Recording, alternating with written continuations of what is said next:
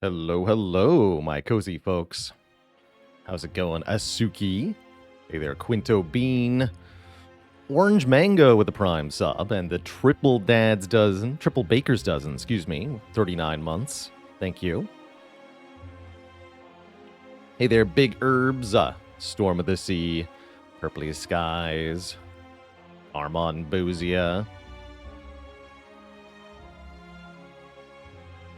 Cadmium, Udor the Door, Mephisto MD, Whittle Wolfie.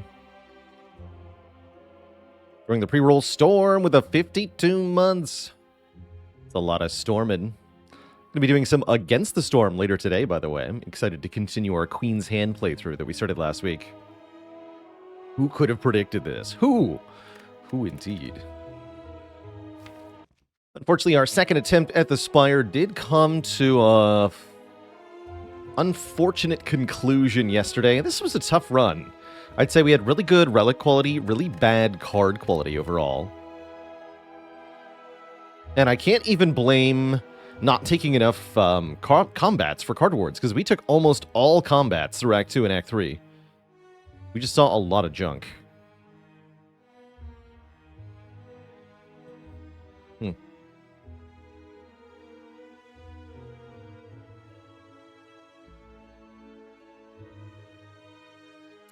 Good run, though. We went into this heart fight with a chance.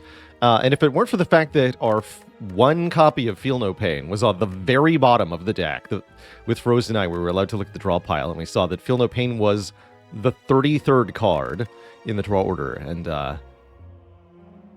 we were able to survive for a while, but not long enough to actually win. Unfortunately, a close fight. Really close fight.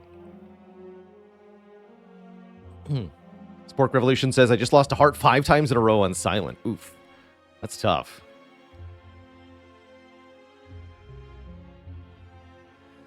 Fluctuations EM started playing Against Storm this past weekend and am struggling mightily on Prestige 1 without many unlocks. Definitely a tricky game at first. Some of the unlocks really make a big difference, like the extra Cornerstone picks and the extra Blueprint pick. Watching some Queen's Hand might give you ideas, though, as the Queen's Hand playthrough has relatively few unlocks as well. Kind of a weird game mode, but I really enjoy it, actually, playing it more. So, we're starting a new streak on Clad here. I'm going to dive right on into things. No hesitation today. I want to get into some gameplay. And we're going to make some fun choices. What does fun choices mean? Well, maybe it means 3 Elites Act 1. That's a good start. Oh, and there's a more conservative 2-path. Okay, so let's start with some combats. And that can tell us how prepped we are. Even go to the shop. 100 gold start's pretty good. I don't think I want to take damage for Remove 2. Mr. Fortress with the Prime sub in the 3 months. But I'm thinking we can do this. And I'll mark the escape path over here. Then they meet up. So my ideal here is to take these 3 elites with a 100 gold starting bonus, and then we can spend about 400 gold at this shop before the boss. But going for the Burning Elite might be an option, too. Is remove cards ever good as a Niao bonus? Yeah, it is. I think getting ahead on removals can be very, very strong, particularly on Watcher and Defect. I think this starting option is really good. I feel less good about it on Ironclad, but maybe I should try it out more often. I don't like taking a damage as my starting penalty. If this was lose max health for Remove 2, I'd probably do it. But I'm going to take the 100 gold today. And I'm going to get blapped right away. Interesting. I think I have to play 1 strike here. Oh, good.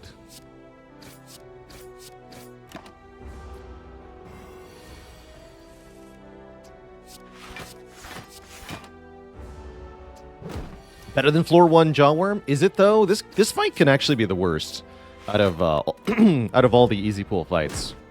If the hit point roll on the gray slime is a lot.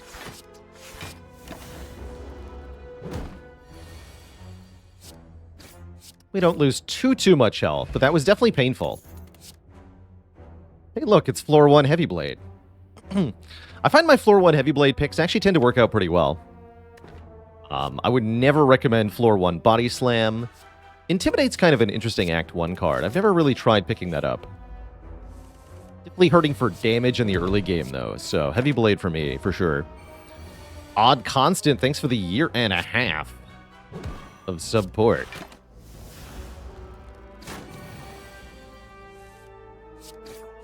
Okay, plus 5 health from the Cultist is really good. Attack Potion is really good. Inflame is really good. This is a very good Act 1 card. Just make your strikes do more damage. Also, Heavy Blade, like, heck yeah. Heavy Blade into Inflame. Let's freaking go. Hey there, Stone Sitter. Heart got us last time. We had Runic Cube going into Heart and a good amount of health, but then our Feel No Pain was the bottom card of the deck, the actual bottom card, and we couldn't quite cut it. It was a very close fight against Heart. Really good run.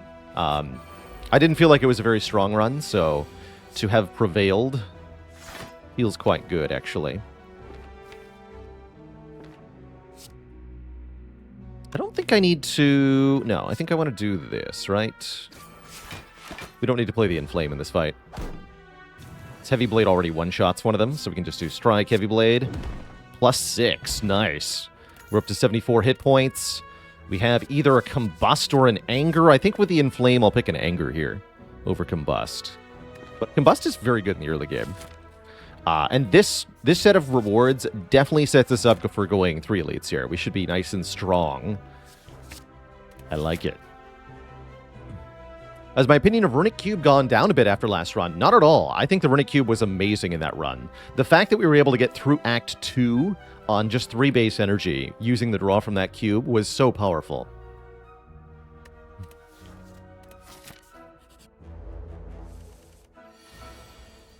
No, I thought that run was surprisingly good.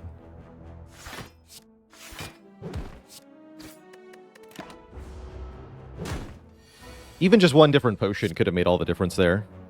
Yeah, I think it was too many attack cards was my diagnosis. A little bit less forced damage picks, and we might have been able to do it. It's a good split. Get him. Very good slime fight. Speed potion, pretty bad potion in Act 1. That's alright. One more attack for the road. I love me a Headbutt, because you can recur any card of your choosing, whether it be a damage card or a block card. That said, we might want this Armaments going into the Guardian later. I think I want Headbutt to ensure that Gremlin Knob is an easy kill. So I'll take a Headbutt here, but we'll look for a block card starting now. Hopefully we can get a True Grit or a Shrug or something, even if we have to buy it. Ooh, hello. Come on, money. Money, money, money. Dang, that's not money. It's just a Dead Branch. Okay, well, that's kind of nice. Been a while since we've had a Dead Branch first relic on Ironclad. Abandon run. No money. And then instantly into Sentries with the Dead Branch. Nice. Very nice. I'm going to go Inflame, Defend, Headbutt Defend here. Probably Speed Potion, Double Defend next turn, if we're lucky. I think I get to save the Attack Potion in this fight. We have a Dead Branch. Yeah, Speed Pot, Double Defend.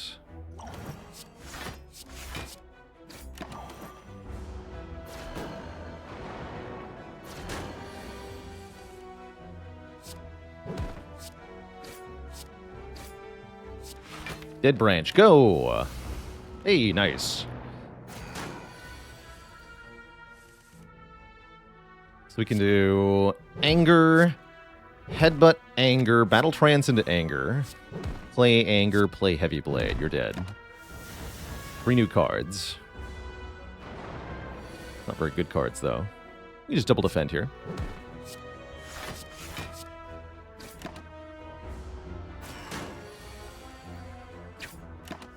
Four new cards.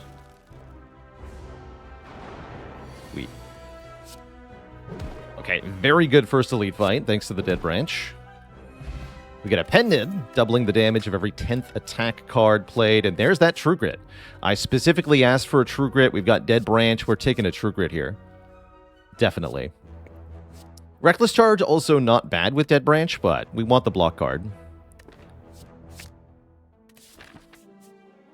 That said, I'm not going to upgrade the True Grit. I'm going to upgrade the Inflame for one more point of strength as we go into the next two elite fights here.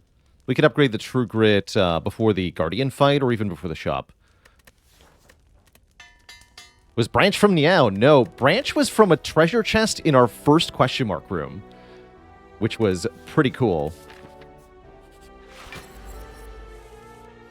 Obscenely cool, in fact. Play a strike there for Pennib. Now I think we want to go Bash Inflame, not Inflame Bash. We could even do Inflame Bash Anger. But I want to do Bash Inflame. That way we can wake up with Heavy Blade Strike next turn.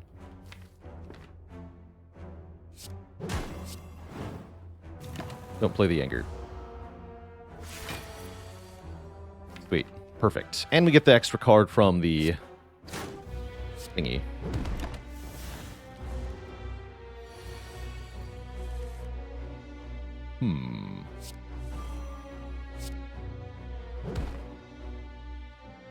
Defend True Grit? I think so. Ooh, that's good. 2 cards for the price of 1.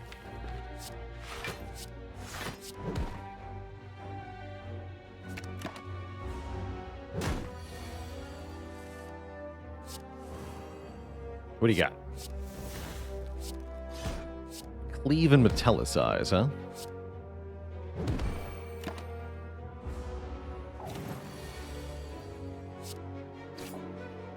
Another pretty good elite fight. The Whetstone will upgrade 2 of our attack cards. That's great. I'm going to take the Shrug here. We've got a Headbutt plus and a Strike plus. Not bad. Greeting, Frodo's Hairy Feet. By the way, always Madge Zaminio, thanks for the tier 1 sub and the 2 months of support. When is Thunderclap good? I think it's good with the Champion Belt, which makes it also apply Weaken. It's okay with Akabeko, making your first attack deal more damage. It's okay with a lot of strength in general, or if you've got drop kicks. In general, though, I considered Thunderclap to be a relatively low-tier card overall. So I'm not usually happy with a Thunderclap. Get to fight all 3 elites? That's kind of cool. See how Grumlinob fares against this deck. Probably we use the attack potion to KO him. Probably. Oh? Nope, he did.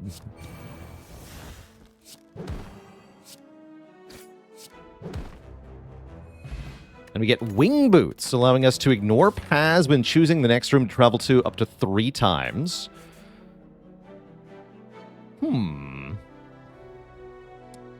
You know, I'm very tempted to cash in these boots right now. Because we can do Elite, Burning Elite, and then jump back to the shop. Or we could skip the shop and save 1 charge.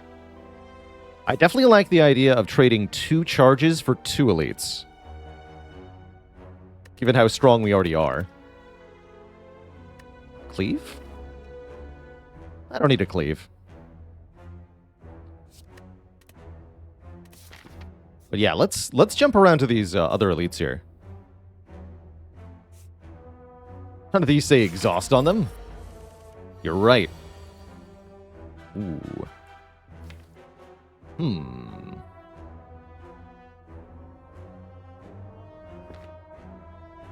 This will do 36 damage. I'm tempted to attack potion here.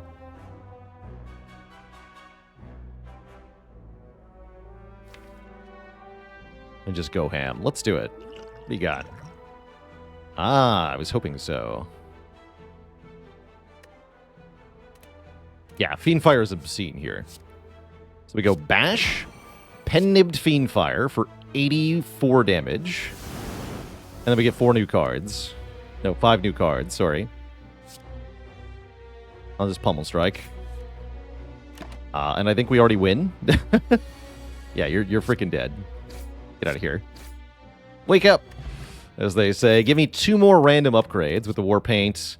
Neither of these say Corruption on them, but I will take another True Grit with the Dead Branch, and then I'm going to upgrade both True Grits. Bludgeon Pendib is also kind of cool, but give me the True Grit. That's not double True Grit. Come on. Come on. The Gremlin Knob rematch. Maybe I should have saved the attack potion for this. Fine. You got Dropkick. Come on, Bash. Dang it. Still an attack card, though. I'll take it. That means we never kill next turn. Wait, we have Pen Nib. No, Pen Nib Heavy Blade would kill. We got him. We got him. Easy game. Thank you, Pen Nib. Bonk. Fossilized Helix. Okay, well, this is OP. Prevent the next time we would lose health... the first time we would lose health each combat. Plus a Disarm for Guardian. Lord. Disarm very good with Dead Branch, of course. Would I take Brimstone now? You better believe I would take Brimstone. Although I don't think I'm going to go to this shop. I think we should go double question mark, save the Wing Boots charge for Act 2 or 3 here. So we can get another extra elite or something. Surely there'll be a better opportunity.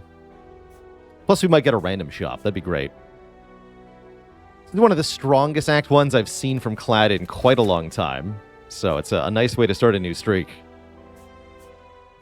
We could get a bonus elite, and yes, it was a shop. Why spend your valuable boots charges when you could just find the merchant anyway? Also, he's got a Reaper. In case you thought this run wasn't good enough. Panacea is pretty good with Dead Branch. Hey there, Infrared Eclipse. I really liked checking out Zet Zillions yesterday.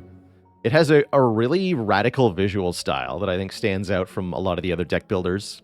Some of the mechanics, especially the fuse mechanic, are a little rough around the edges, and the current version of the game doesn't really tell the player what's going on quite often enough, but I think it's a really promising start.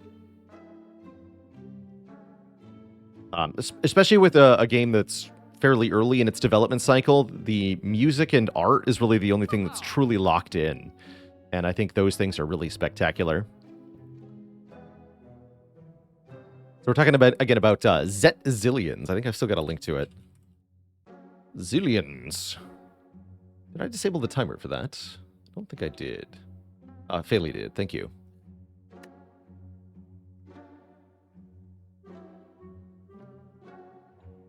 Ori is 15 chances for corruption. That's kind of cool.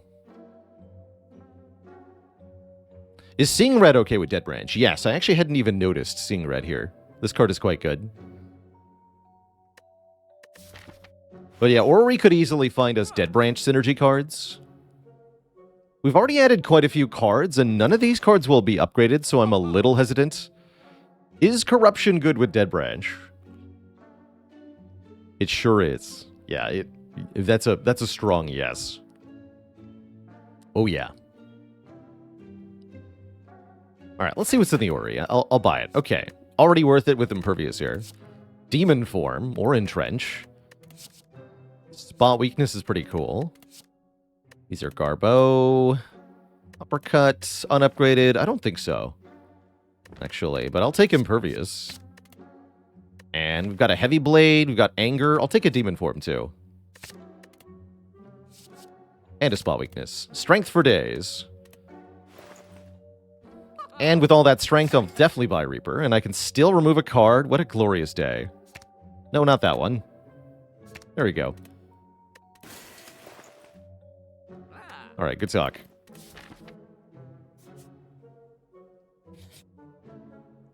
Oh, and we can get another relic? Because we didn't get enough relics this act. Oh my good lord. An oddly smooth stone on the first click. What the heck? Going into Guardian, too. That's ridiculous. Ridiculous, I say. What is going on? What an absurd run, right? We have 3 rare cards. We have 8 additional relics.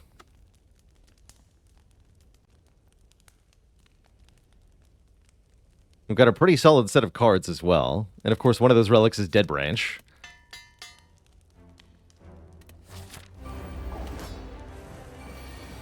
And I get to play Demon Form turn 1 against Guardian. Life's good. You just block this? No. Buffer's got it. Buffer's got it. It's fine. Who cares about stopping damage? Not me. Zorak with the Prime sub of the full year. Thank you, thank you.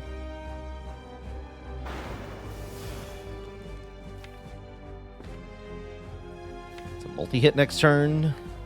I'm going to take the Demon Form turn here. Avoid transforming on purpose.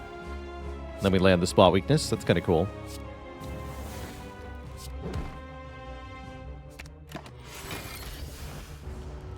Juggernaut. Amazing. I'll play the Inflame instead.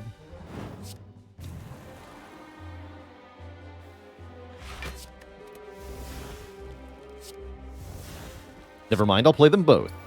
Easy game.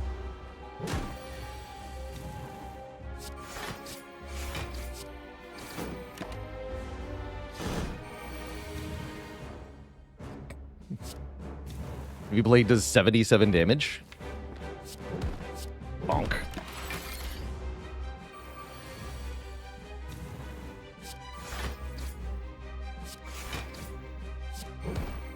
To set up Pendib for next act.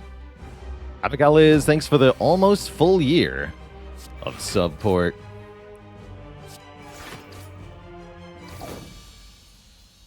Get bullied.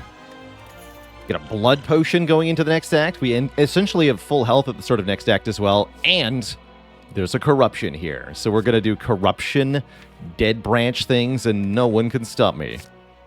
Let's go. This could easily be a contender for earliest possible deck that could theoretically beat the Heart. I think we'd actually have a half-decent chance if you put us into the Heart fight right now, as we are, with the Disarm, the Helix, the Corruption, the Dead Branch, the Impervious, all of it. I think you could do it. But we also get to add boss relics, which are pretty cool. Dome? Dome seems pretty good here. Because we're going to do silly nonsense, so the only thing that really matters is our energy.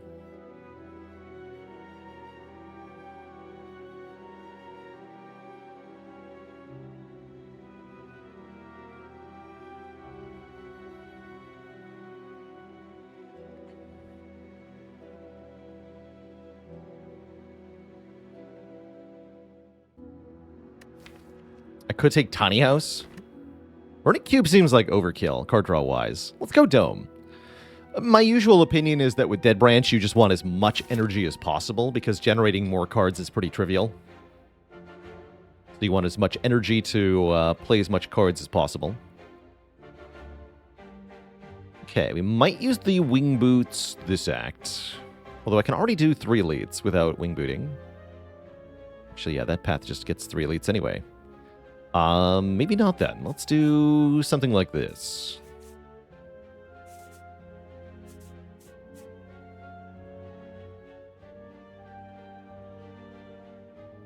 That looks pretty good.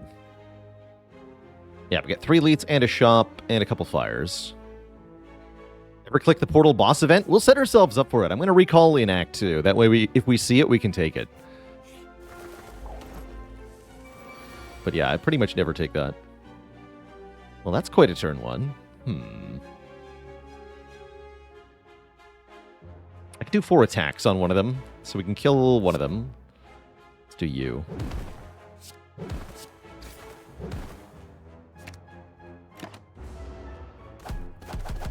Buffer saved 1. Good job, Buffer.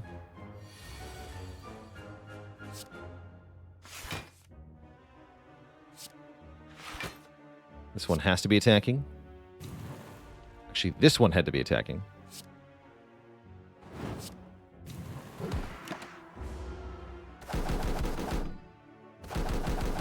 Perfect block. Then Corruption. Skills all cost 0. Whenever we play a skill, exhaust that skill.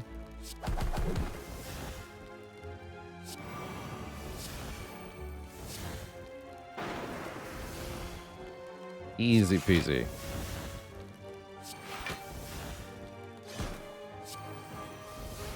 Bird nerds. Nonsense go.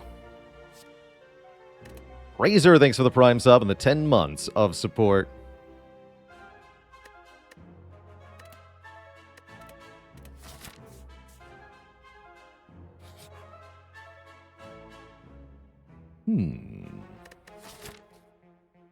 I'll take it.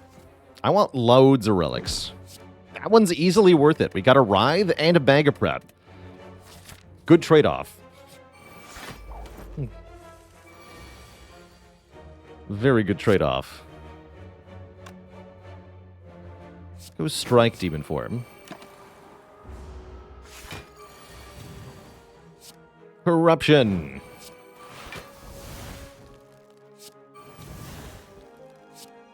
Kabunking.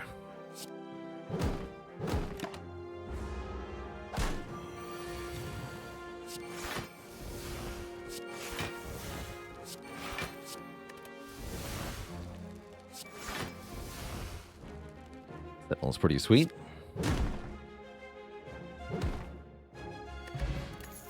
Power Pot's not bad. Power Pot could itself contain corruption in case we can't draw our own one. How do you know when to take that event? Oh man, great question. I don't feel like I know when to take that event, is the reason I'm having a hard time answering. I took it here as an experiment, and it immediately paid off. I don't even know if it was correct to take it there, though. It just worked out this time.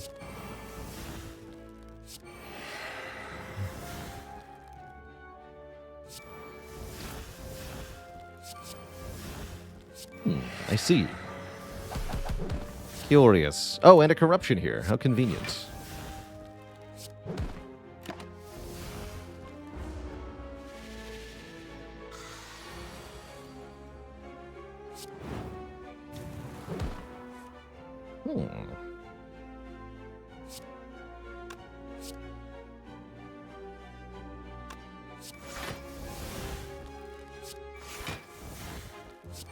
Interdasting.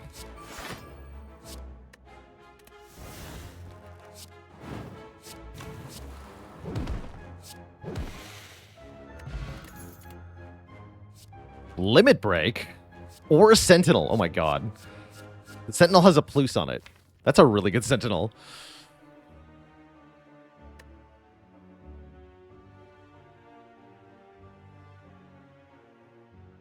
Hello and welcome to Owlbeast. Owlbeast says, with Unceasing Top, I drew a burn but passed turn very quickly.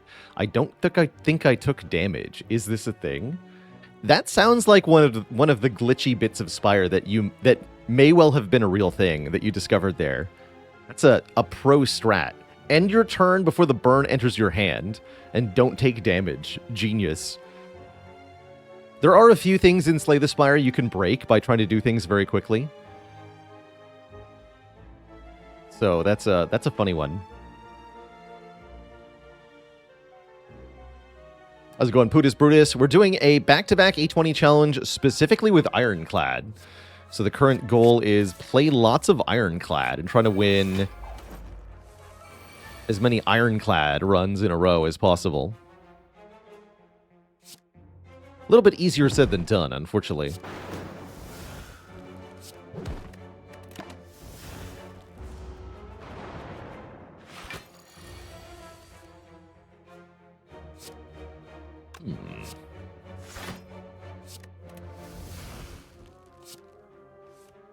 Oh, yeah, put that on top.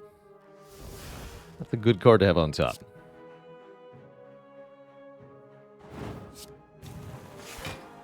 Currently not full blocking. I know I'm drawing Impervious next turn, though, so I'm going to Limit Break here. Phantom Echo, thanks for the Prime sub and the 16 months. Support.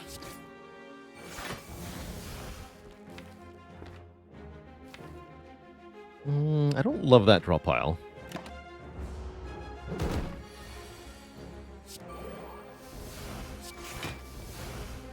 Reach is good.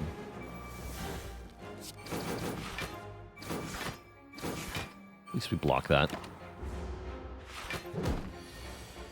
I'm invincible!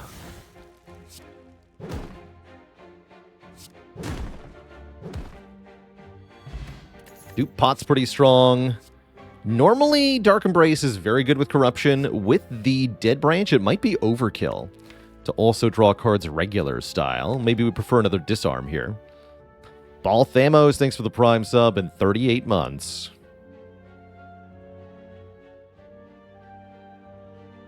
Please make the number 38 more interesting. Just 2 away from 4 metric years.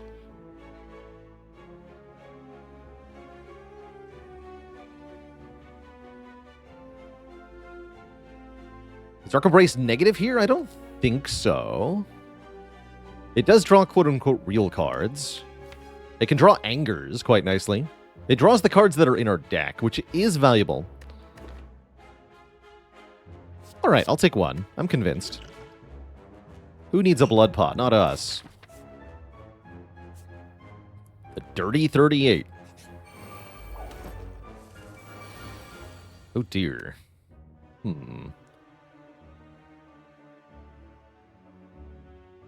Gremlin Leader is quite a fight. Let's use a skill pot here, or a power pot here. See if we can get maybe a free corruption or something. Free Dark Embrace, I like. That speaks to playing the Impervious this turn. We could determine whether Gremlin Leader's attacking, or I could get Guaranteed Strength. That sounds nicer to get Guaranteed Strength off the Mad Gremlin here. And then I can strike you. I don't want to headbutt the spot weakness, I don't think. Oh, we're getting attacked. Good Impervious play then.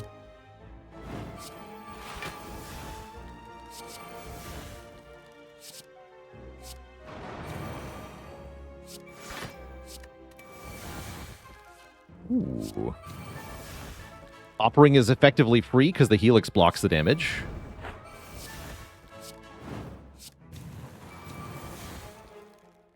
Second Wind is ridiculous.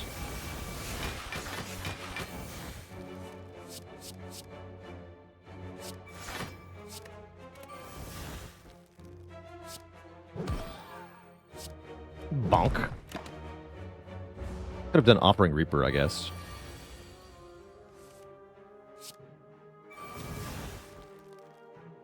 Doesn't matter. Run!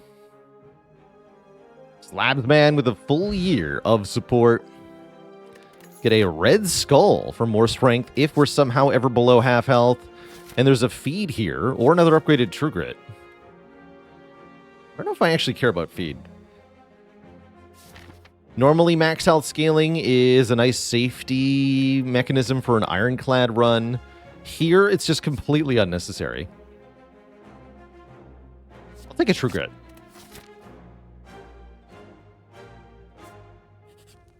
I'd be a lot more interested in feed if I ever thought we would lose more than 10 health or anything from a fight here, but it seems really unlikely.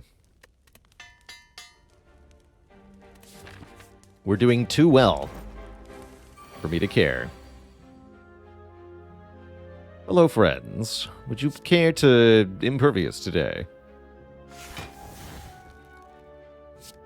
These guys always all attack. And I guess I'll make it a full block, and we get an extra card off the Ghostly. That's fine. Didn't get weakened turn 1. That's kind of nice, because we did no damage. Still have buffer, though. Alright, now would be a good time to think about killing this fool. Can't really block it all if I want to do that. I could do Bash, Dupe Pot, Heavy Blade to kill the red one. It's not a bad idea.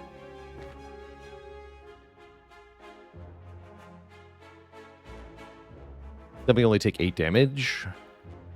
This is a good use of this potion. Let's do it.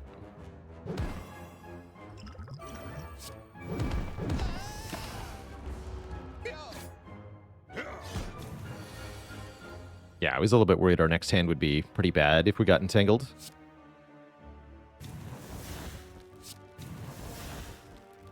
Won't be enough to kill. Oh, wait. Now it is. Cool.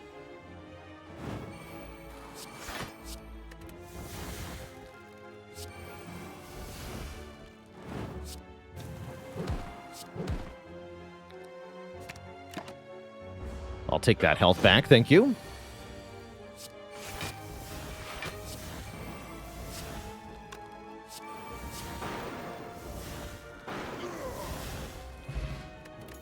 Even more healing with a Toy Ornithopter. Skip all this. That's right, Dead Branch won't generate Reaper or Feed for Ironclad, but it can generate Exhume, which will allow us to get back a Reaper or Feed that we already have. Oiski subbing for the new streak. Thanks for 35 months. Support. Does this deck take a second corruption? I would think that it does, especially given our myriad of ways to exhaust the second corruption and get a new card. That would just let us get the corruption in play earlier, which is probably pretty good. Akabeka means we do 8 more damage with the first attack each combat. We have enough money to buy something here. Oh, okay, well, a question was asked, and I'll give an answer. Does this deck take a second corruption? Yes. Yes, it does. There's also Fiendfire or whatever, but who needs that? It's Master Corruption.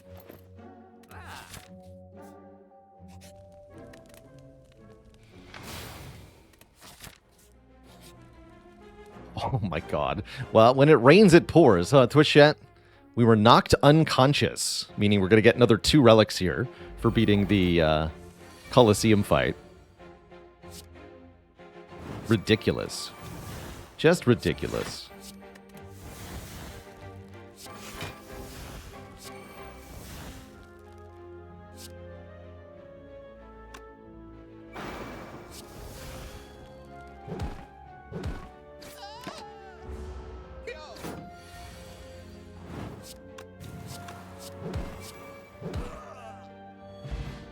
Victory! So after beating the first fight, we go into a second fight. It's a Taskmaster plus a Gremlin Knob. Could be kind of spooky, but if you're doing things right, it won't be.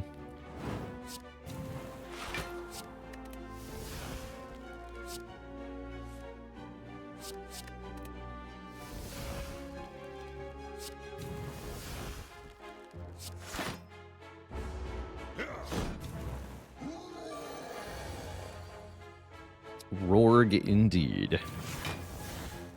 Entrench. Double your block. Okay, now we're vulnerable. But now it is time for Mr. Knob to say goodbye.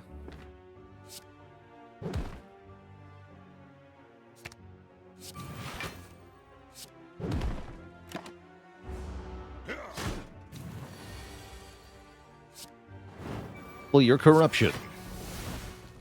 Double your fun.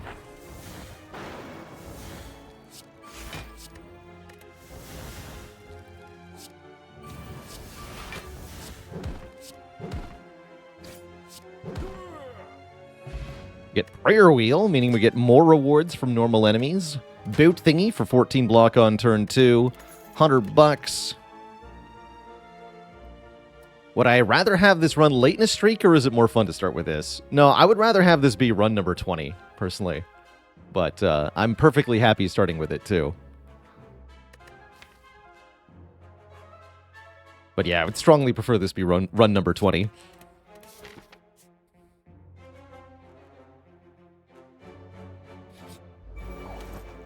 Yeah, that fight is like 2.5 relics.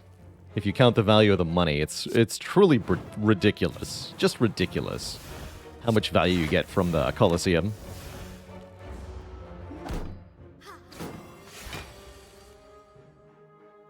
Absurd, really.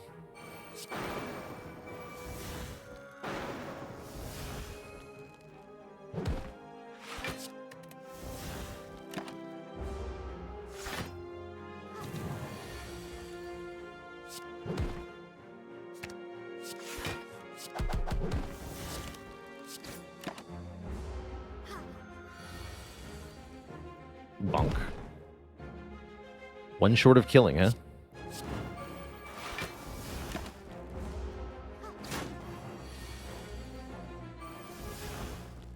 Enemy does not intend to attack. Mysterious. Another blood potion. Okay, I'll just take a bunch of healing, I guess. A-Slam plus. I don't think so. We're only in Act 2 with this deck already? You should have seen us at the end of Act 1. We're slightly better now than we were then, but yeah, we're doing absurd things very quickly. How's it going, Ire Skills? Always a good time to join into a stream mid-Silly Town. Certainly that's where we're at here. This deck is hot nonsense of the best variety.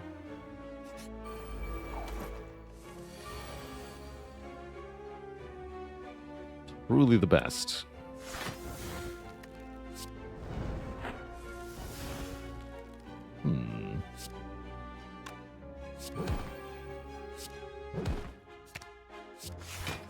More strength before this actually makes sense, but oh well.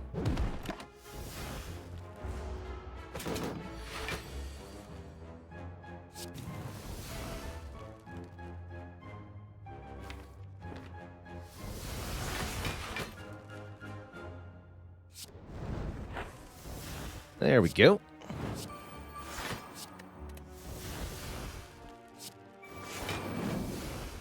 Should have played that Dark Embrace. I'll still do it. 18 damage this turn.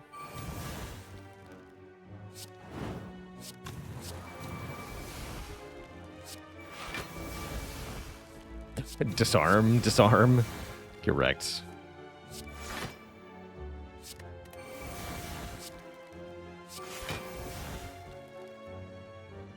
All bludgeons? Always has been.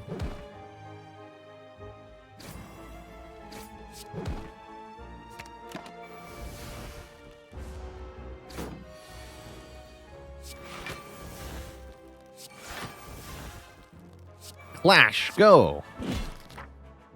Good job, Clash. Get a champ belt when we apply Vuln, also apply 1 weaken. I feel like this was the last relic that we mastered in our mastery challenge. Took me the better part of a year to get a winning run with the champ belt.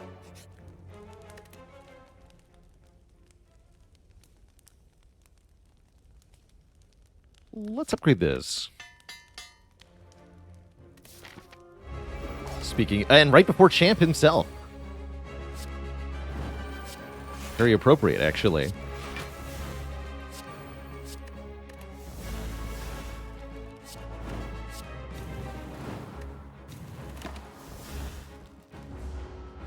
That's my belt!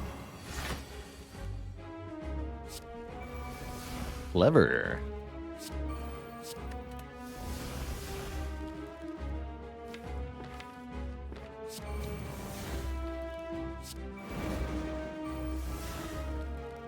Only had a way to retain block.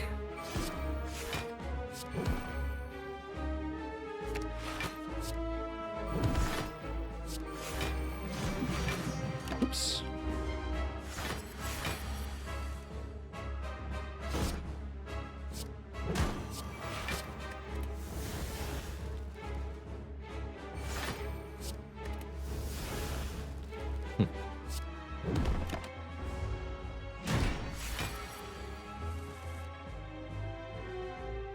And champ will never attack on this turn.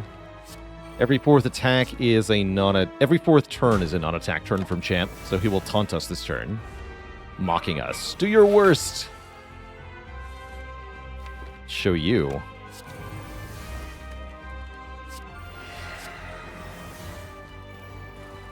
Can exhume any of these cards. I'll casually exhume Limit Break, thanks.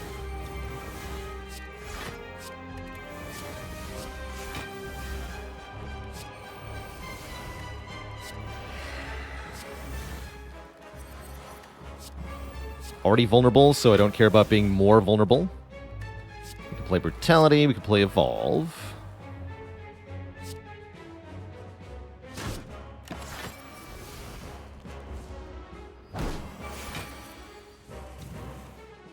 Right. Prepare for the flexening.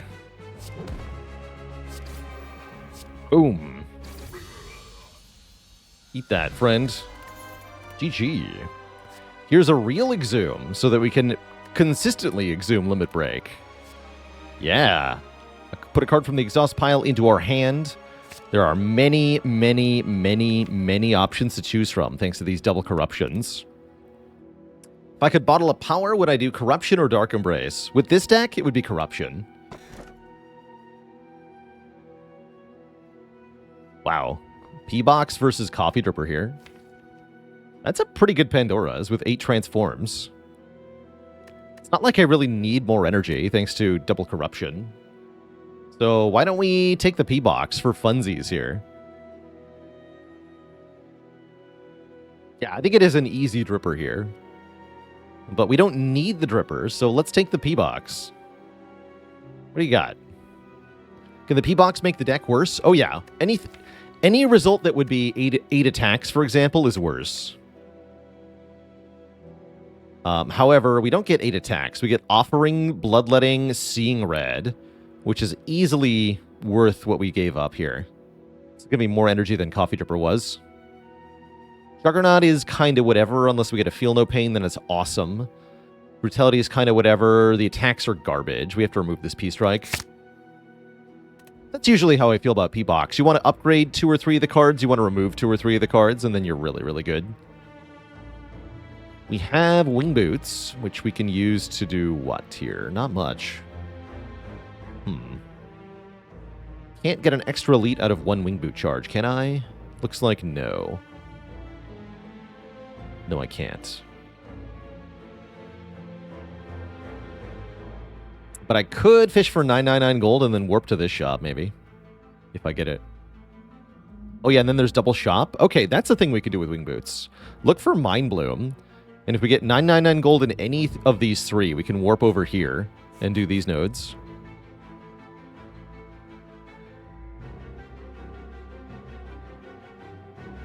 And then the plan would be to go this way if we don't. Something like that. Let's do that.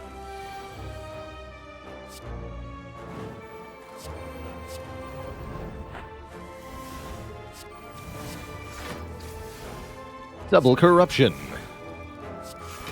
It's twice as fun.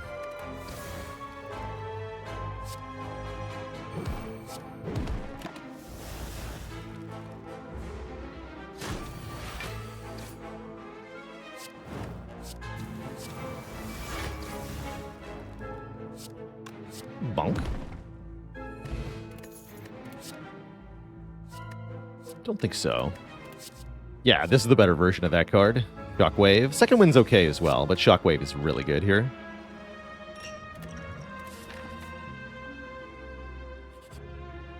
Begin to fall. Lose Anger, lose Demon Form, lose True Grit. Demon Form is a little overkill, but I'll still keep it. Let's lose the Anger. That's almost lose Demon Form, though. Almost. Automatic block 6 if we fail to block somehow. Seems unlikely.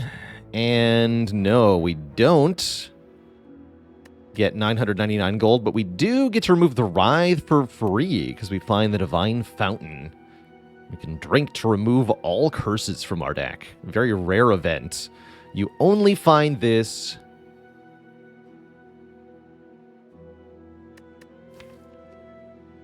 if you have a curse, of course. So that's part of why it's rare.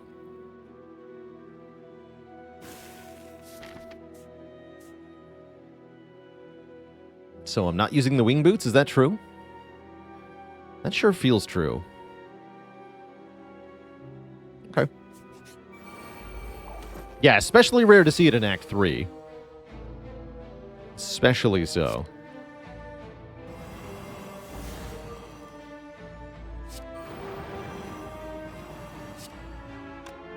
So like I said earlier, when is Thunderclap good? If you've got Akabeko and Champ Belt. It slaps pretty hard, actually.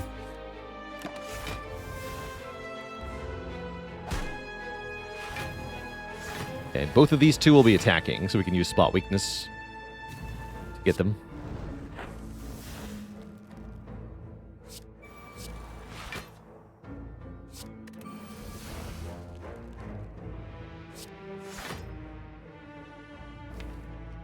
Reapers in the discard pile, but I have a headbutt. I do.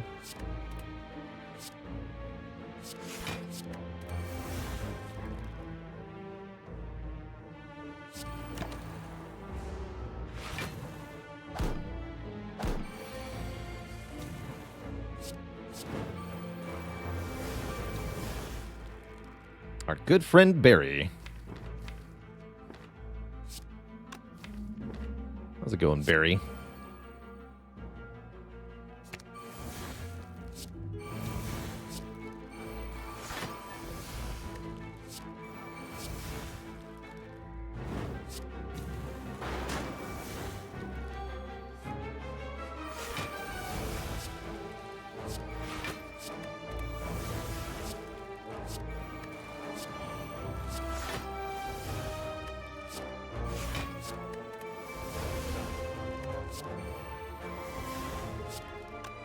Okay. Well, this got out of hand. Seems strong. Probably don't want anything that isn't a skill for the most part. Or Feel No Pain. We'd take Feel No Pain. Barricade, too. Feel No Pain or Barricade for powers. Why, hello there.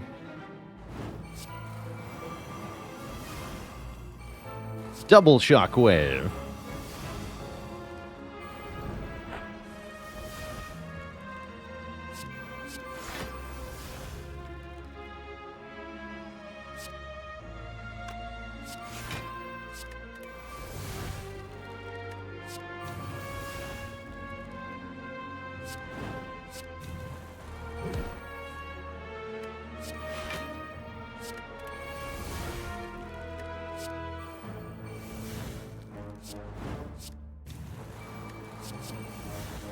Bonk. Oops. It's foolish. Fine, though. He's not attacking this turn. Celerone, thanks for the Prime sub and the 6 months of support.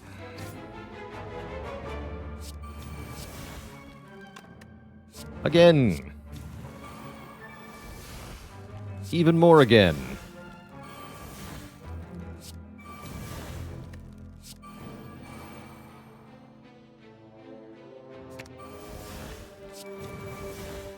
Double tap it.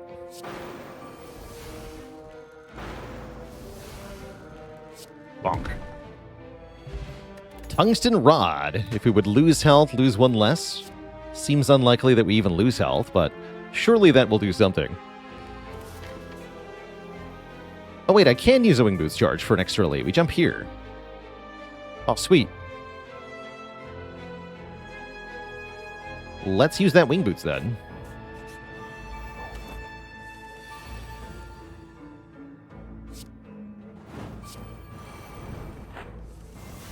Not sure how I missed that the first time. Doesn't matter.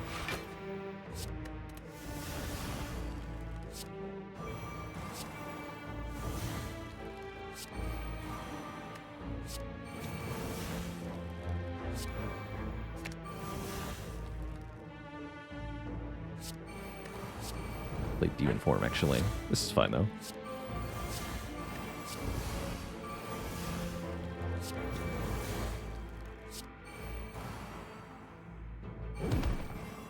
How much damage? Good lord.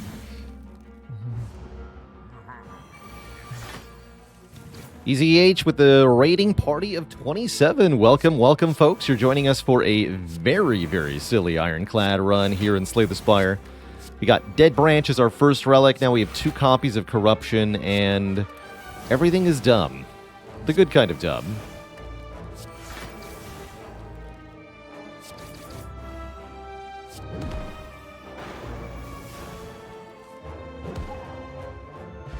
Now have a frozen egg, so any powers, any feel no pains we get will be upgraded. Dual wield's kind of cute here. Feels like overkill, though.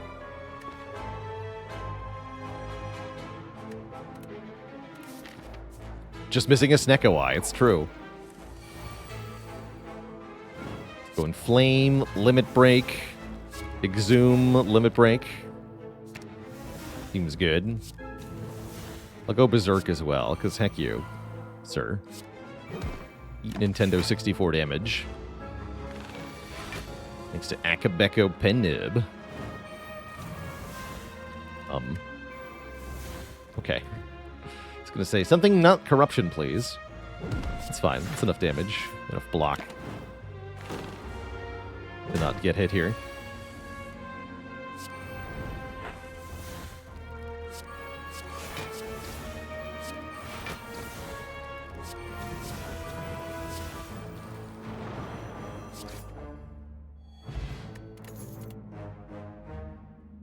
Upgraded Sword Boomerang does seem like a good way to scale strength. I'm going to take that. Don't really want an upgraded Dropkick or Cleave. But the Boomerang is good. Darkstone Puriapt does not do a whole lot for us, but it is another relic. And we fight Reptomancer once again. This time, it's personal.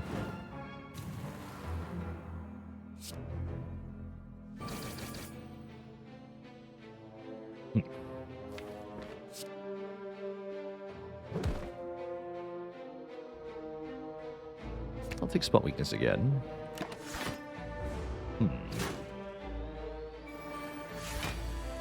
Okay, good. Trying to figure out what I was going to do on this turn. The answer is just play everything. As always.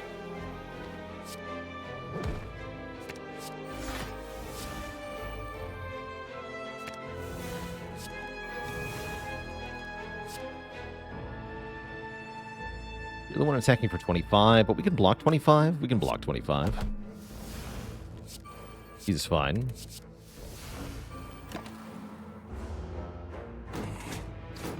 Wait, no.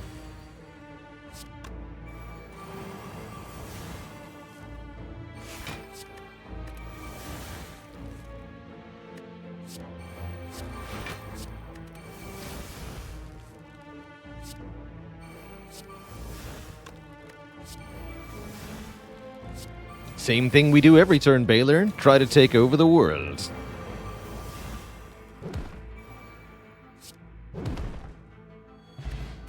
More energy.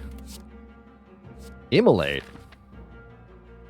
We just thrashed Reptomancer, which is the only really fight that justifies this card in Act 3, so I don't think we need it. Don't think we need it.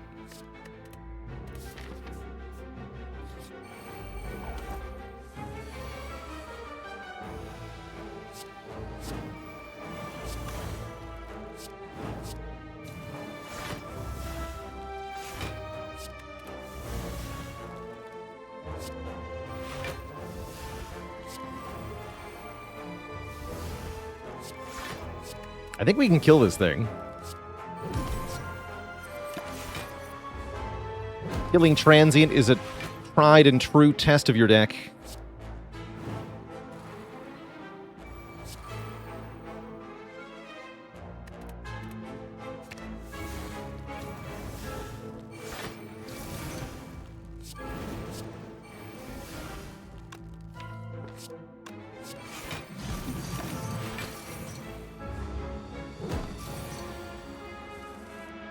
Well, this isn't the greatest start, actually.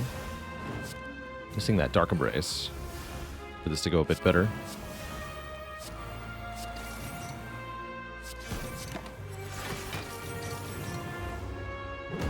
Still 3 turns left. Now things are going to get spicy.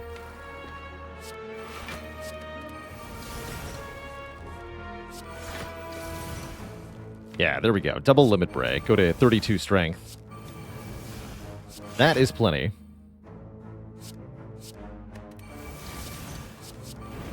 .64 strength. You're dead, sir. 100 damage 4 times. Headbutt that card. Do it again. Destroyed. Destroy the Transient. There's the Feel No Pain. Whenever a card is exhausted, gain 4 block. There's the Feel No Pain. Whenever a card is exhausted, gain 4 block. Wait, what?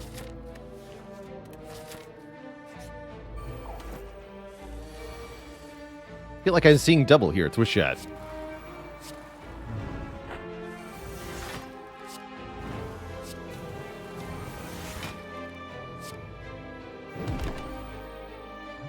Have I been here before? And a dad joke for Netris for the crowd. Did you hear about the Ironclad who was promoted at work? Now they're a branch manager. No refunds.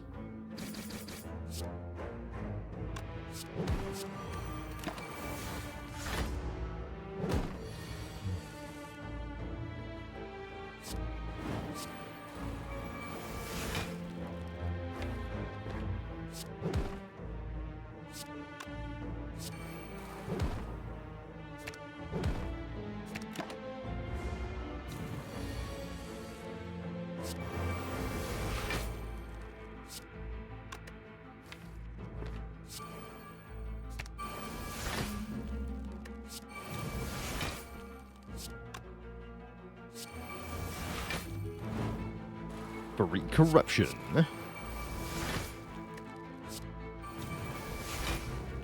My.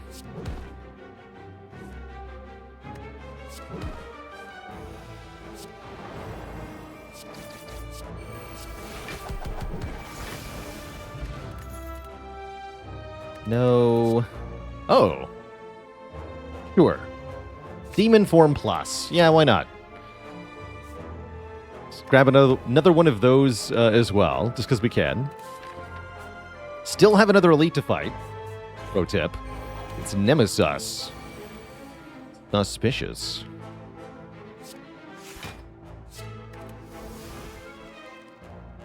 Playing Demon Form. Not afraid of you. Ow. Maybe I should have been afraid of you. Play another Demon Form. It's Demon Forms all the way down.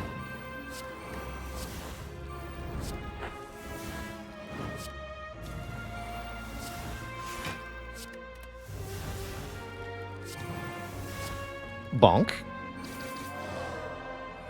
Get one shot. Rupture is not helpful here. Does kind of work with some of the things in the deck, although the Tungsten Rod prevents the Brutality from activating Rupture, so I don't think so. And no to the Tomb of Lord Red Mask. We are here at the bosses with 25 freaking relics, 2 upgraded demon forms, and a lot of sass. Oh, Time Eater. How I pity you. Pitiful thing.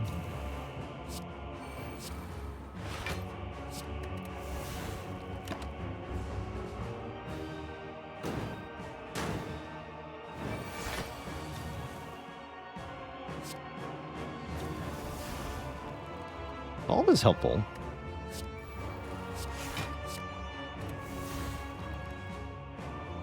Attack cards are also helpful.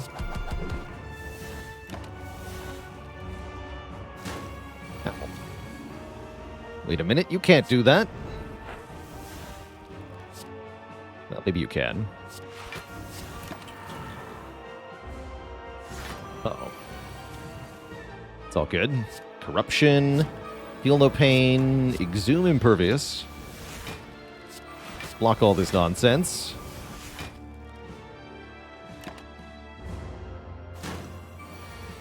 Almost all of that nonsense.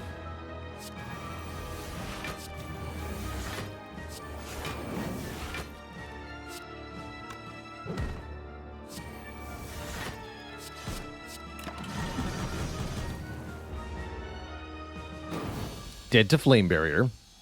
Okay, who's next? The Bird Nerd. Bird Nerd attacks every turn, gains strength when we play powers.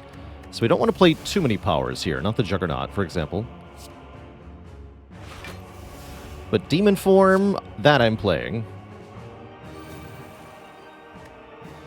That gets played. Do lose our buffer immediately, unfortunately. But I'm also playing Corruption and both Feel No Pains, by the way. Not the Inflame, not the Berserk, though.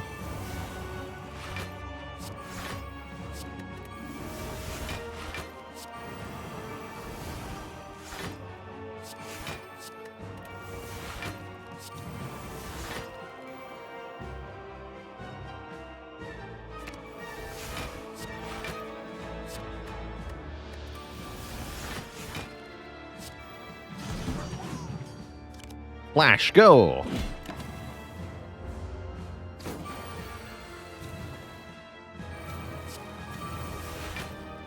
Only got 10 strength, it's fine.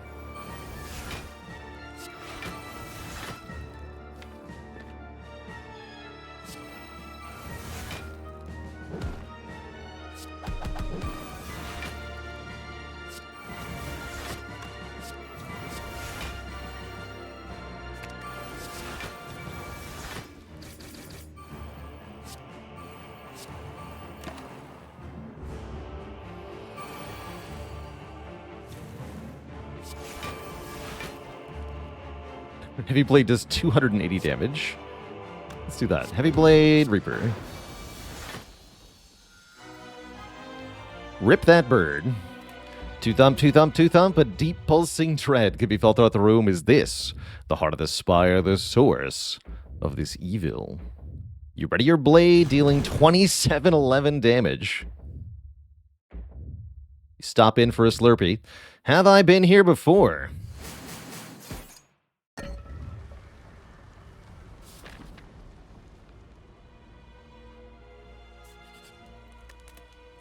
And we're going to upgrade what? Dark Embrace? Juggernaut?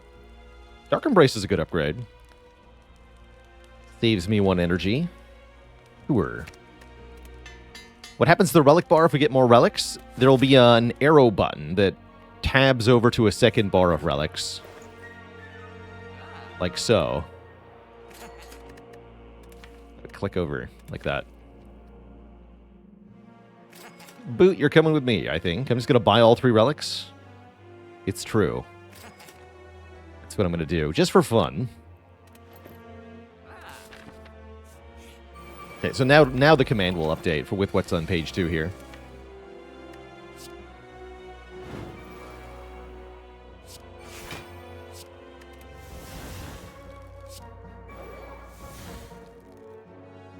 Do I think adding a potion slot and starting with 2 potions would be a cool Niao boss swap? Maybe not in exchange for the starting relic, but I think it would be a cool starting bonus of some kind. I think that would be pretty cool.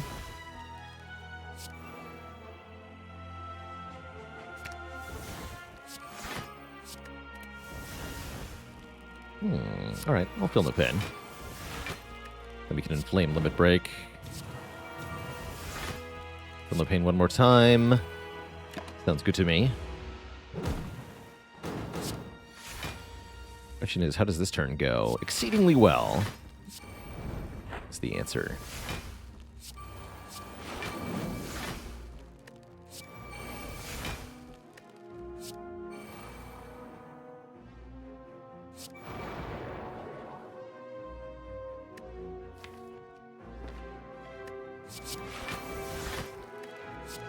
$14 feel no pain. What?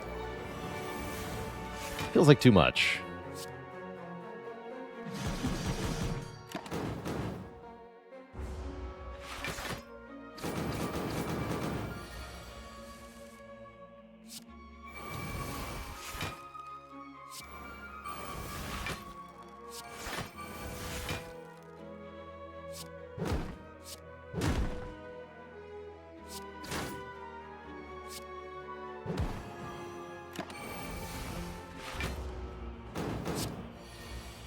Feels like entirely too much.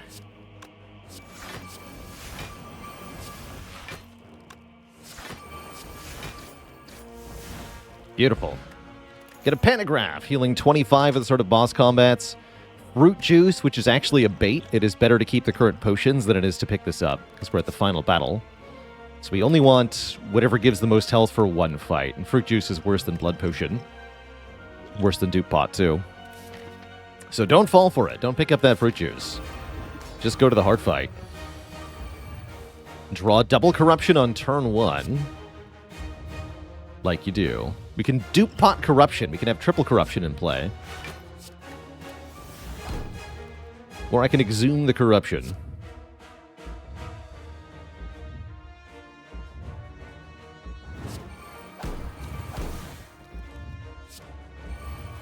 Seems good.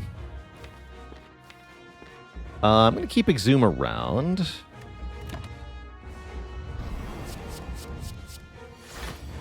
Don't know what the heart is doing, but doesn't really matter.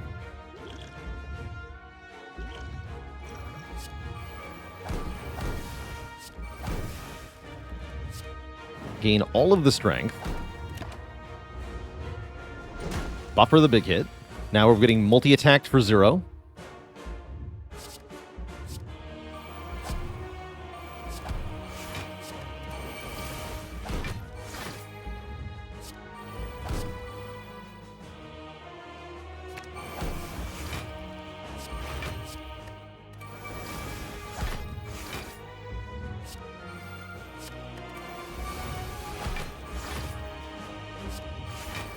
But I'm going to let that stop me.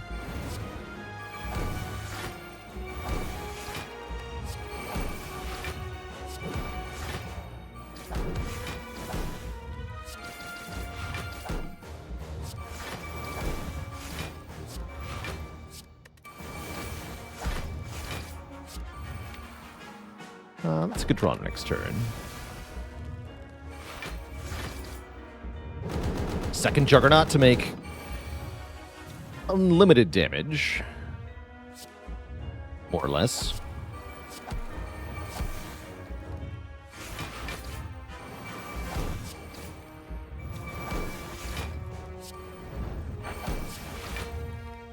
Bonk.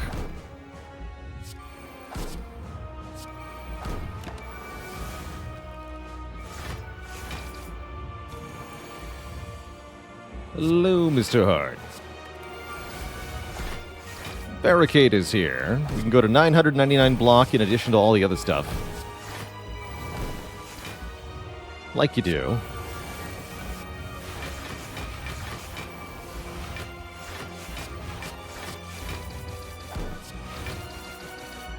Cap damage just from Juggernaut here.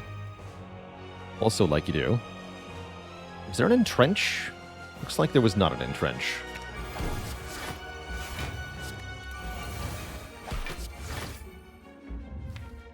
Right. Good turn.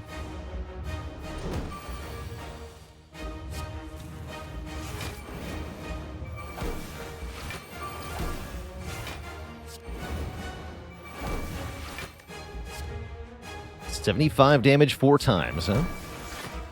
Not bad. GG. Get pummeled. GG. What a ridiculously powerful run.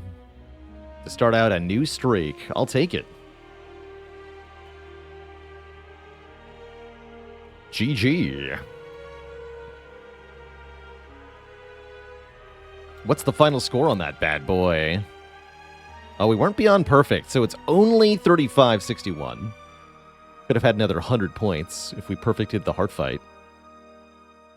7 perfect elites. Lots of relics. Really strong run all around. GG. Will there ever be a Slay the Spire 2? I don't think so. The devs, Megacrit Games, are working on a new project, but I think it's going to be pretty different from Slay the Spire. I think Slay the Spire is a game that's pretty much close to perfect, so it would be exceedingly hard for a sequel to end up being better.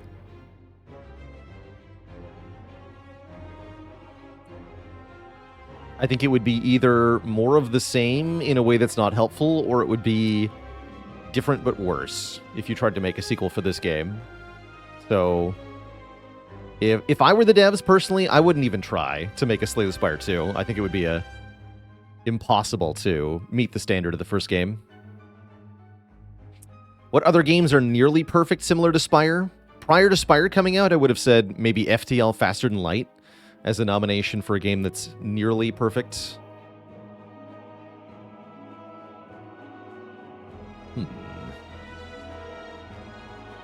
Hades is pretty dang good.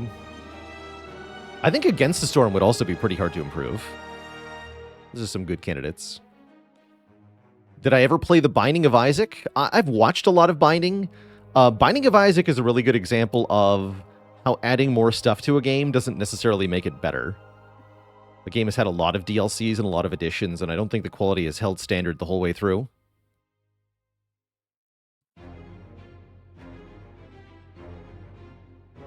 What's my least favorite roguelike? Probably one I've never played.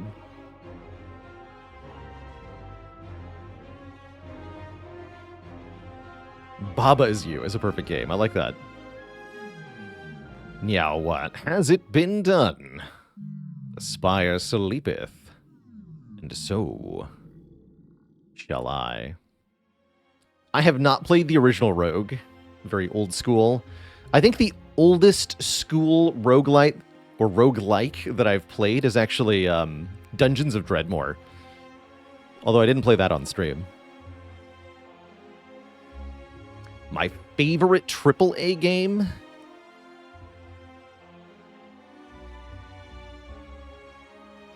Very recently, I very much enjoyed Baldur's Gate 3. I would call that AAA, even though Larian is independent enough. You might actually call it AA.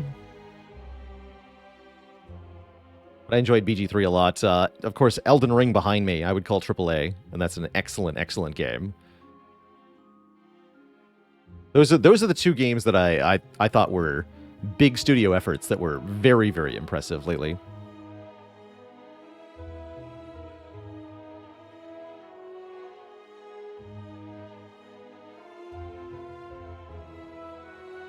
Yeah, it depends on how you define a AA versus, AAA versus not AAA. A lot of times people mean, that in order for a game to be AAA, it has to be published through a publisher, the studio under the publisher, and because Larian is technically an independent studio, even though they have a gigantic, enormous budget, they're an independent game developer, so it wouldn't qualify as AAA under that. But in terms of like scope of budget, scope of manpower, scope of effort, it's definitely AAA.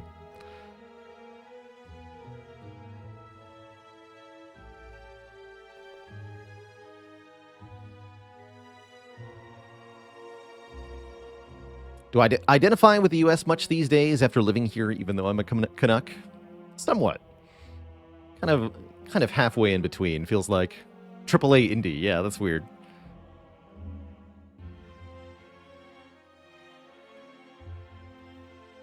Grim really enjoyed Armored Core 6. I thought it was around 8 out of 10 for me. I really liked AC6. Definitely has some flaws. What's really impressive for me is that they made Armored Core 6 on the exact same engine as they did Elden Ring and Sekiro. So you've got 3 radically different games that are all actually just running on the same engine. My opinion, what about Slay the Spire makes it so perfect, says JL Perry. Perfect in the sense that it is very finely balanced and replayable as a roguelite. You can play this game over and over and over again, and you'll be able to find many, many different strategies that are effective and powerful. You'll be able to find many, many, many situations where you're forced to make hard choices. A lot of games end up with a few things that are overpowered to the point where they're kind of always grab them if you see them. And Spire has a few of those, like Corruption with Dead Branch, for example. But it's a lot harder to, say, for example, make just a hard tier list of the cards in this game. Because everything is situationally good or bad, not good or bad in isolation. And that makes the game exceedingly replayable as a strategy game. Yeah, it never feels quite solved, exactly. There's no, what you would call, first-order optimal strategies. There's no strategy that you can lean on every time you see them and just use to win consistently. I'd also call it nearly perfect in terms of art design and direction. Just the overall art design of Slay the Spire is really fantastic. I wouldn't call the art itself, like, individually great. The card arts are fine. Some of them are kind of placeholders. Some of them don't really depict things very cleanly. But what you get overall is a game where all of the attack cards are red, all of the skill cards are kind of blue or green, and the shape of the cards can tell you what kind of card you're looking at, such that the game is very visually cohesive and conveys important information through its visual design in indirect means. Also, the shape of card art, for example, attacks have a pentagon, skills have a rectangle, and powers have an oval. These are subtle things that make a big difference. And that makes the game very watchable. The other thing I'll say that makes this game really spectacular is its watchability. The game conveys things through tooltips and icons and places the relics and has clear, large text in such a way that it's pretty easy to parse even on a relatively small screen. Even if you're just jumping in halfway through the run, it's relatively easy to get yourself oriented and understand what you're looking at. A lot of other games don't have that, and it definitely results in less viewer interest. So as a streaming game, this is also nearly perfect for that reason. I like the design of enemies. The enemies are designed in such a way that you have to use different strategies to overcome most of them. There's no one-card solution to the Spire.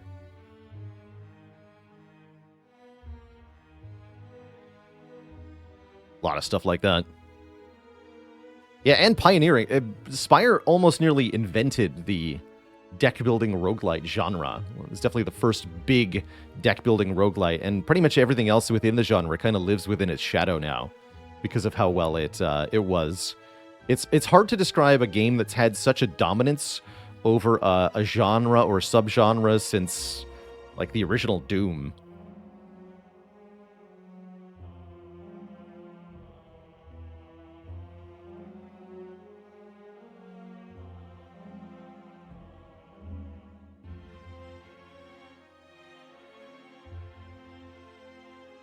Although I wouldn't say it's quite on the same level because Doom was like all first-person shooters way back then, which was a much larger slice of all of the games. You know, deck-building roguelites is a handful out of 50,000 plus games on Steam, so it's a much smaller niche. Just to be clear, it's the Stardew Valley of roguelike deck builders.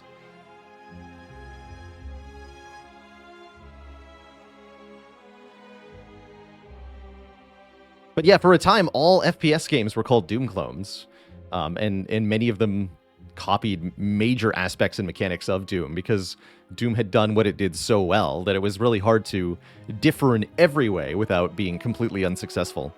And the same is true of Slay the Spire. It's really hard to make a good deck-building roguelite without borrowing huge chunks of Spire, because Spire did so much so well that if you do everything different than Spire, odds are you've got a pretty bad game.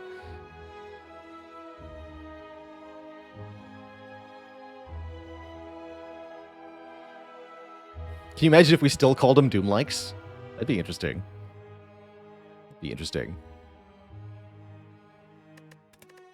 Well, that was a fantastic run. To mark that, I guess I'll mark that in retrospect. I have an intro for it, though. That's all right. Castlevania-likes. Yeah, Castlevania. Or Metroidvania these days. We just mashed the name of two games together to make a genre.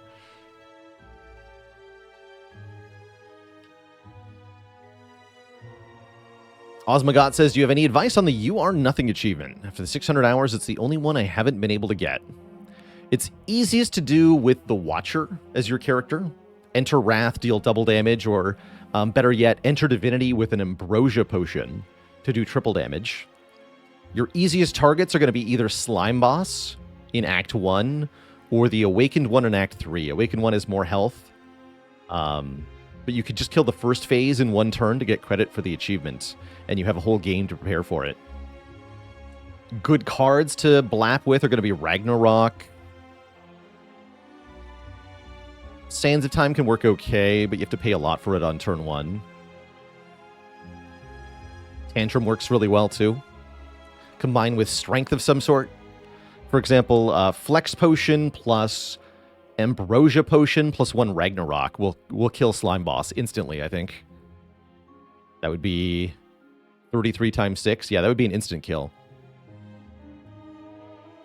That said, it's not always easy to get Ragnarok plus Ambrosia Potion in Act 1, but it can happen. You can also make an infinite combo, a turn 1 infinite combo, by getting cards that draw each other, like Flash of Steel plus Finesse, and then removing basically all of the other cards from your deck.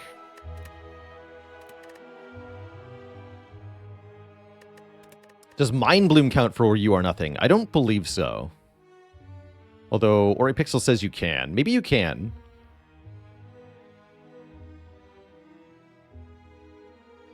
If you can kill the Mind Bloom boss, then that's probably the easiest way to do it. I know it didn't count as a boss for the daily runs, so I'm wondering if it doesn't count for other reasons.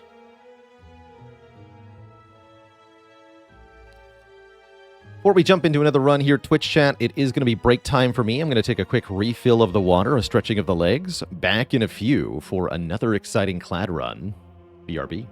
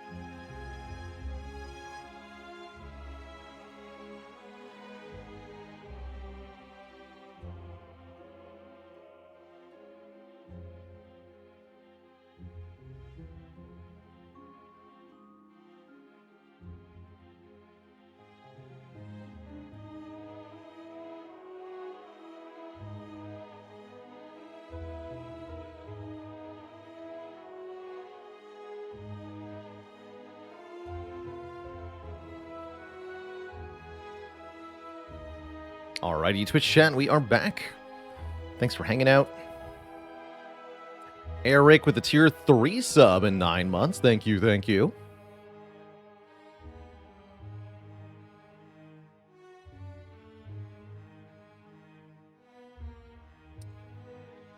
Alright, let's jump into another run here, hey? Play some more Clad. Missed a Dead Branch start run? Well, don't worry, we're going to get another one right now. Hey, Mr. Nemo. I do feel like we've been learning about Ironclad. I feel like I've learned that Heavy Blade is a perfectly fine floor 1 card. I've learned that you never want to ignore an evolve. You should at least consider it. We've learned that too many attack cards will spell your downfall, so we have to figure out how to not get too many of those. Potential Burning Elite Snipe here. I don't hate an Elite Snipe.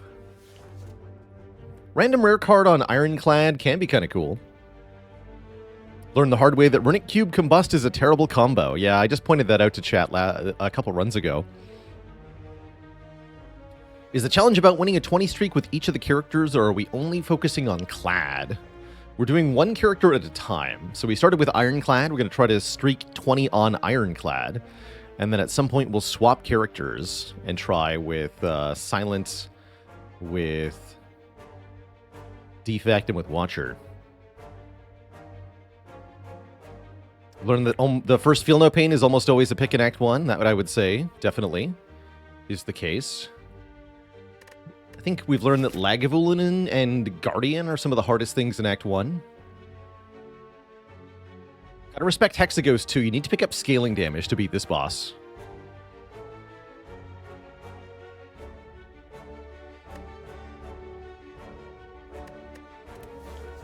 Feeling random rare card today. Let's see what we get. We get a Limit Break. So that encourages us to take a Strength card if we see one early. Could be a reason to go to an early shop. I like this shop. 3 combats and an event on the way to this shop. That sounds pretty good. Shop might have an Inflame or a Spot Weakness or something. That's pretty good. How's it going, Bog? New to Spire, about 40 hours in. What would I say is the biggest tip to making your way up the Ascensions on Ironclad? Don't think too hard about blocking with this character. There are a lot of block cards and synergies that the Ironclad has access to, but nothing this character can do is nearly as effective as just slapping all your enemies to death as quickly as you can, and then healing 6 with Burning Blood. So don't be afraid to neglect block entirely in pursuit of really effective damage so that you can smash your foes easily. The other quick tip I'll give for Clad is that Exhaust is a very powerful effect. Exhausting cards during combat, even your strikes and defends with something like a True Grit or a Burning Pact can be very good, because if you avoid redrawing your basic cards, that means you're going to redraw your other cards, your upgraded cards, your advanced cards more often. And that is in itself a form of scaling, a way to make yourself more powerful. So a card like Burning Pact, use this to exhaust, strike, and defend, or whatever you don't need for the current battle, and you can become stronger. Yeah, don't think of it as a downside. It really is an upside. It's a way to scale for this character. I also owe the chat a dad joke. Did you hear about the Ironclad that ran a marathon? He was exhausted. I'll take an Infernal Blade as my first card. And I'm going to a shop? Give me the doubt. Although this means we'll have 2 bad cards in the next 2 combats. It's a little worrying to have Doubt and Limit Break against Jawworm here, but I'm going to do it.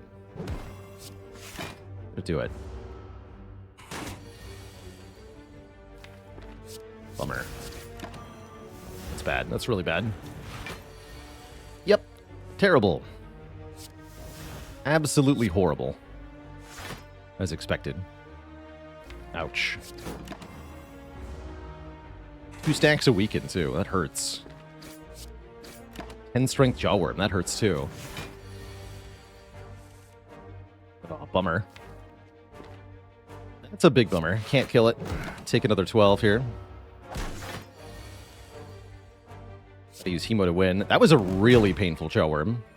A really good example of why early curses and early random rares can very quickly hurt you.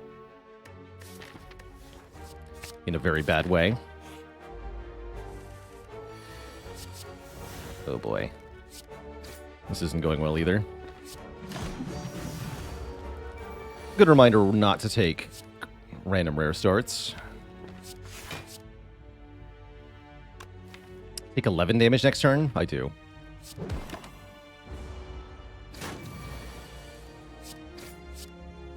Fair trade for floor 1 feed, sure, but I don't have a floor 1 feed here.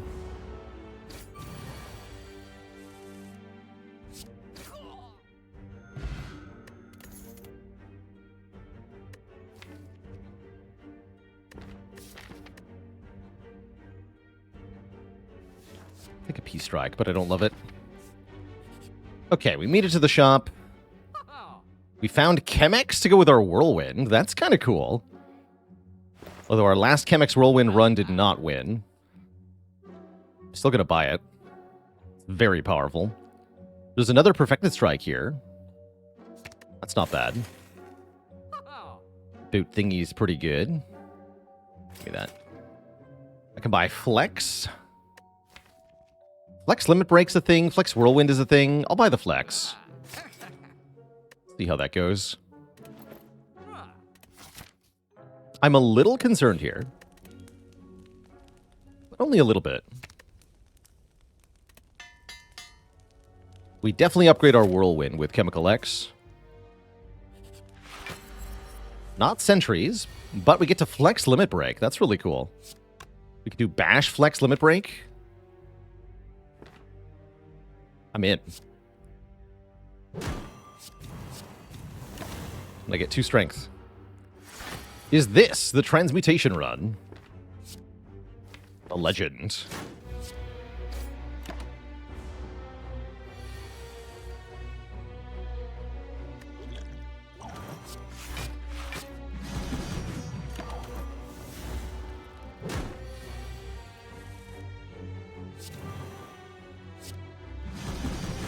Wow. Wow. Easy game. Give me an uppercut. Yeah, give me an uppercut and upgrade uppercut. Seems good. Jawworm dealt more damage than Lagavulin. That's what you get when you sleep on the job.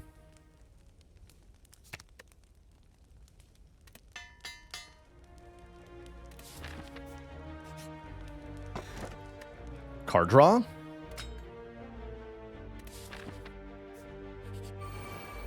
Whirlwind? Oh, come on. Whirlwind, where are you? Please.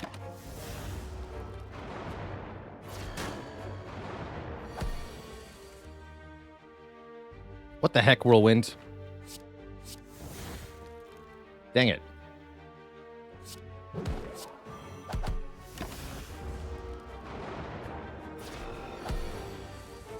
There we go.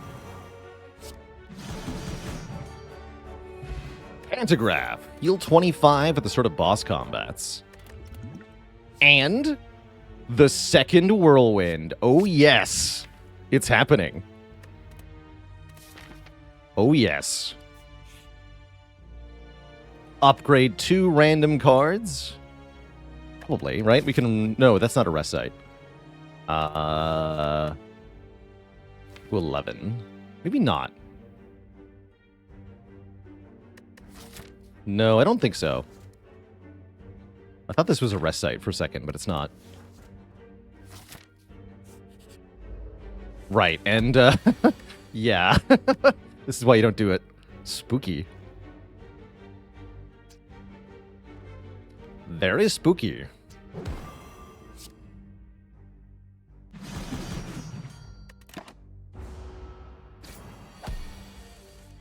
First you stronk, then you bonk.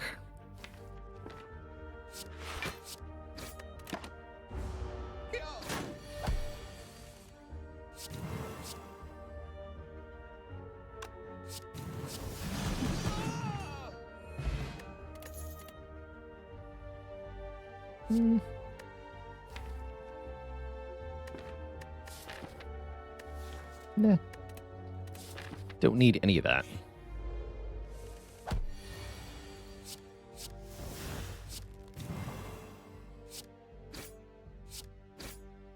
This would draw a card. I don't really want to draw a card, though, because I won't be able to play it. So let's wait till next turn. I'm going to say this would be a good turn for uppercut. This is not uppercut.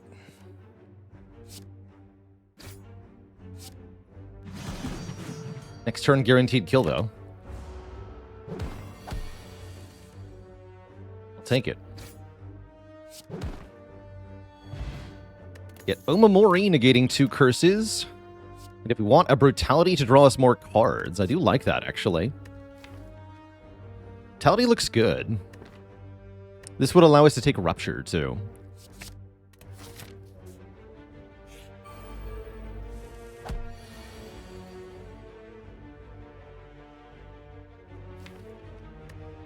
Hello. At least we have an explosive potion. That'll solve this fight. But yeah, I'm feeling a little scammed here.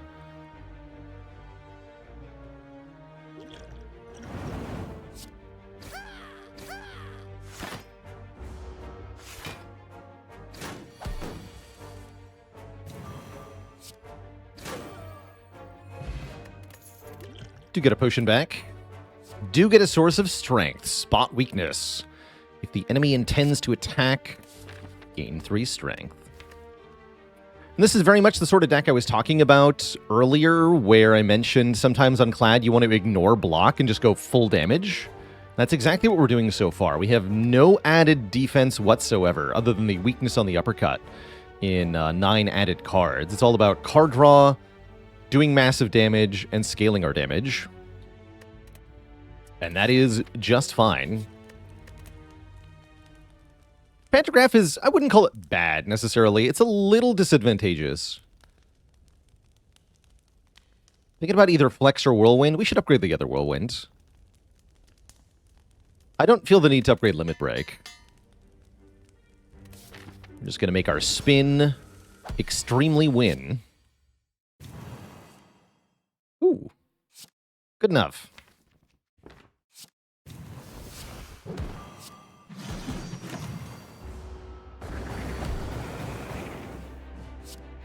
Play that.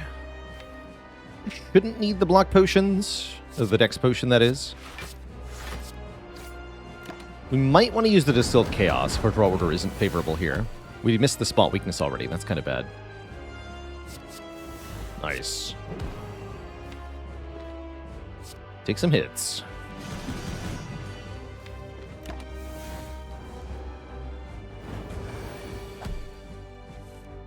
Hexaghost is very much a damage race, so as you're approaching this boss at the end of Act 1, you definitely want to add pretty much as many damage options as possible, including ways to scale, that is, make all your future attack cards do more damage.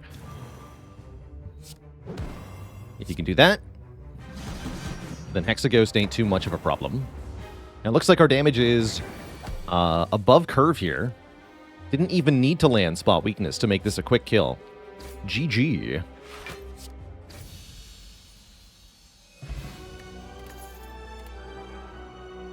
Double tap is very good with these whirlwinds.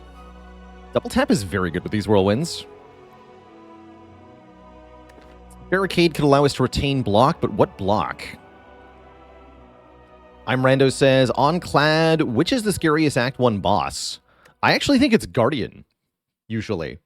Clad struggles to block as consistently as some of the others, and cannot trade hits with Guardian like you can with some of the other bosses.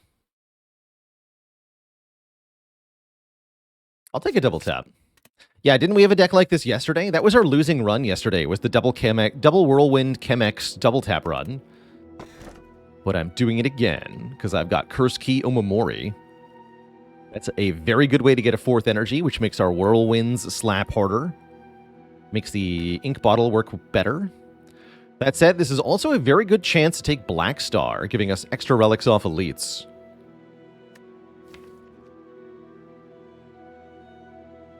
but I think with the Omamori, Curse Key is too good to ignore.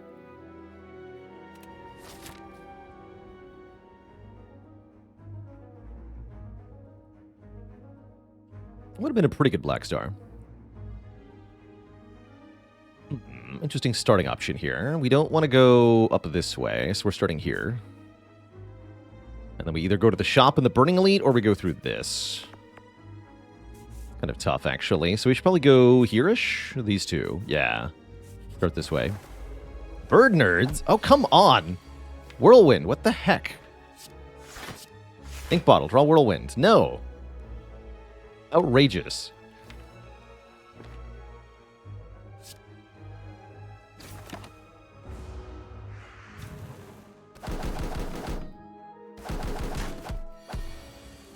There we go. Get absolutely destroyed.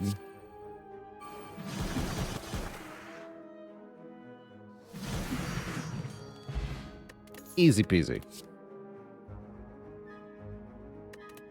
How's the Forge Pot look? It's actually not that good. I'll skip this Forge Potion. Well, the next potion's also pretty bad. Alright, fine. Need a bottle for these whirlwinds. That's what I'm saying. Whew. This is a good time for Distilled Chaos, for sure. Flex, Spot Weakness, Limit Break, Uppercut, Distilled Chaos, I think. Although, that would make the whirlwinds relatively weak. Too bad. Yeah, too bad. Dead. More energy? Energy is scaling.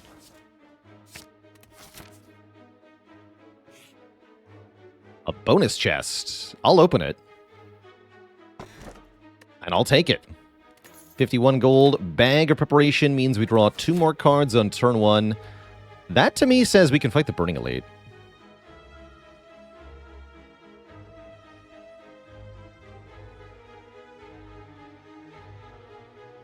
Let's fight that Burning Elite. Now we're going to be drawing Whirlwind on turn 1, as we're meant to. And enemies are just going to instantly evaporate.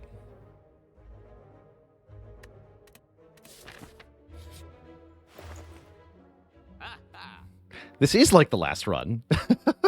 No, wait. Bag of Marbles? Bag of Marbles is insane here. Give me that. Bag of Marbles card remove. Lose a strike here. That seems good to me. Mag of Marbles. Now we'll upgrade Flex. A total speedrun deck, right? Absolutely. This is the kind of deck that just kills things on turn 1, making the fights real short. Whirlwind. Clash. Get out of here, Clash. Oh, dear. Oh, no. I have to Forge Pot this? Embarrassing. It is a good Forge Pot, I guess. All right. Because then the Bash kills the Fat Gremlin. Actually, the Strike kills the Fat Gremlin. I can bash the leader. Even better. Good turn. Didn't attack me. Even better. Not that it matters, because Whirlwind does this much damage. Holy moly.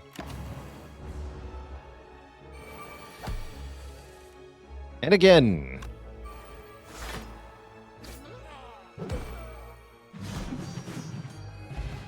Matryoshka? Wait a minute. Scammed. It was frickin' Black Star. Whatever. Take a third Whirlwind. Triple Whirlwind. The power. The almighty power.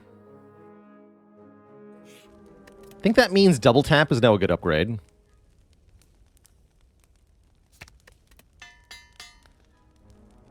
More spin. more win. 54 gold. Lantern, bag of prep, bag of marbles. Take the blue key so we can skip our chest in Act 3 here. I think I'm going to go this way. Actually, I don't need to go to this shop. But I do want to find Thwack again. Greetings, slavers.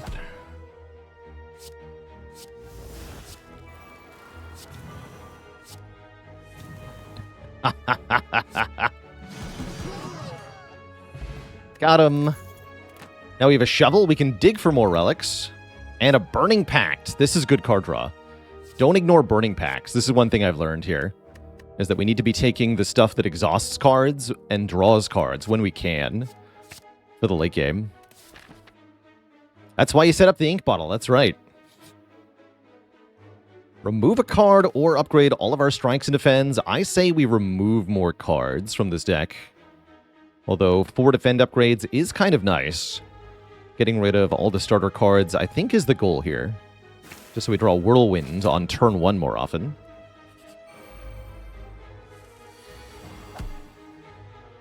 Scammed.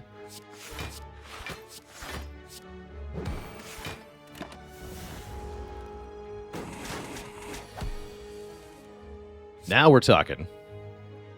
12 times 6.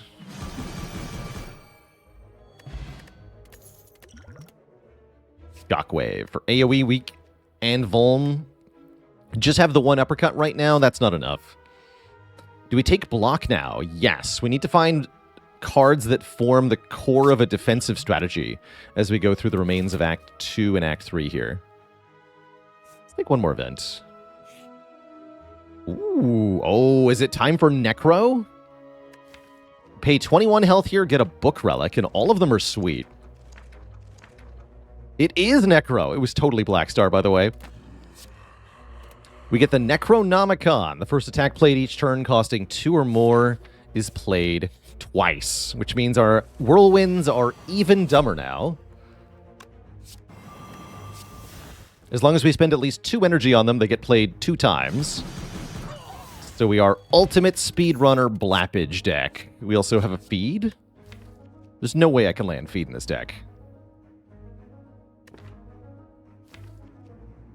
There's no way.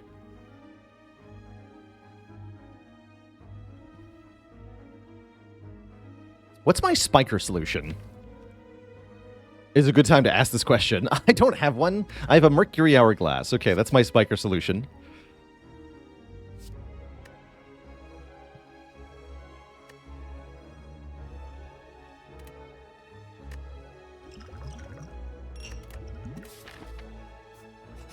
Buying an Impervious is a pretty good idea. I'm going to dig. Strike Dummy. Our strike cards now deal 3 more damage. Pretty mediocre. Yeah, I'm sad we've already used the Omamori charges too. That's why I said Black Star actually would have been better. But we didn't know that. Oh, this turn is amazing.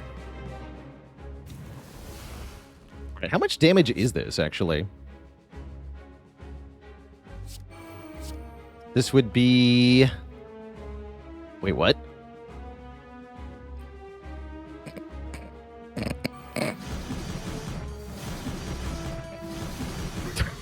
He's dead. All right, that's how you get a turn 1 boss kill achievement, Twist Chat.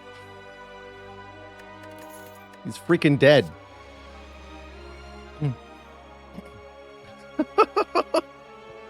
You are nothing to me, champ. You call that a weapon? Now this is a weapon.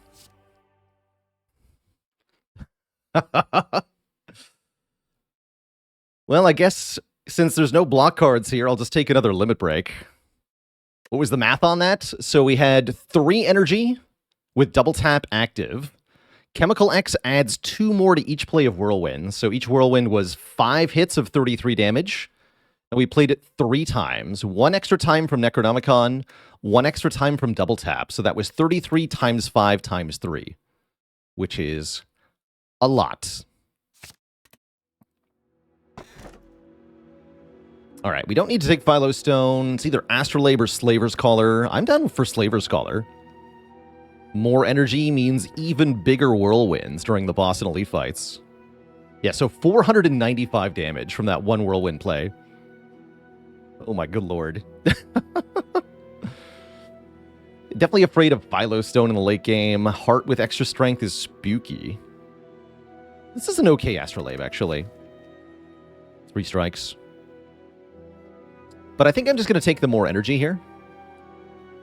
And we're going to look for block options fairly aggressively in Act 3. That does mean we want to go to relatively few non-combat nodes. So I'd like to take a lot of fights, if possible. Got a bunch of upgrades. We can dig for relics, too. So this path looks okay.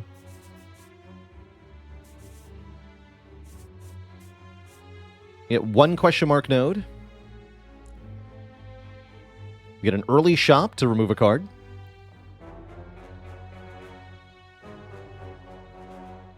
We get 2 elites. 2 elites. Could do 3.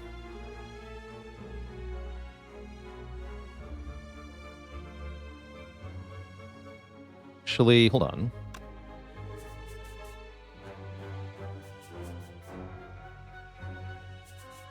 That's a bit better. We get 1 more elite this way. 1 more event as well. Uh-oh. Uh-oh. Where's my spiker solution? Help! Help!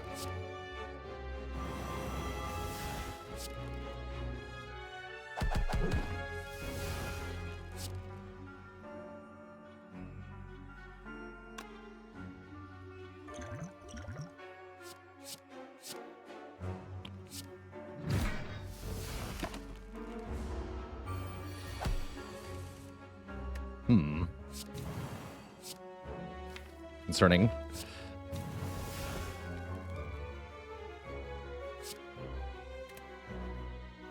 Very concerning. Probably should have just bludgeoned it on turn 1 with the bludgeon there, but that would have meant taking a bunch from the other shape. Oh, I could have whirlwind after, though. Yeah, I should have just bludgeoned it on turn 1. Y'all are correct. This takes 18, so we're down 12. It'd be hard to do better than that. Get out of here. All right, we're looking for card draw in the late game, and evolve does count. Especially if we can find something like a second wind. Somebody was asking, is this a run where we find a transmutation? The answer is yes, it is. So I will do that for the first time in a long time here. Take a transmutation, which generates 2 additional cards, courtesy of Chemical X. Now, is that going to be a good thing? Hard to tell. But it might just be amazing.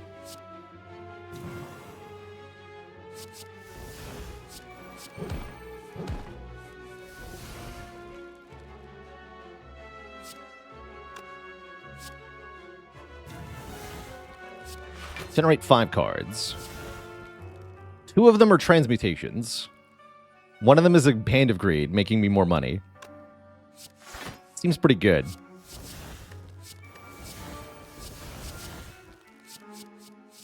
Also a free barricade, double panacea panic button, by the way. So yeah, don't... Be careful who you make fun of in high school. This blocks, kind of. I don't think Body Slam does. Body Slam's... We got enough damage already.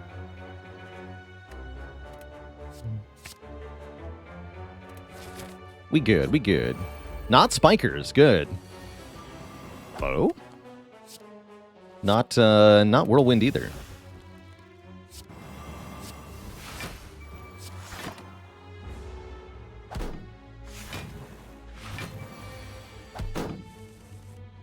Get him.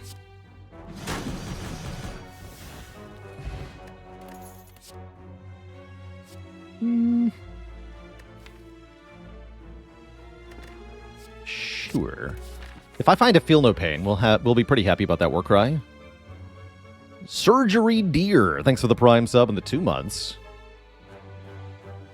But where are the block cards, game? Where are they? Actually, let's take the elite before the rest site. I'm gonna dig, actually. 2 upgrades for the price of 1. We upgrade Shockwave, Transmutation. Badass.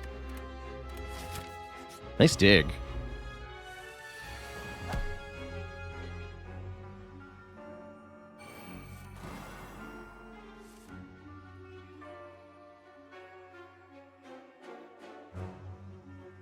Nice dig. We one-shot? We're not that strong, unfortunately. This does do a lot of damage, but not nearly enough. Probably should have put back the other whirlwind. Maybe that was smarter. This is fine, though.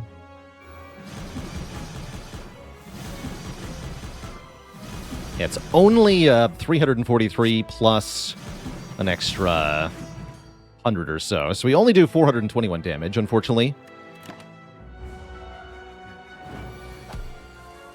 Really disappointing turn, I know.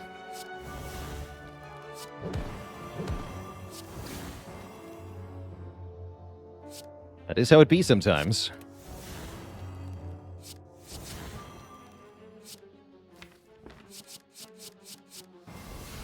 Where's the block, they said? Transmutation's all of the block.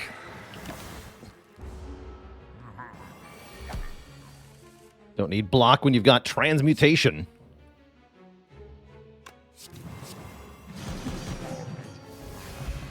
Pen nib. Every 10th attack is doubled in damage. Rage can block? I think I need to take this Rage over the Battle Trance. Rage is actually okay block. Get in here, Rage.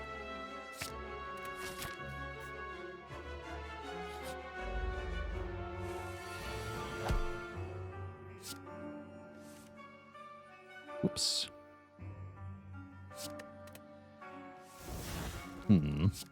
Oh yeah, you're already vulnerable. So this is 12 by 14.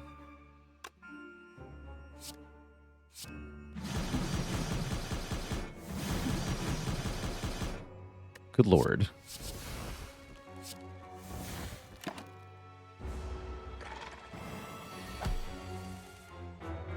Good lord, I say. And this would be 6 times 6 times 2 plus 6. Exactly lethal, I believe.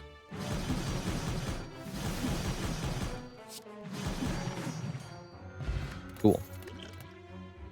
Dark Embrace. Whenever a card is exhausted, draw a card. That's also an important part of a late game block plan.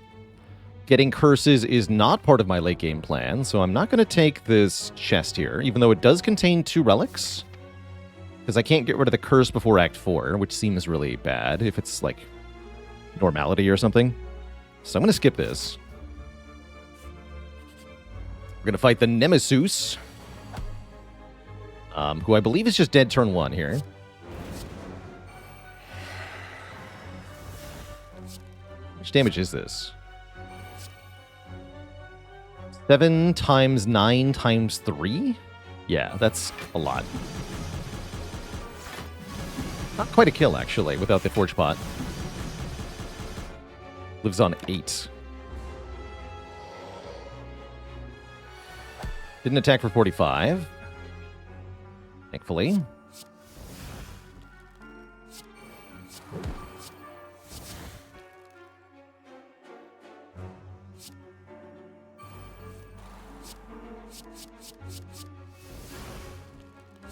Glorious.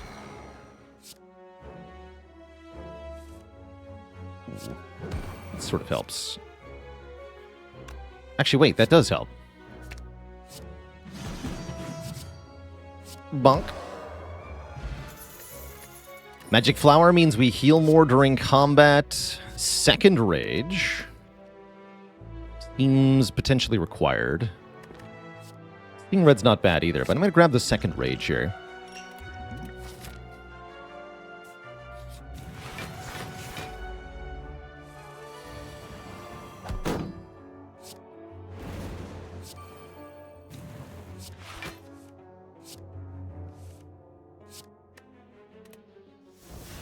Get him. Fairy in a bottle. When we would die, heal to 30%? No. 45% of our maximum hit points. Seems pretty good. Also really valuing this Forge Potion. Who's the Gambler's Brew? We might just have it, Twitch chat. I think this might be able to put something together for the end game here. But first we have to get through Transient. Easier said than done.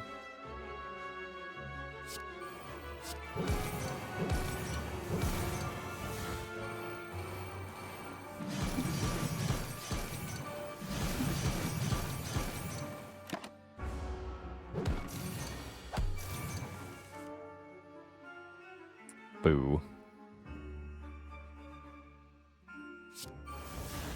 Hey!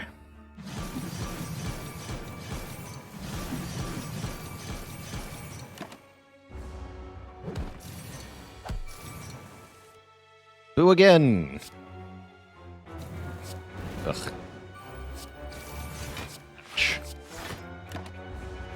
Thankfully we have Pandagraph, which heals for 38, I believe. It's pretty good.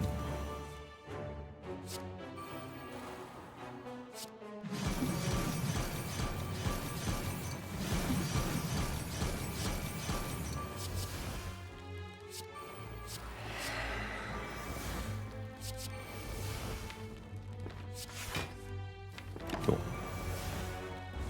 420.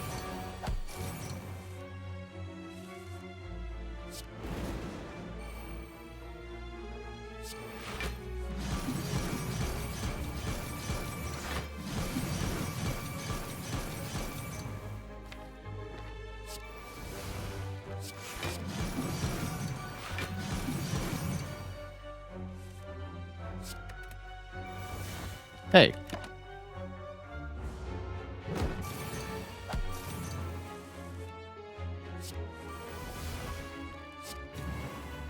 Well, the good news is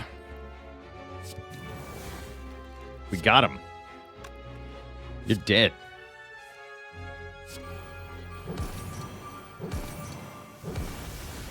GG. True Grit is a block card? Not a very good one, though. I don't think I'm going to take that one. Back-to-back transient kills feels pretty good. Maybe we can get turn 1 kill on Giant Head this time. Not if I don't draw spot weakness on the right turn.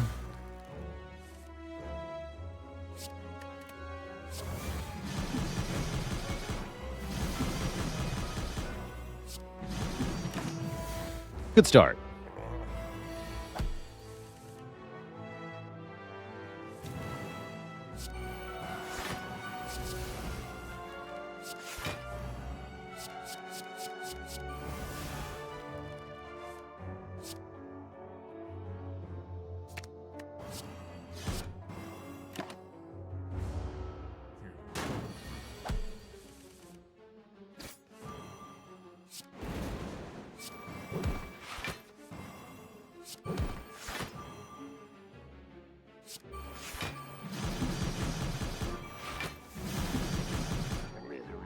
Beautiful. Duvu Doll. For each curse in the deck, gain 1 strength. We have 2 curses. Thanks to Necronomic Curse. Limit Break just got a lot better. That's a huge increase to our damage output. Also, second Limit Break. Seems really good. Now we have infinite damage. Wait, sorry, third Limit Break. I didn't realize we had 3. Third Limit Break. Even better. Even better. And I can get another curse. No, I'm going to fight a boss, right? We're not going to upgrade all cards because then I can't revive with the Fairy in a Bottle. Pro tip, taking the you can no longer heal effect, they mean it. You can no longer heal by any means, including something that would bring you back from death. So don't take upgrade all with a Fairy in a Bottle. Do take I Am War. Do obliterate Slime Boss on turn 1. Rip that guy. And get a Pocket Watch. If we play 3 or fewer cards on our turn, we'll draw 3 additional cards. on the next turn. And Heavy Blade actually looks really strong. Give me that. Heavy Blade with Necro and this much strength is a lot of damage. So our first boss is the Awakened One. Gaining strength each time we play a power card. And I will do a couple of powers. That's just the kind of Ironclad that I am.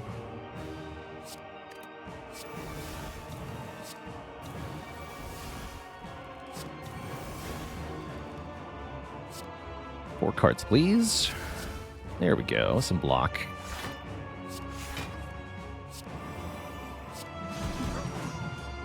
Good turn one. With 20 strength, we should be able to kill Awakened One very quickly here. And therefore, there is not much need for shenanigans.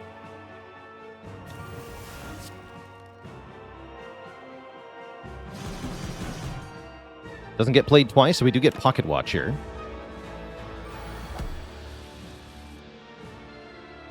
You're dead.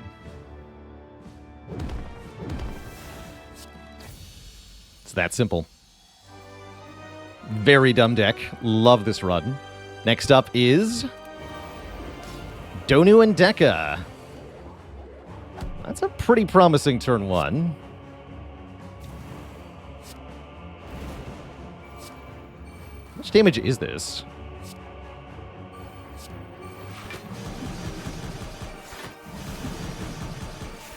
$77. Oh my god. 231 damage to both of them. Oh my lord. I think if I played the strike first, they would have died. These are not the numbers to have the relics on, unfortunately.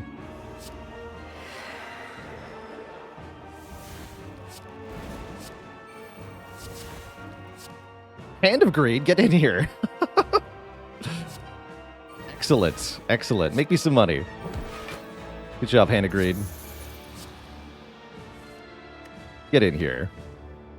All right, Hand of Greed next turn. Let's go. More money, please. Refuse. Yes! More money. 50 gold off the Donu Deka fight. Let's go. Excellent. Two thump, two thump, two thump. A deep pulsing dread can be felt throughout the room. Is this the heart of the Spire, the source of these ultra-deadly whirlwinds? You ready your blade and spin to win? Have I been here before?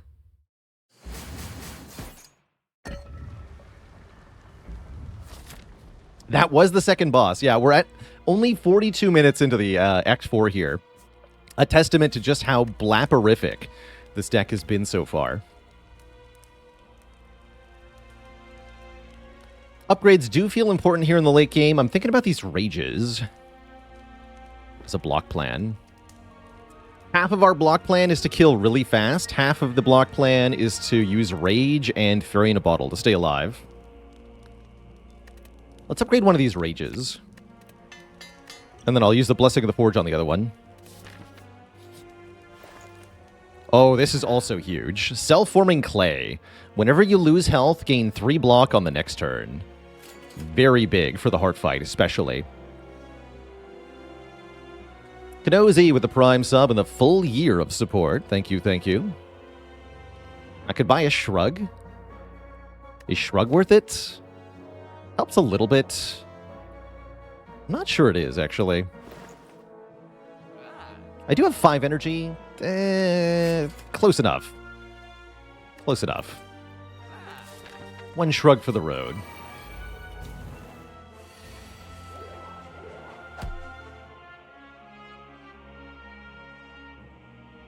AT twice.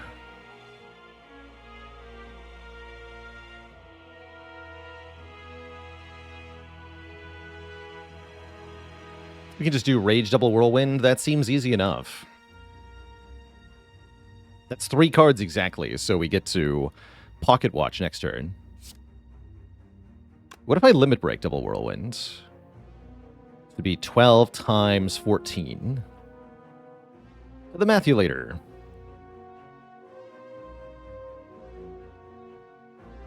That is 168, so we're just a little bit shy.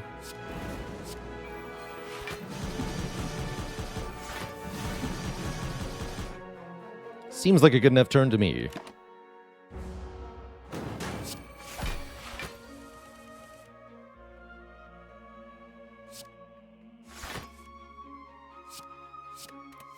Just like that, you're gone.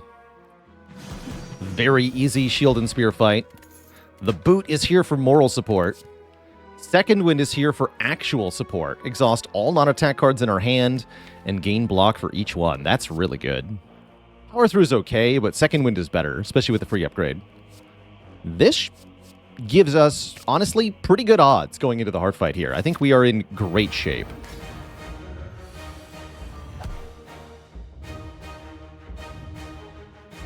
Do have to be a little careful. Ooh, yeah, this is our Forge Pot. We upgrade Limit Break, Infernal Blade, Rage, Heavy Blade, quite a few things.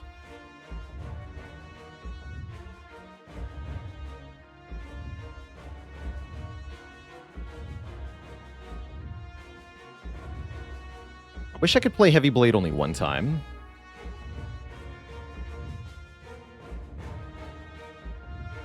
I guess it's okay to break Pocket Watch here.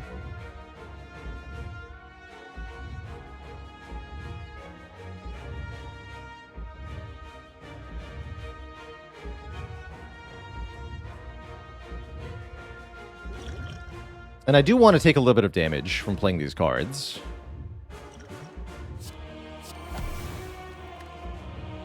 To get more self-forming clay next turn. Yeah, this is fine. But we want to rush damage here, so double Heavy Blade. Plus the attacks. I get Pendant set up for next attack, whatever it might be. Don't play Shrug, because what if I draw something I want to play but I can't, like Dark Embrace or Evolve? Let's just guaranteed not get messed up by this attack. Multi-hit first is really good news with Self-Forming Clay. I think I'm just going to go Rage, Whirlwind, Whirlwind. No Second Wind.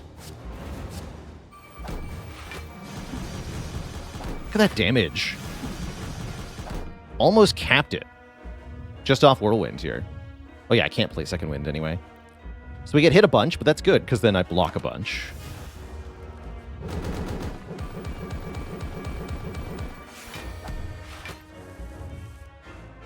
Although, how much of a bunch do we really block? Dark Embrace, Shockwave, Limit Break, Flex. No, Flex, Limit Break.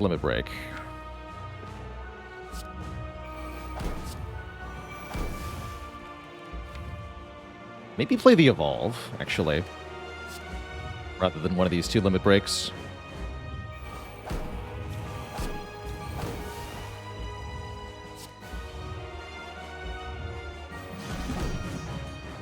Can't put the Limit Break on top because of Dark Embrace. This is fine.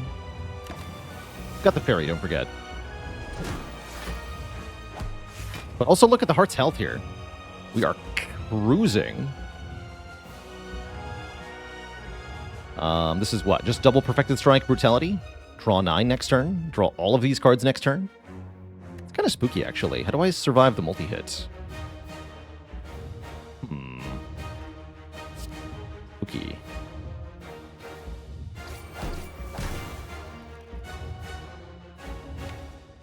Oh yeah, Evolve will also help.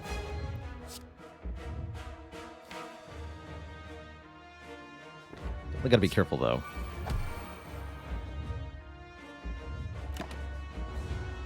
Sounds like a problem for future Baylor. Okay, the answer is we don't have to. The answer is that we don't have to.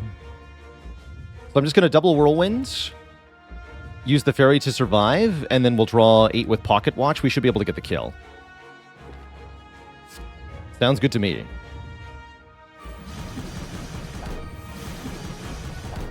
Thankfully, we don't die to the burn. Can you imagine how embarrassing that would have been?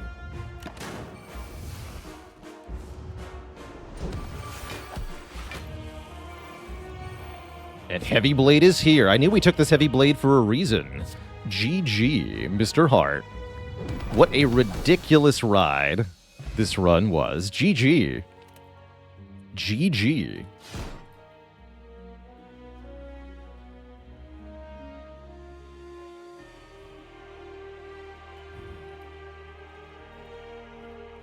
GG Twitch chat. Yeah, the sub 1 hour run. What an amazing time.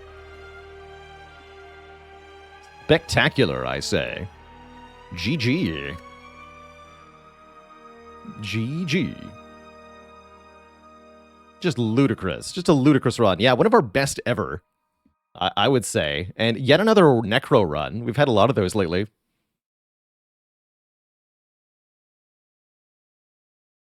Ridiculous. How many of those fights were one turn? Let's find out. How many fights did we kill on turn 1? It has been done. The Spire sleepeth, and so shall I. GG. 6-turn Heart Fight was pretty long. We took 100 damage, by the way. 2-turn Shield and Spear. 3-turn Donudeka. 3-turn Awakened One. 3-turn Giant Head. 2-turn Nemesis. 2-turn Maw. 3-turn Giant Head. 2-turn Darkling. Not actually that many turn 1 fights. We did get Champ on turn 1, though. That was ridiculous. Champ turn 1 is very hard to do.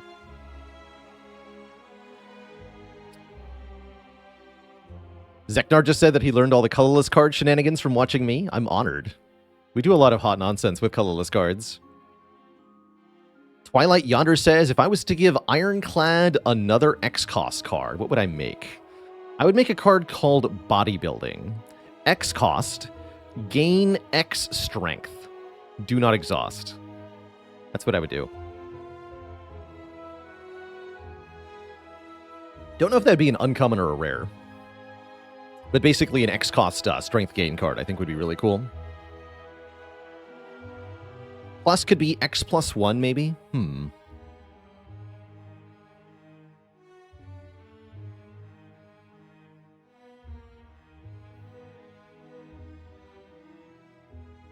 Would I like to see a Trample Relic? Excess damage is dealt to the next enemy. That'd be pretty cool. Although it wouldn't be as good as you'd want it to be.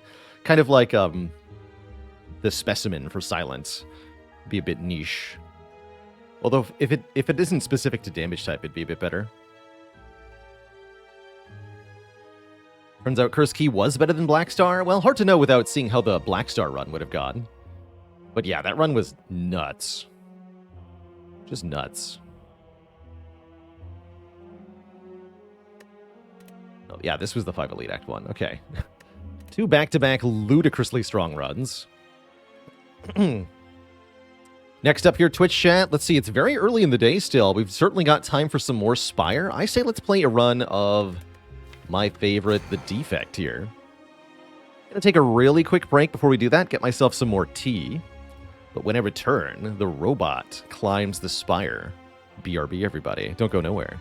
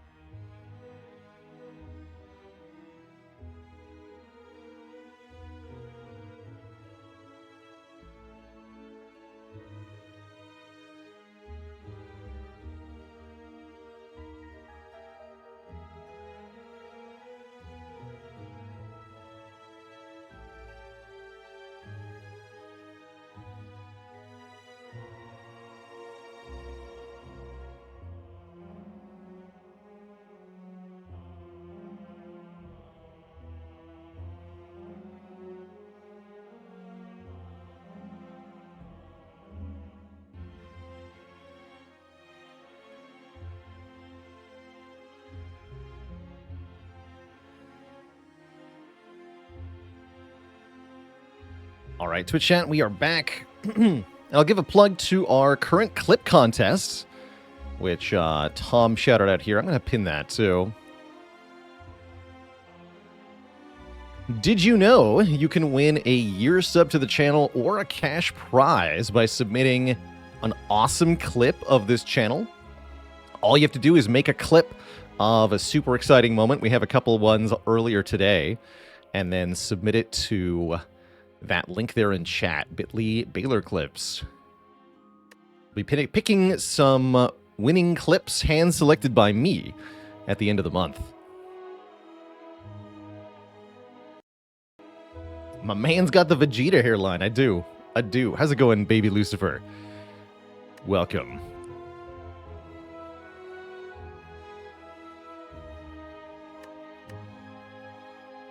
What should you focus on for a good run on Brotato? I'm usually looking for a little bit of harvesting in the first 5 waves, like maybe 20 harvesting by wave 5. I'm looking for good sources of damage that I can scale with one of my stats, plus a lot of max health. And I'm looking for early move speed, about 20% to avoid elites. Ooh, Transform 2 I think is really good on Defect. Let's probably start with that, unless I'm doing a boss swap. No, this looks like a Transform 2 start to me. Transform Strike into Claw Auto Shields. Alright, we have a build, as they say. We have a build. Can I survive 4 elites with these cards? We're going to find out together.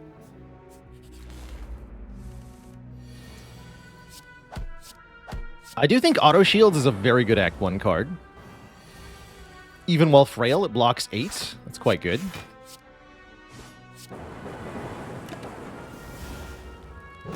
Claw is a little on the weak side. Doesn't mean it's bad, though. Streamline versus Ball Lightning? Let's take a Ball Lightning here. FTL wasn't bad either, for the record.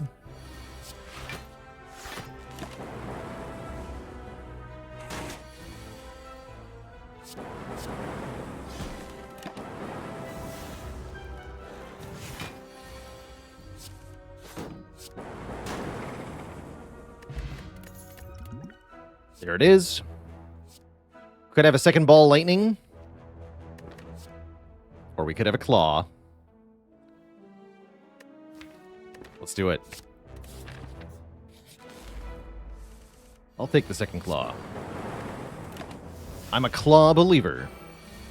Today. Just today, though.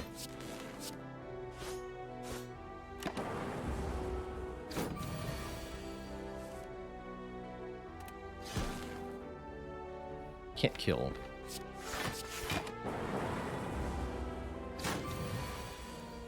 How many claws do we need? I think 4 is usually the maximum that's helpful to a Defect deck. The more claws you get, the more you want card draw, which makes something like Cool-Headed really valuable here. Transform Strike into another Claw. Do it. That's not a Claw. But it is potentially good. Let's grab one more event here. Upgrade 2 cards at random. I'm in. Claw. Claw Plus. Versus Gremlin Knob.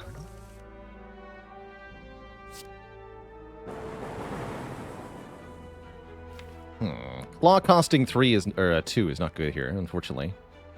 It's still better to play it than the strike. I drew pretty badly there.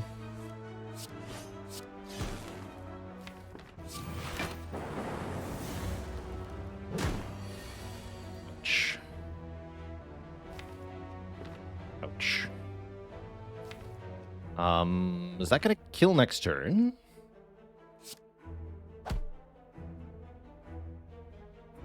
Goes to 34. No. 31. Minus 16 is 15. This does 7. This does more. Let's play the Zap. Might be dead here, actually. Not the Claw run. How could this have happened, Twitch chat? I'm in awe that Claw did not win. Truly in awe.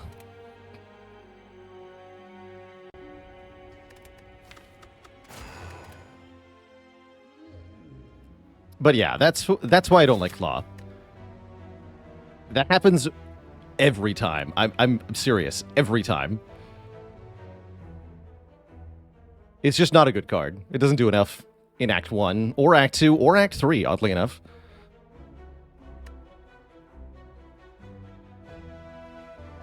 Kind of funny how that works.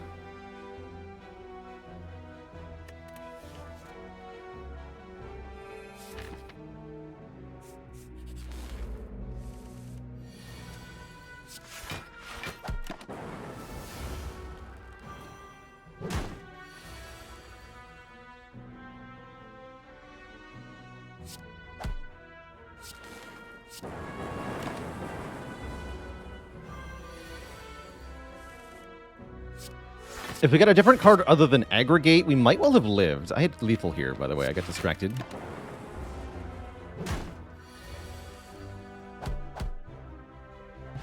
Reading chat. Interesting set of cards. I really like a Doom and Gloom early. AoE damage plus Dork Orb equals gloriousness.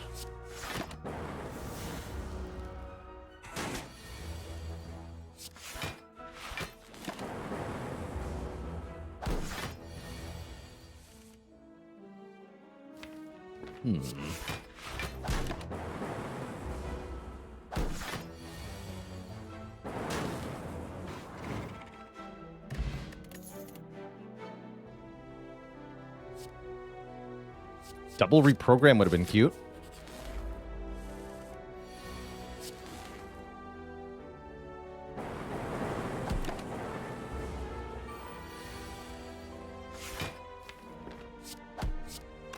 I'm going to block here.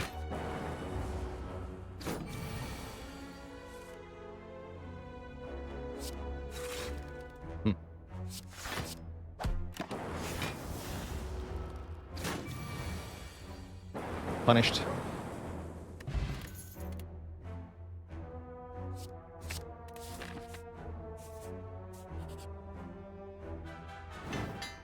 Not taking the upgrade 2 last run might have also kept us alive. For a little bit longer, anyway. Not much longer, mind you.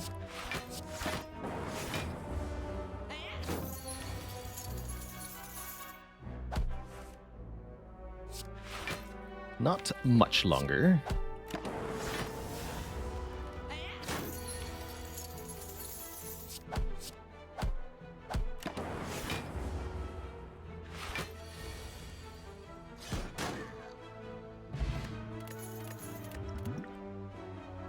Recursion can go with a Dark Orb. And I can upgrade it. I'm going to take an early Recursion. This is not a card I take very often. Evoke your next orb. Channel the orb that was just evoked. When it costs 0, it's quite good.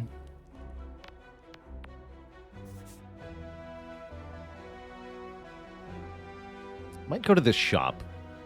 Depends on what the chest contains, I suppose.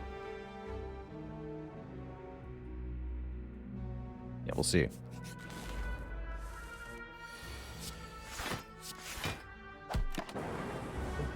Do I have plans on playing Elden Ring on stream ever? Yes, I think it'd be very cool to play when the DLC launches, which is a nebulous distance away at the moment. Some think it'll be out soon, others disagree.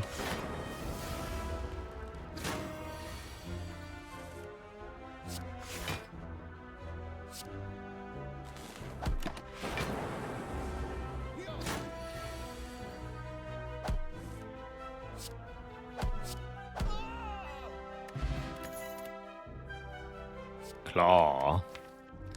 Let's grab a Melter. We want some better upfront melee damage. Helps a bit against Hexagos, too. Don't take a Capacitor in Act 1, basically ever. I don't think it's a good Act 1 pick. We'll upgrade that Doom and Gloom. We'll get a Bronze Scales, helping against Hexaghost. And I think we go to a shop with 177 gold. It's enough for the shop relic, and that's usually my threshold for is it worth it on Defect.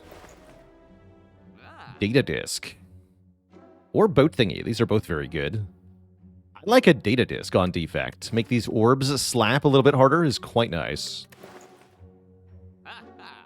Medical Kit to play statuses against Hexaghost is kind of cool. If only I could afford the medical kit and this overclock, I might actually do it. But I can't quite afford medical kit plus overclock. So let's just take a data disk. Get +1 focus. And upgrade our card draw some more. How's it going, Lord Karakan? How are you today?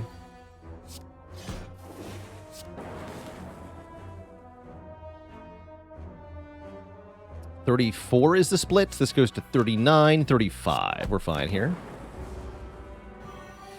Perfect split setup, in fact.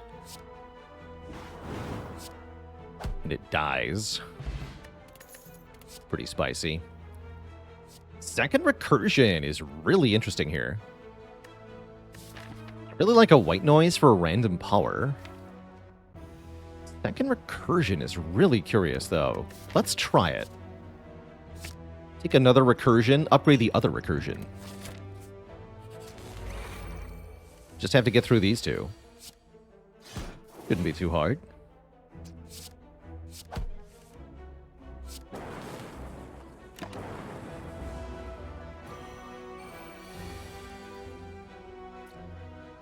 Seems good.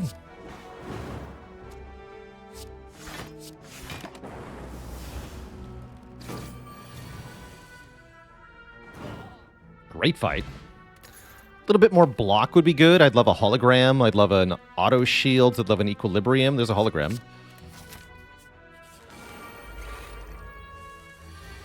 Take the good thing, I say. Might use the attack potion next turn, depending on what we draw here.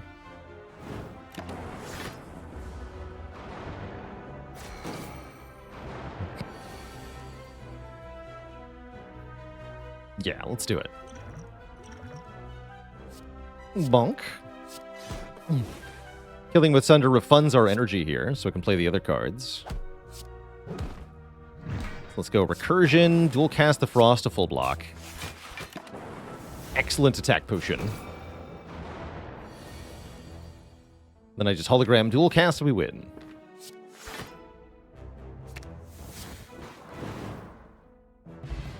Another excellent fight. You get Bag of Marbles for turn 1 Vuln. That can help a bit. Claw is here. I think I skipped these. As we go into Hexaghost, I'm going to upgrade the other recursion. So we have 2 upgraded recursions at the end of Act 1 here. Kind of interesting.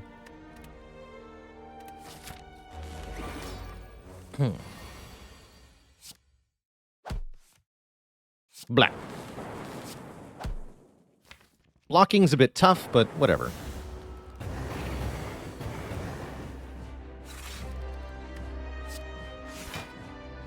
It's not a big deal.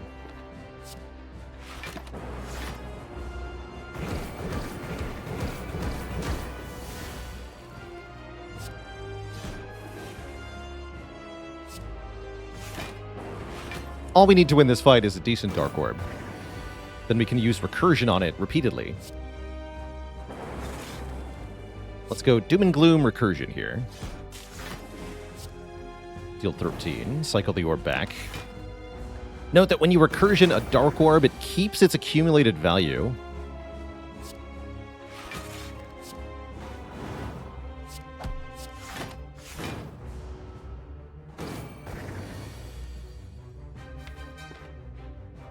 Shuffle the deck. Good.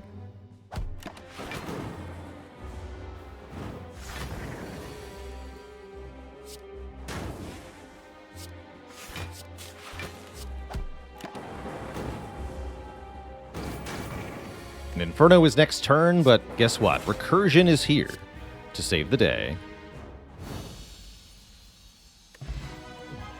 Romanov says, Bronze Scales deals how much before turn 9 against Hexaghost?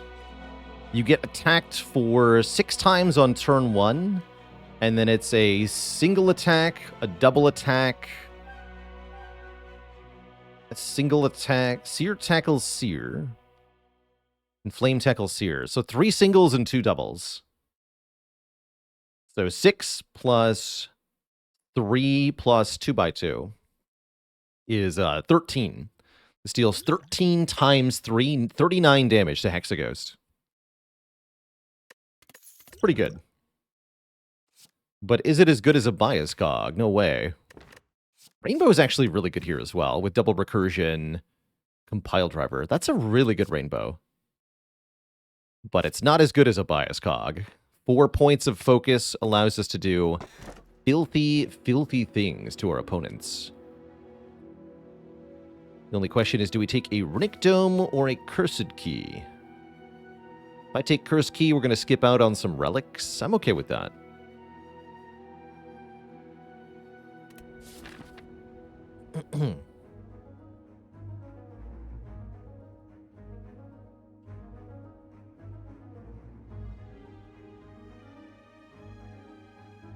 Rainbow always evokes a Cooking Dark Orb, true, but also creates a new one. This is a great chest to open right before a shop. We can remove the curse immediately. That's a good idea. To go here. Open this chest. Seems good. Seems really good. Okay. Bird nerds, get bronze scaled. Get out of here. Perfect block. Also, heck you guys. This is probably not a regen potion fight, but it could be. I'll do it. We heal at least 9 off that.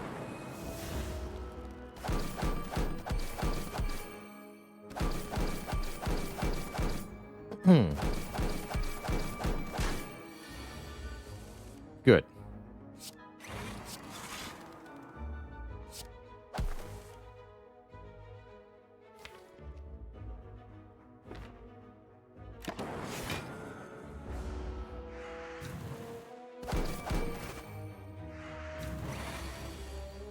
Okay, you can live.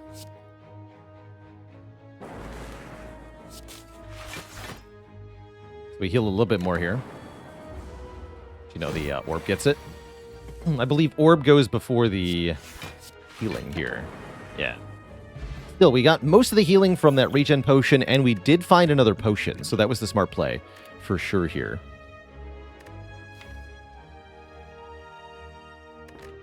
Eh.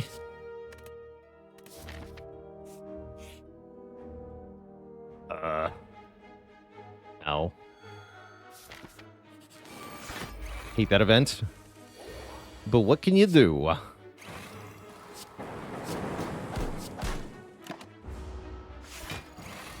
What can you do?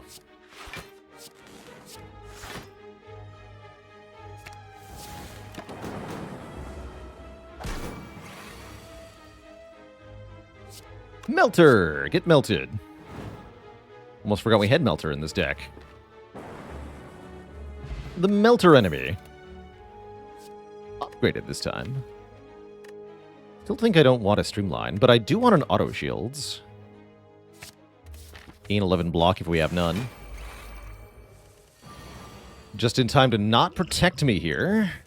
Ugh. Gross.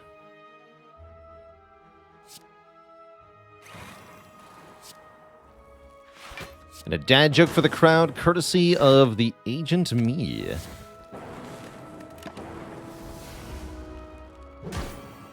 Why was the defect excused from the court case? They were determined to be biased.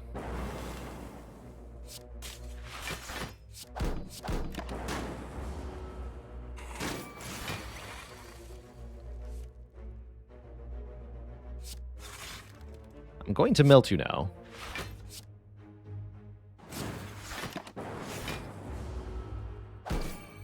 And Cephas, thanks for the 50,000 waffles.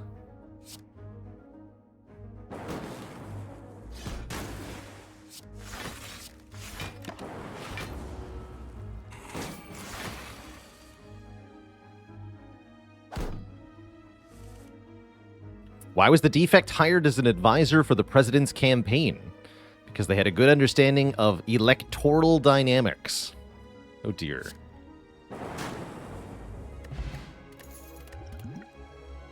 Upgraded Recycle or upgraded Cold Snap. Both are very spicy.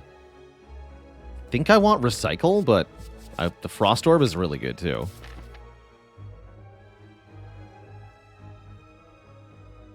That's right. A biased witness has poor credibility with the court. A biased juror is going to be excused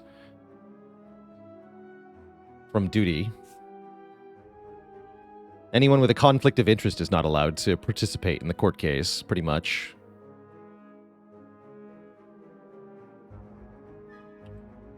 Am I still against opening small glades in Against the Storm? Mostly. Somebody told me about a no food start, and that was definitely a good reason to get a small glade opened. If you have no food in the opening glade.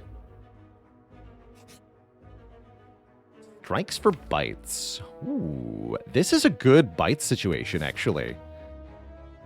Yes, this is where Defect wants bites. We're missing a lot of health. We're struggling in Act 2. This is it.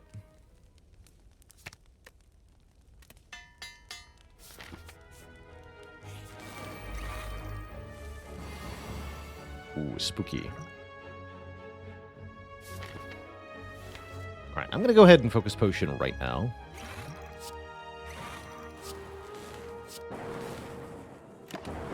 Uh-oh. That means we get attacked.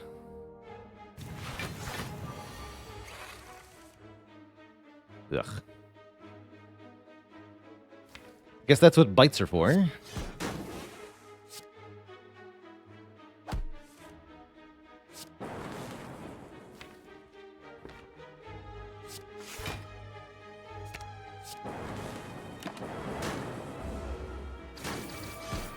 Ow.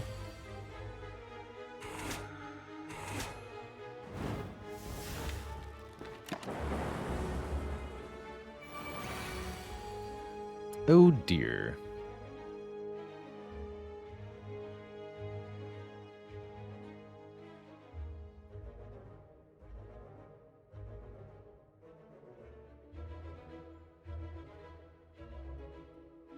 Spooky.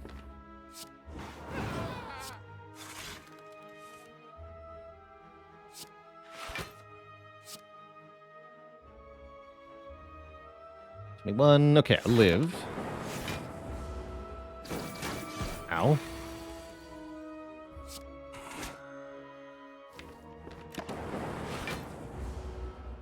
Get as much health back as we can here. Which unfortunately is not very much.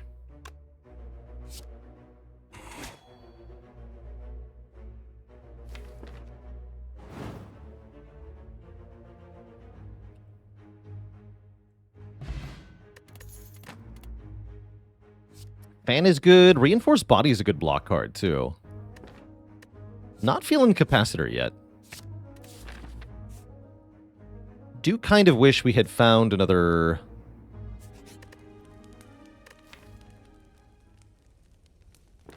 Frost Orb card.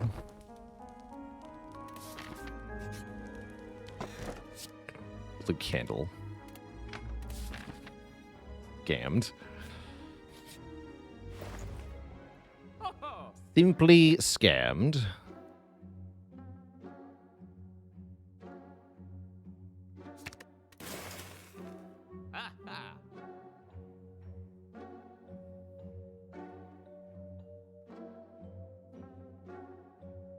Is Capacitor better or worse or the same with recursions? I think the same.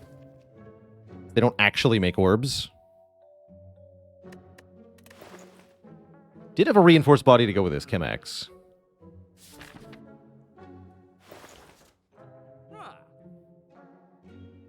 I'm gonna buy this potion.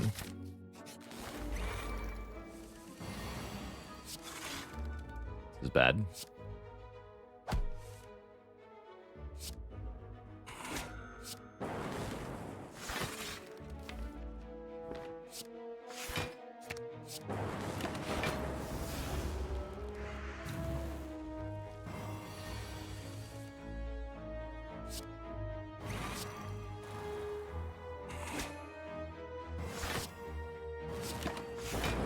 Yes.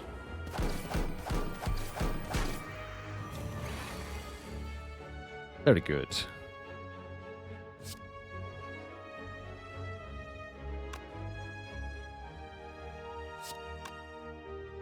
Could go Doom and Gloom, Defend here. I don't like that. Or Bite, rather. And if I want a full block, we can Energy Pot, but we're not doing enough damage. Yes, we are. Okay, that's what we bought the potion for.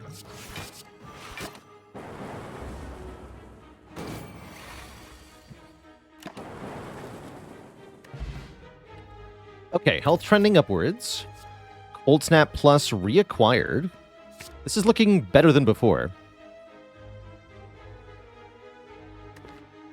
Hambuster says, when you look at Hexaghost, do you see the hexagonal bit as protruding towards the viewer or pointing away? I see it as pointing towards the viewer.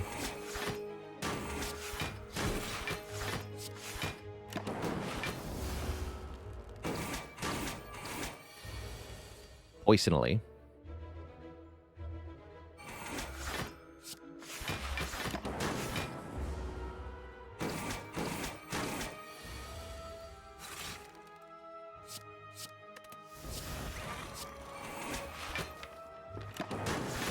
Just keep biting.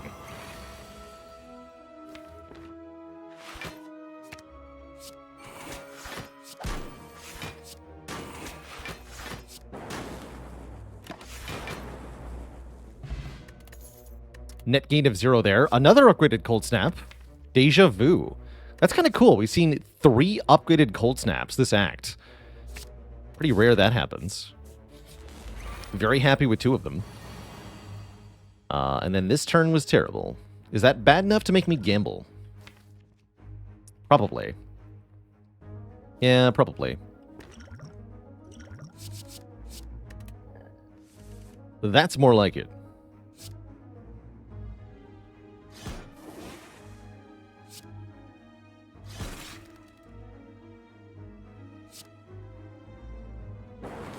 Perfect. Dual cast kills him. That was good. That was really good. Got really lucky that the lightning hit the back guy. That did not need to happen.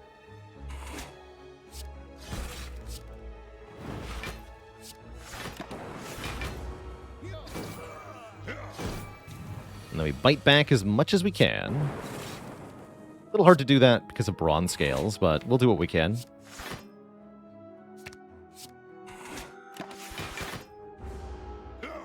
Back to 31. Get a White Bee statue, guaranteeing a potion every fight. A free white noise is something I'll certainly take. A random power could be pretty good. Might not be all that useful, but the risk is worth it in my opinion. Also, ouch. In theory, we can use this fight to heal to full. Off of the Mystic here. We also have a...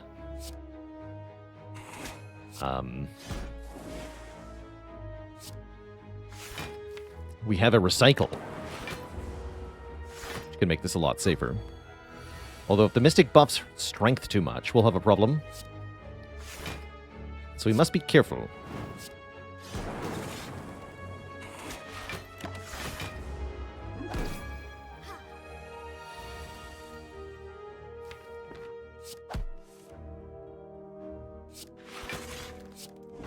There we go. Oh my goodness. Okay, now we're talking. Double bite.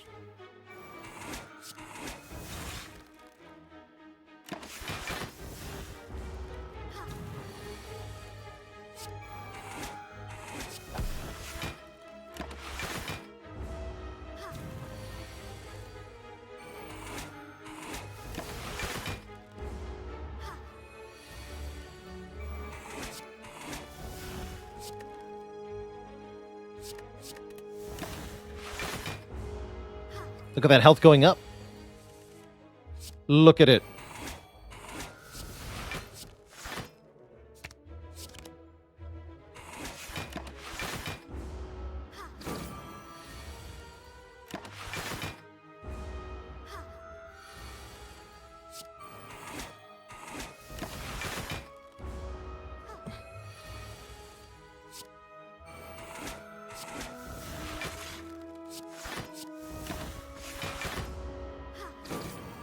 And now we've regained all of our hit points. That's why we took those bites a while ago, even though we had to give up a lot of max HP. The ability to get all of our health back mid-act and continue to upgrade cards is really invaluable. I've got a biased I don't need to consume. Let's upgrade that biased. How do we beat Champ? Dark Orb. Dark Orb beats Champ pretty easily, in fact.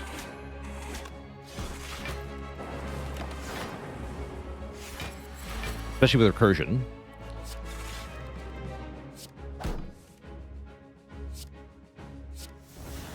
Cute.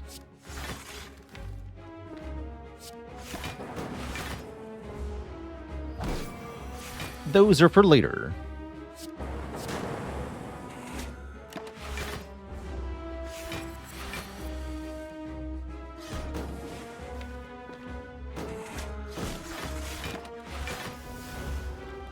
Kind of annoying that Champ's already got 14 Metallicize here. Oh well.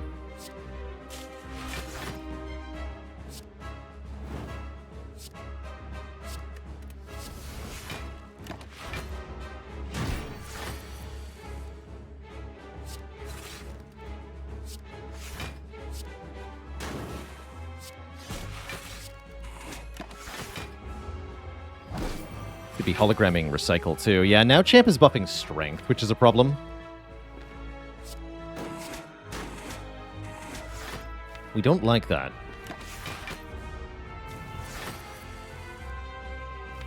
Don't like that at all.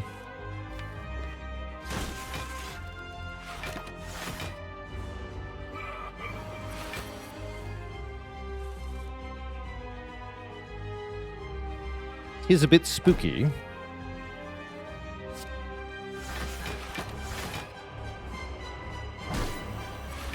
Yeah, now he's buffing Strength again. That's really bad.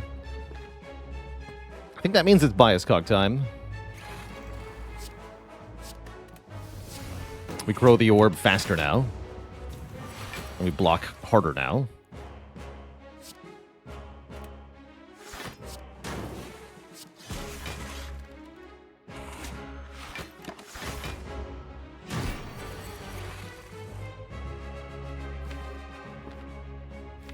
We can Cool-Headed,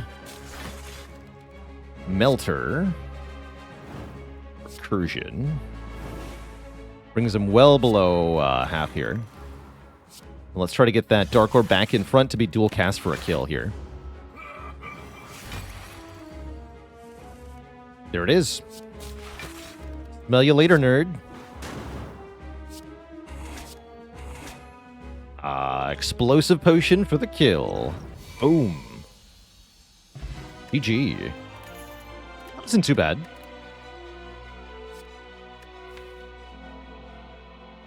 I'm down for this rainbow. We talked about how the previous one was okay.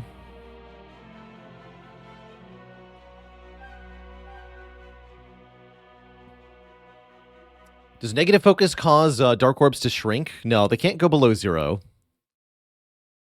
So their effect per turn won't go below 0, rather. So they can never decrease, thankfully. How would we fight Automaton or Collector with the current Dark Orb setup?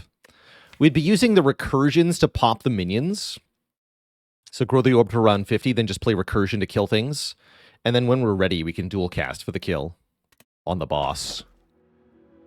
Ooh, I like Empty Cage. Dunk 2 basics. I guess we lose Bite, Defend. Maybe even lose Zap at this point.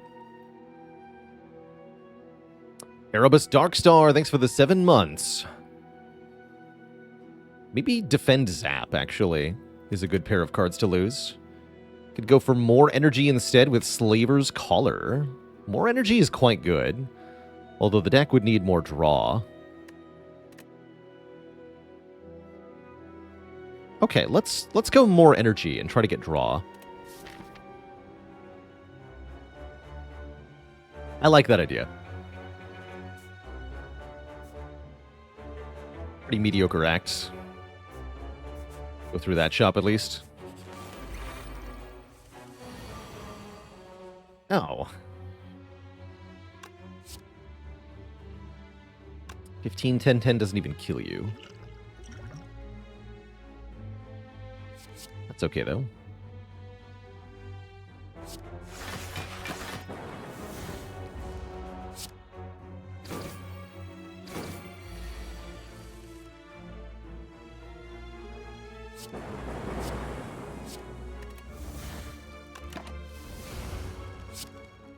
We do have very few relics, so this is definitely a card-dependent deck.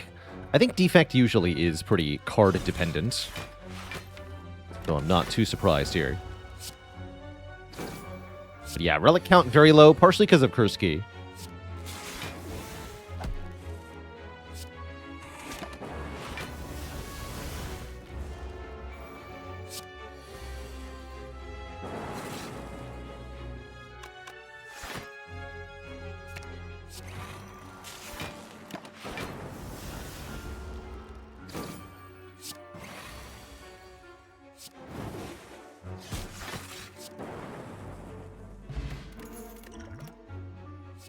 Ultimate Frost, Glacier Plus. No question in my mind, we take that for sure here. And we're hopefully finding... If we can find any way to keep the focus from bias cognition, then we're really in business here. Bottled Tornado, Bottled Flame. It's not what I was looking for. Card remove is good, though. I'll lose one bite. Pure Chonk. Yeah. Agreed. Pure Chonk.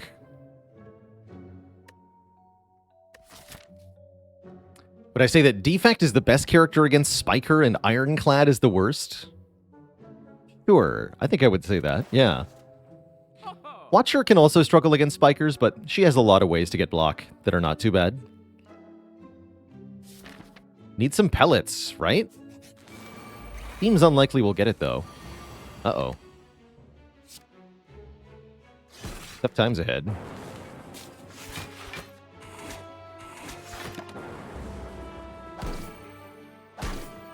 That was a potion.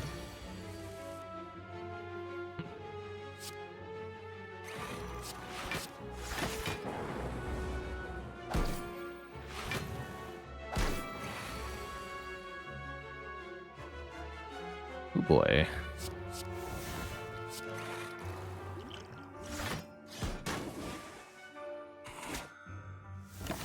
Ouch. Now we should hang around in this fight, trying to heal off of the Darklings. Ugh. I don't really want to do that. But it is the right play, so here we are.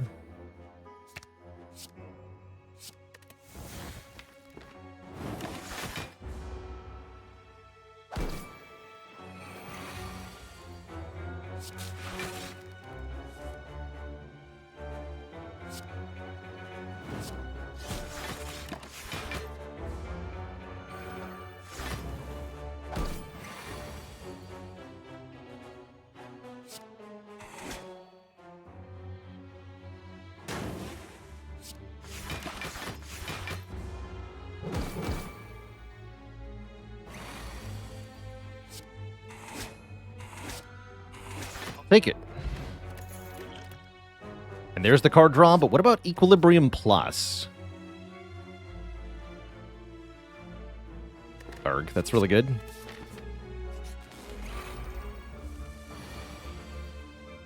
I'd rather fight a Corrupt Heart-sized Gremlin Wizard, or 100 Gremlin Wizard-sized Corrupt Hearts. I feel like the Gremlin Wizard-sized Corrupt Hearts would all die to Thorns. Seems like an easy win to me. Yeah, give me all the wizard-sized hearts. Fight 100 of them. Easy. Easy peasy.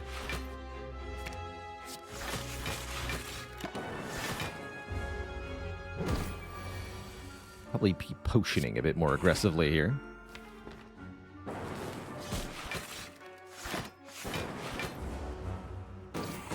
With all they have 100 beat of death, though, that would be pretty bad if I took 100 damage every time I played a card.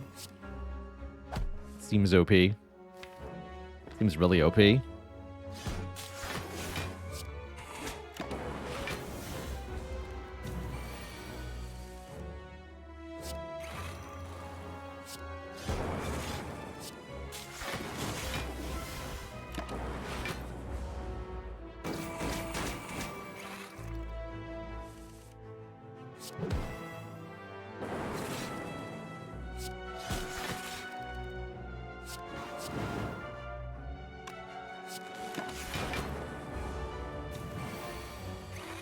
That's a big number.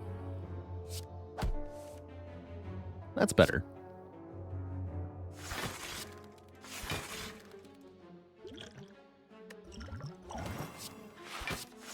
Okay, that's a bit better. Still very scary.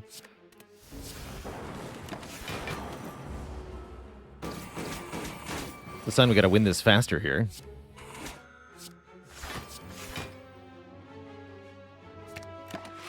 Gee, am I fast enough here? 20 by 5. Terrifying.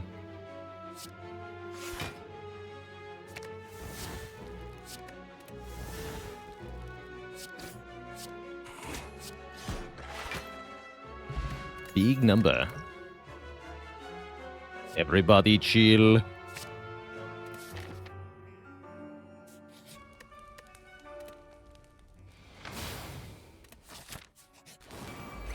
Giant head?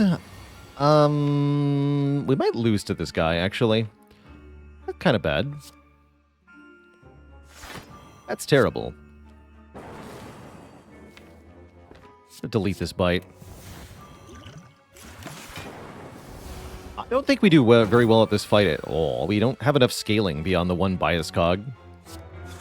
White noise could bail us out, though. Not with this, unfortunately. We needed echo form or something.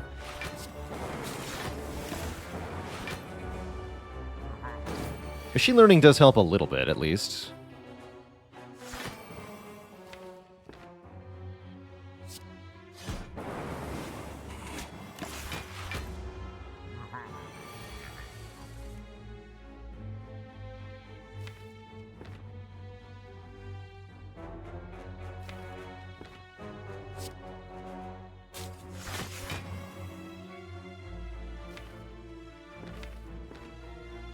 Next turn looks extra tough.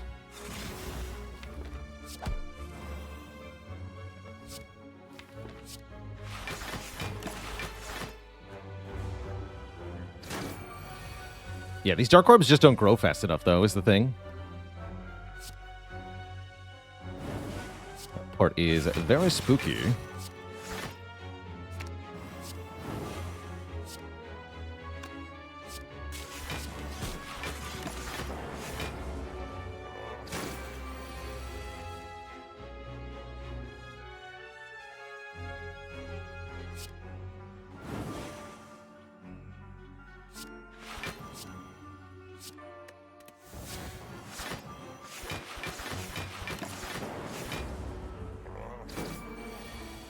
Damage keeps going up and up, but our defenses are just going to fall further and further behind here.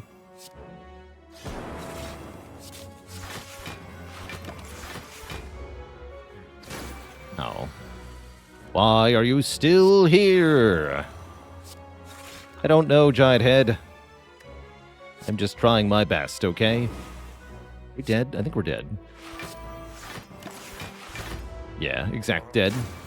GG. The defect falls to the Giant Head. Kind of as we predicted there, just not enough scaling. Really needed to have taken probably Capacitor in Act 1.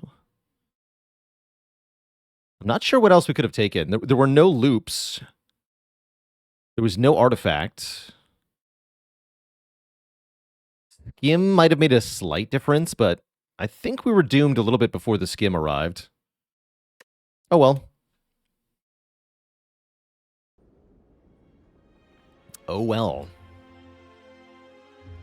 GG to the Defect. I think that is where I'm going to transition to some Against the Storm.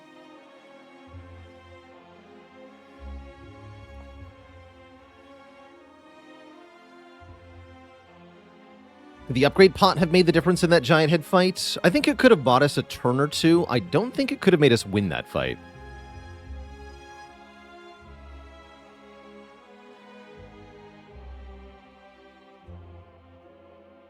What is the rudest thing that Spire throws at new players with no warning?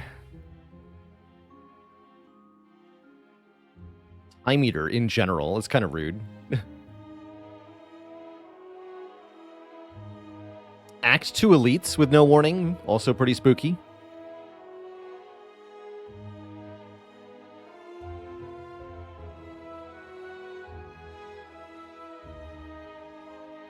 The wheel gremlin. Yeah, the wheel gremlin. Because there's nothing you can do.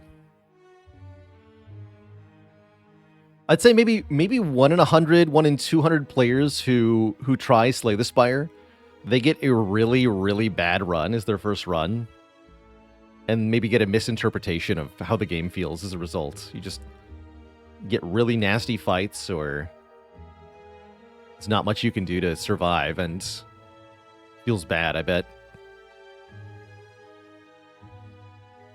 Evening Star says, when I first fought Time Eater, I didn't even notice that it counted to 12, so I had a really hard time.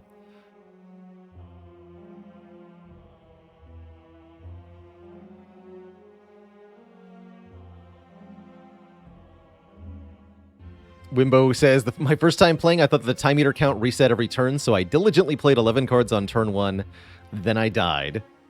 Yeah, that's tough. That's tough.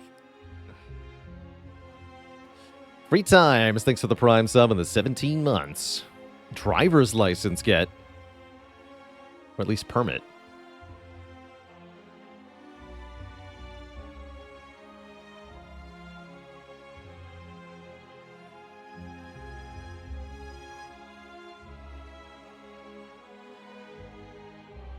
Pensive says, my first Ironclad run, I quickly realized, oh, these strike cards are pretty bad. I guess you're supposed to replace them all. And you were right, but not in the way you thought.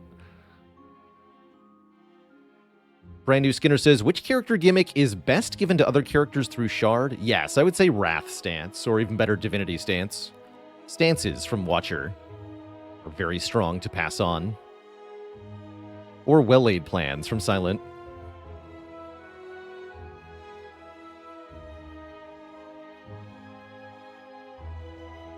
Fluffy Puffer says, I thought Time Eater's turn stop was random until my friend told me to stop spamming cards. There you go. Who is best with Shard? I think it actually might be Ironclad. Ironclad has a lot of abilities that combo really well with cross-class cards like Feel No Pain and Dark Embrace. And benefits a lot from Wrath. Marsim says, the biggest driver in more success in my runs was removing the starting deck. I thought that removing cards from your deck didn't make any sense at first, but it really does. When you start thinking of all cards as costing you 1 card draw, that's when removing the starter deck starts to make more sense. Did I say I liked Dungeons of Dreadmore? I did. Yeah, it's a old school sort of traditional roguelike, as in you're in turn-based mode exploring a very large dungeon with random generation, and it takes like 40 hours to do a successful run. It's got a cartoony sort of parody art style, makes a lot of fun puns, and has a pretty crunchy roguelike under its skin, too. So I enjoyed it. I wouldn't go and say it's the best roguelike or anything, but I think it's a good time. And it was a great product of its time. It's a pretty old game now. But it only takes 30 minutes to fail a run. That's right.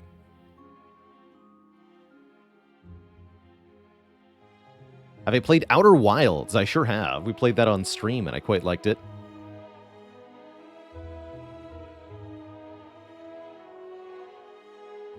As far as more traditional roguelikes go, I'm still waiting eagerly for Stone Shard to leave early access, because that one looks like a fairly promising roguelike. Aaron W. says, what do I need to make use of Wrath with another character? Retain is sufficient. Particularly the card Crescendo is just an easy slap into any deck because it has automatic Retain on it. So Crescendo, as a common from Watcher, very good cross-class pickup. The idea is you enter Wrath on the turn when you can kill the enemies with your double damage, and then you just win. Trying to block while being in Wrath is going to be really tough. So also works with stuff like Intangible. But honestly, just enter Wrath and then kill things as quickly as you can is often the strat.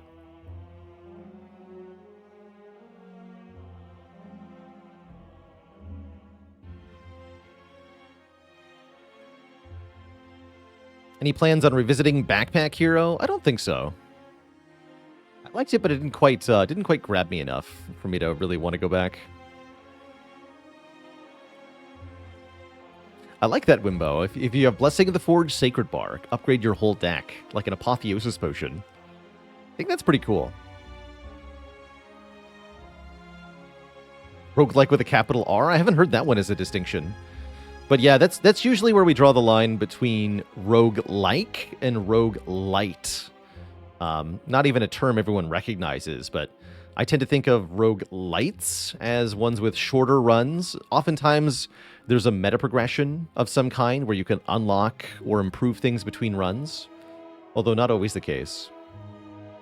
And roguelites typically don't involve turn-based combat on a square grid, whereas the roguelikes are more traditionally going to be tile-based dungeon explorers, where every time you move a tile, all the enemies take one turn as well. It's a very specific kind of, like, core mechanic.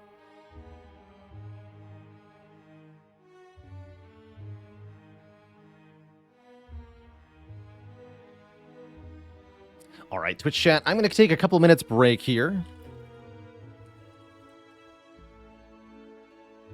Grab a bit more water, stretch the legs a little bit. When I return, we're playing some Against the Storm. Continuing our Queen's Hand playthrough. Be right back, everybody. Don't go nowhere.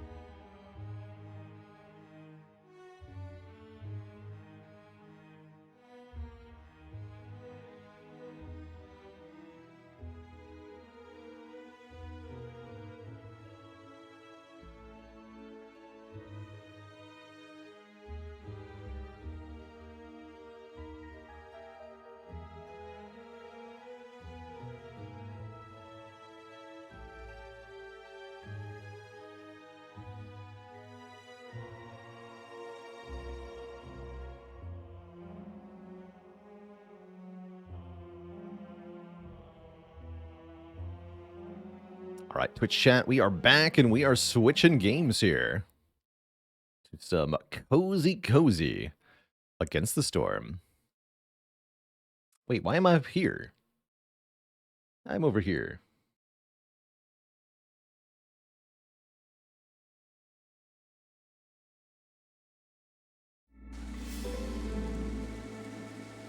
Welcome back, one and all, to Against the Storm.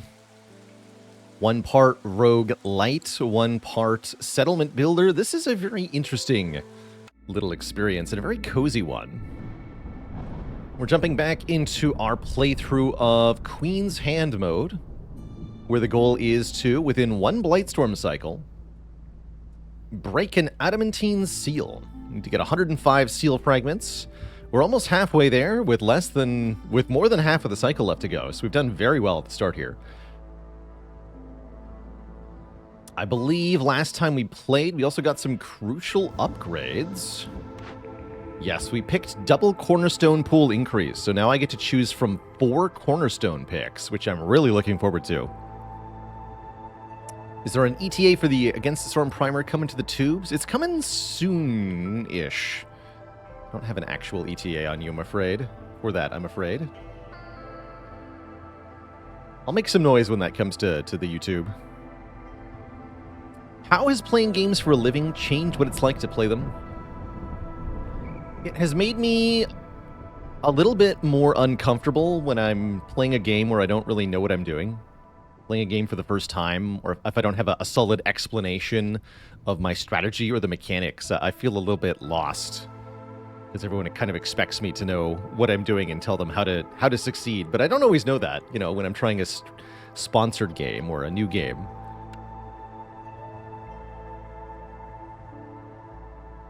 It's also helped me enjoy games more. The thing that...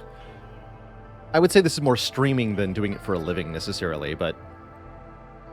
I really enjoyed that having my game content put up live kind of forces me to be honest. The big thing that streaming did for me was make me stop save scumming. This is coming from somebody who was playing XCOM back in the day.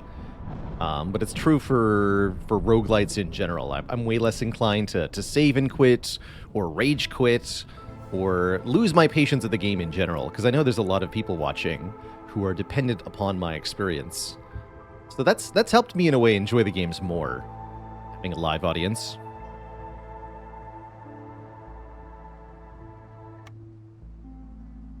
So we're going to do a weird thing with our settlements here. I'm going to backtrack. I'm going to settle next to the Royal Woodlands here. Like a crazy person. And this is quite an option for starting resources. Humans with 5 bonus parts, 10 bonus tools. I like that.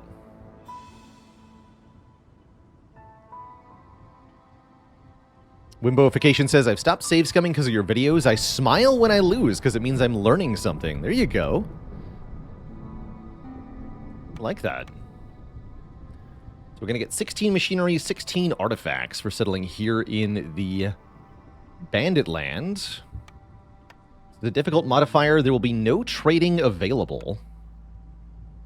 Which definitely makes things a bit harder. 10 bricks ain't bad either. But yeah, I'm going to take humans here. Why are we backtracking? We're backtracking to get some valuable nodes, basically. We want to hit these map modifiers, which give large rewards. And then I want to head back towards Frosts here. But it's for the machinery that we're backtracking, ultimately. Machinery is a very valuable resource in Queen's Hand mode. If we push over this way, we get artifacts, but no machinery.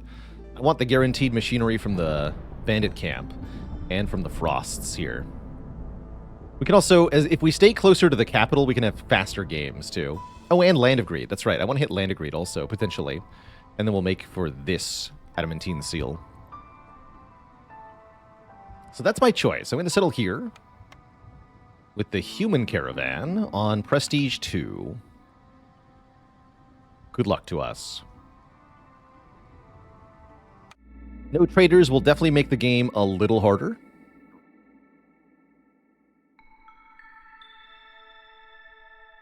But that's okay.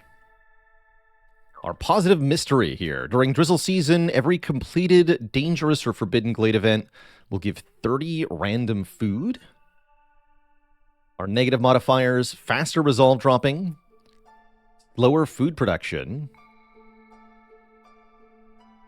Oh, geez. Melancholy.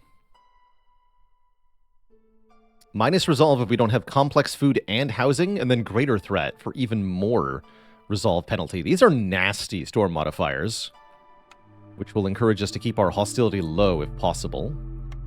Kind of a bit worried about that, actually, but oh well. We will sort it out, I'm sure.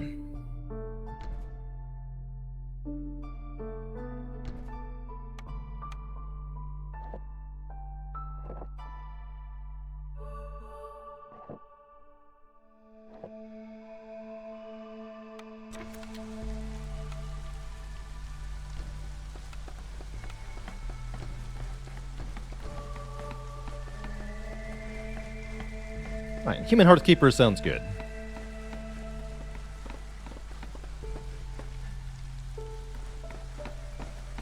Did I play Sea of Stars with the Tactician's Amulet? No, I didn't actually realize we had the Tactician's Amulet until the very end of the game.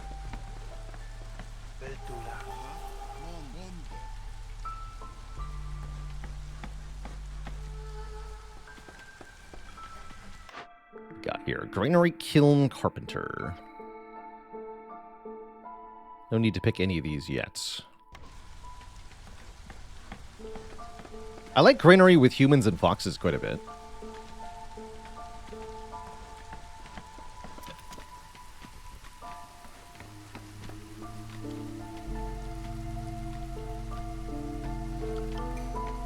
Okay, our first cornerstone, again, picking from 4, which is ridiculous.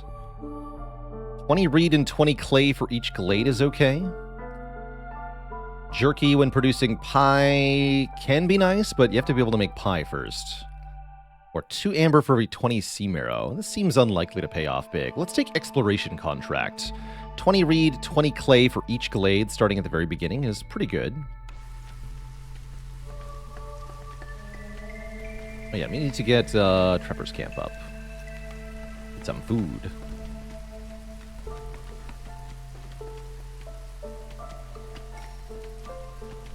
Our first orders are here. I usually don't open orders until around the middle of the first storm. Although our storm timing on glades isn't as important as usual because there's no trader.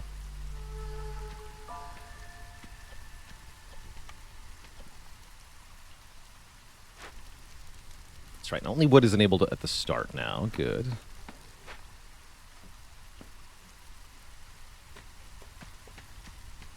Shop faster, my children.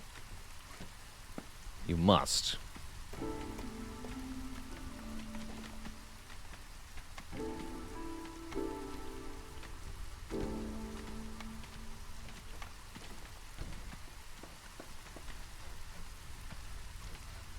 That means no trade routes either.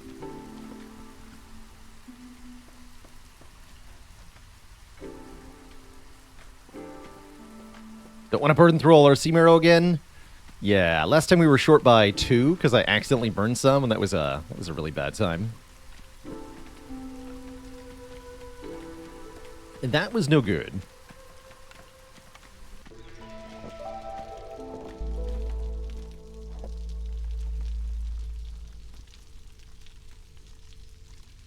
So we're into clearance here, the second season per year. Every year has 3 seasons of 4 minutes each.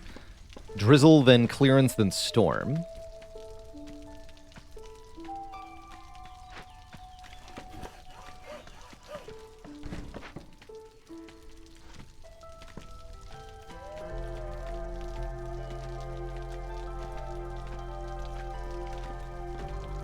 Yeah, I have the burning off by options. With no trade routes, is it possible to get orders for trade routes? I don't think so. Pretty sure you can't. I do want to make some planks here. Up to 10.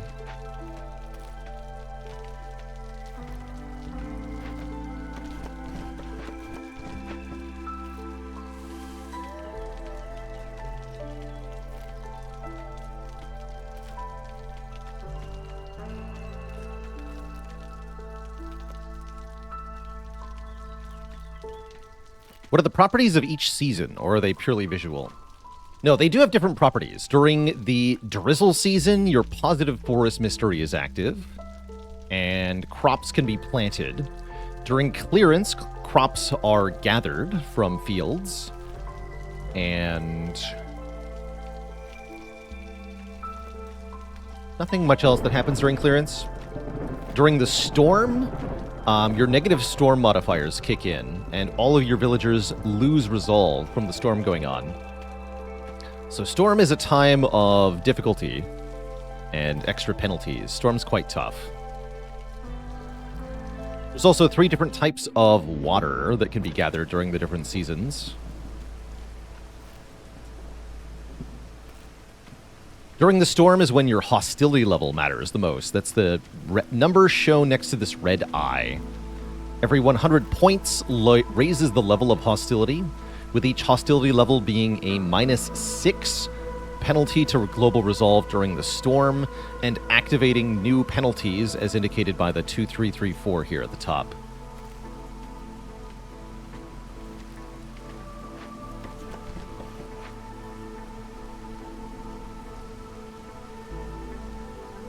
Gonna get some newcomers in a moment, new villagers for the town.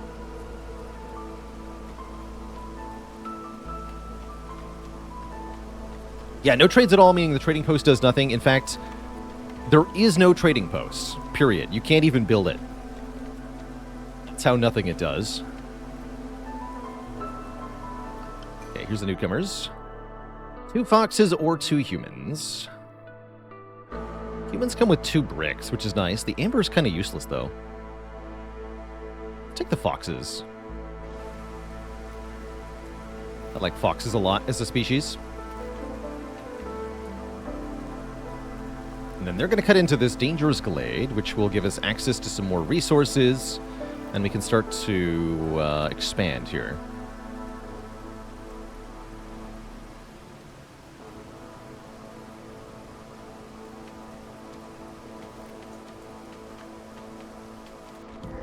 Go. So we reveal a... what is this? A Blight Rock Cauldron. Okay, these aren't too bad.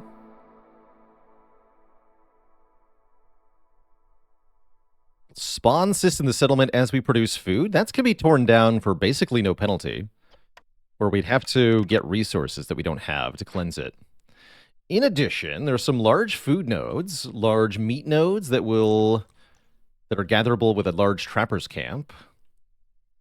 A clearance water geyser, a couple small food nodes, and 2 caches, one of which contains scrolls oil in 5 parts. The other one contains bonus pottery production and a crapload of metal. Interesting. Metal. Yeah, definitely a good first event. There is no penalty for ignoring it. It's also really easy to tear down, and we're going to get a ton of food for doing so. So I say we just tear it down right away. Only takes 3 minutes. In fact, let's cut back on food production while that's happening. I'm supposed to look at orders now. Delivers 6 copper bars. That's easy enough to do. Get 15 bricks for doing that. Okay. We know there's copper bars in one of those caches. Deliver 40 eggs. I could do that right away. 20 pigment seems harder. We're getting a bunch of food from the event, so we can afford to give 40 for an order, and that gives us an early blueprint. Let's do that.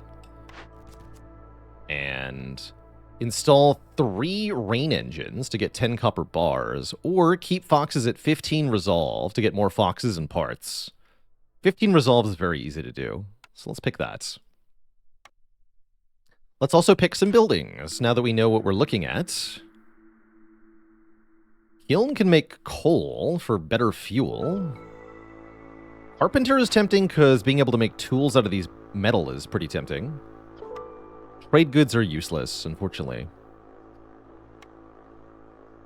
Granary could make pickled goods. We can get some containers. Fabric? You know what, let's go carpenter here. Planks and tools are very valuable. But then there's tool shop, of course. Do we grab furnace or do we grab herb garden? No fertile ground, right? Not yet.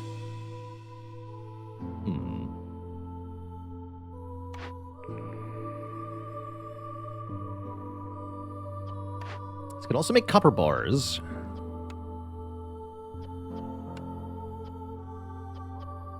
Okay, let's take a furnace. And then herbalist camp. Can gather large herbs, berries, and mushrooms. We have meats and roots, though, not herbalist stuff. Stamping mill looks really good, because then we can make pottery using fuel plus clay. That's a container generating thing. And we can make flour out of roots or mushrooms. Stamping mill sounds great. I think I'll wait until the end of the storm before we do egg collection. Cash that in, too.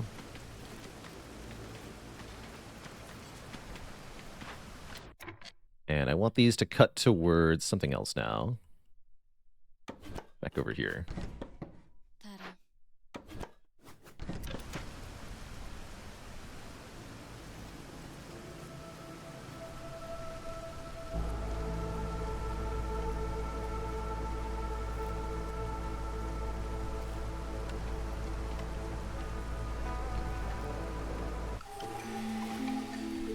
So, more cornerstones. Again, choosing from 4 here. Reckless plunder. Double loot from abandoned caches, but less resources from future nodes. That's pretty interesting. All buildings are 40% cheaper. Not going to take Queen's Gift. That's Ancient Hearth. Corruption resistance. I don't value that very much. Or 40 water skins for every reputation point through high resolve. Both family gratitude, reckless plunder, and cheap construction look pretty good here. Take a quick look here. Double rewards, you say. So I could get 40, 60, 60. Holy moly. That's a little absurd. Question is, how do I actually open those caches? There's not a lot of stone on this map type. We'd have to get sea marrow or training gear. That sounds to me like I should be taking cheap construction. Let's do that. Cheaper buildings is very valuable.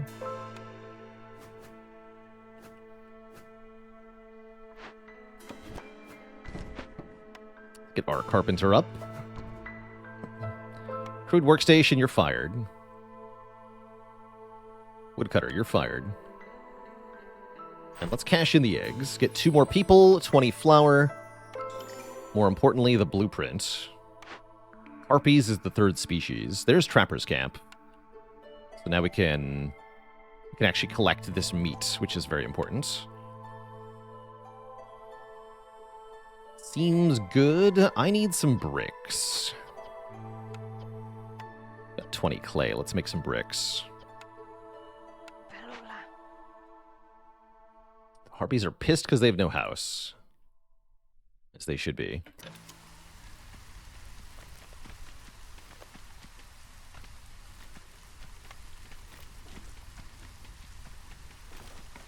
Oh, that's right. Furnace can make bricks, so let's make that first, actually.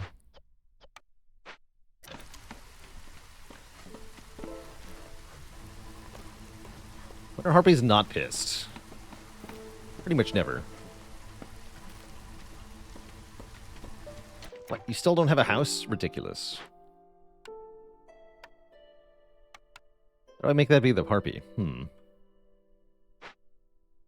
it. One more, please.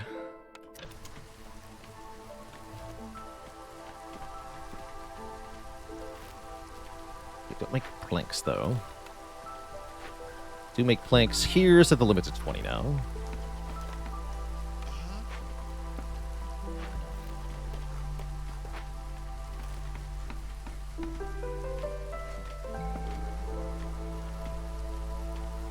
Now the Harpy's not pissed. We have very little food, but that's going to change with the Blight Rock Cauldron. Not too worried here.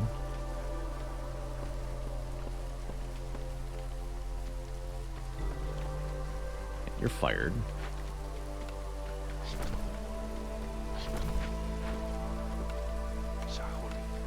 Please make bricks. Limit them to 5 for now.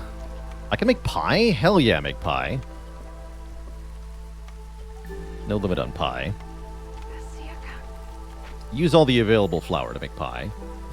Oh, and I got 30 freaking eggs because we completed the event during drizzle season with forest offerings. So it was actually 90 food we got. Very good, very good.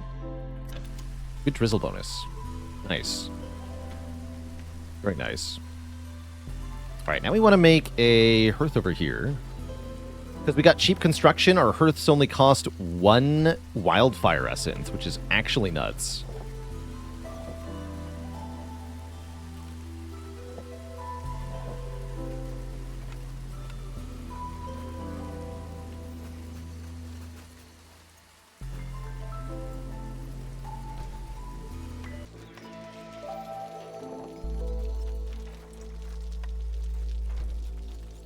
So queue all that up for construction here.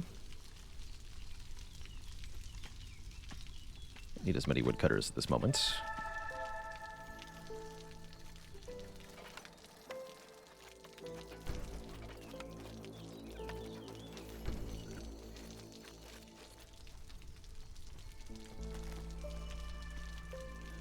We actually didn't get any blight rot cysts either. That's lucky.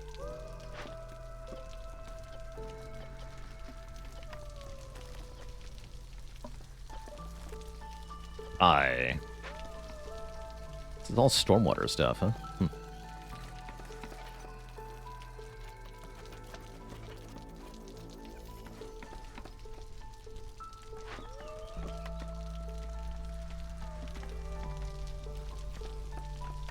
Good.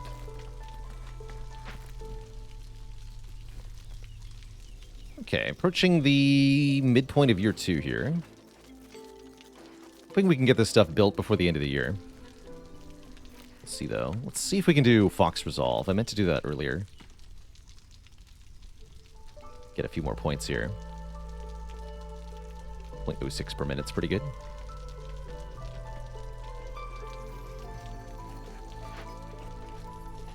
This should have been built faster.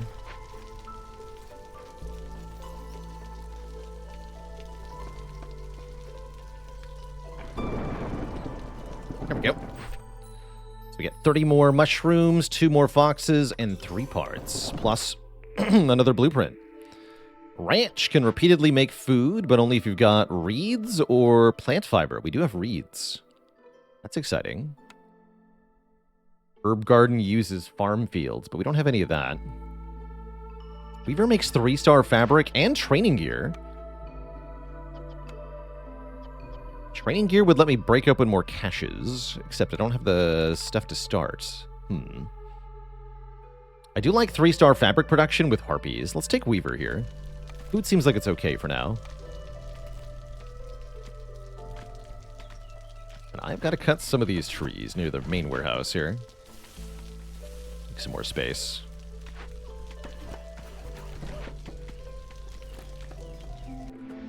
Alright, storm has begun.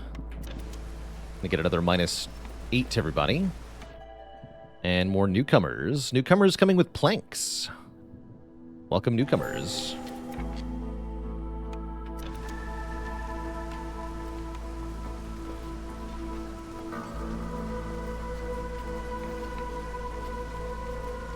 There we go. Okay, all of this should get built pretty quickly. Too many people living here. We'll relocate them.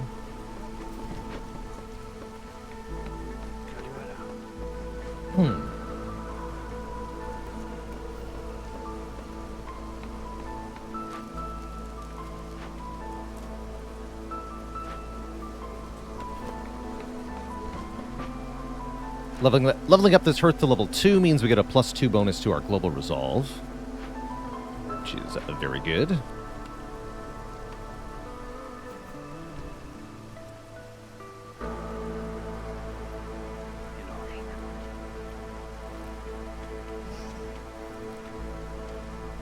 Okay, food should be trending solidly upwards now.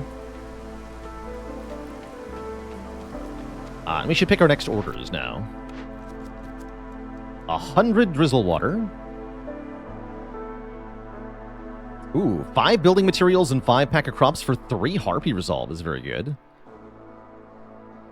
Discover 3 dangerous or forbidden glades in 9 minutes to get Explorer's Lodge, 40 jerky, and 12 tools. Wow.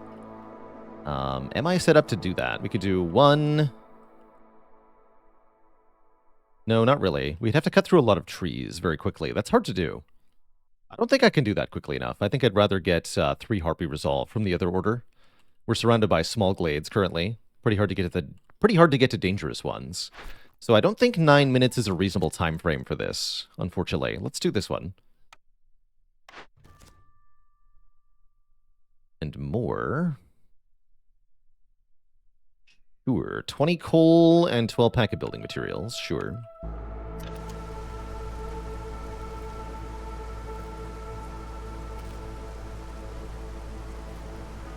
Sounds perfectly fine to me.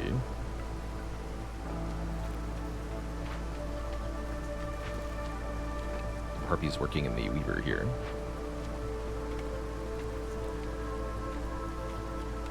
Dirty fabric.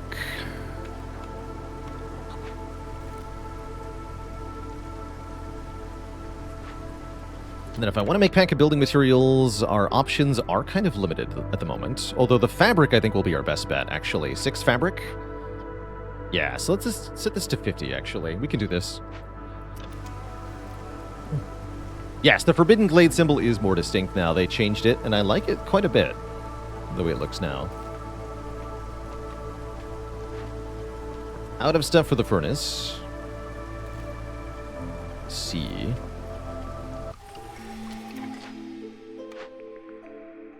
Ooh, generous gifts is pretty strong. Meat specialization. Meat production increases by +1 every 25 times it's produced. We have a lot of meat charges left. Let's take bonus meat production. Give me that. That means we'll have tons of food. Tons and tons of food. You'll love to see it. Let's get those foxes into the blue. Start earning us some more reputation here. We would like to be able to get advanced food of some kind online, but that's going to require more blueprints.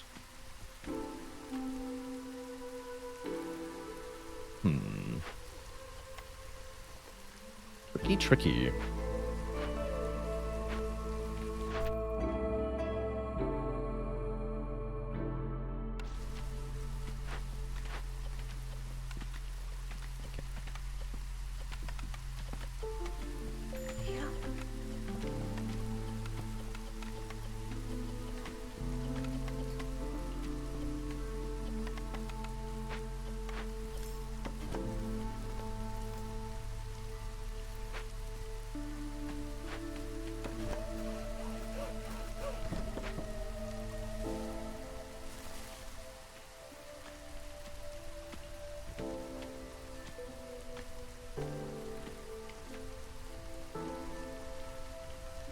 Oh, glad to hear it, Metajog.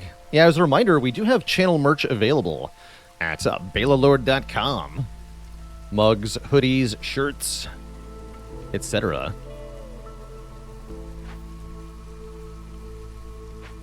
Alright, what are we waiting for here?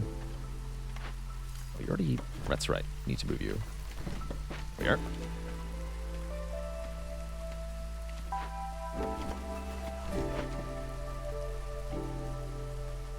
So, to get more reputation, we're going to do what, exactly? I guess we're going to do aiding the flock is the next easiest one to get. Interesting. Do these complete. Let's speed this up then. 2 workers. The fabric's getting made real quick. Plenty of fabric, that's for sure.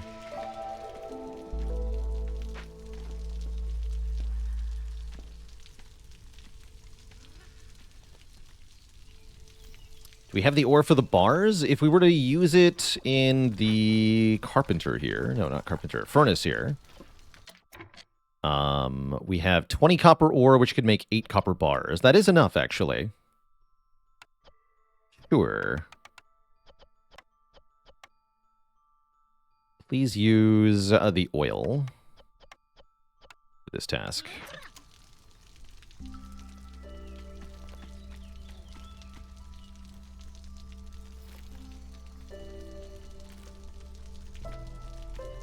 Without traders, opening caches with tools is certainly a lot less valuable, although we still get the points from it, which is pretty good.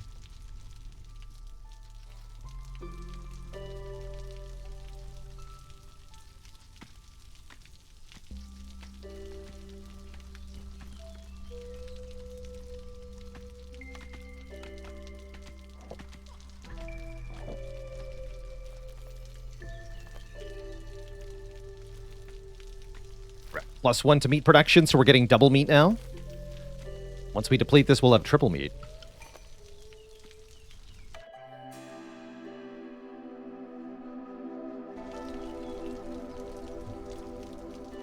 And everybody has a house still. Good. Good, good.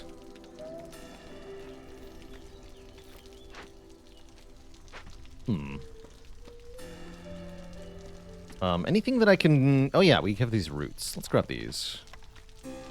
Get back to our roots.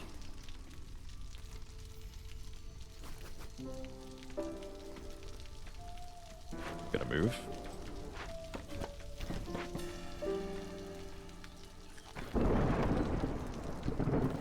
Kind of an awkward place. Got some more trees here.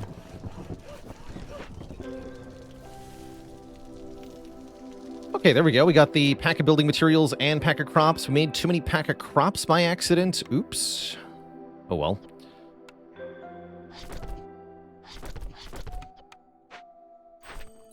So, 3 Harpy Resolve.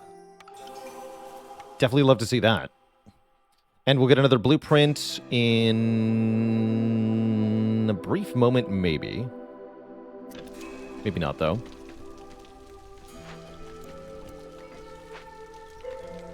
Okay, keep making pack of building materials. Actually, limit 20. Want to lower our hostility here. Don't want Rot from the Sky and Melancholy active. Harpies are still kind of pissed. They don't have a house.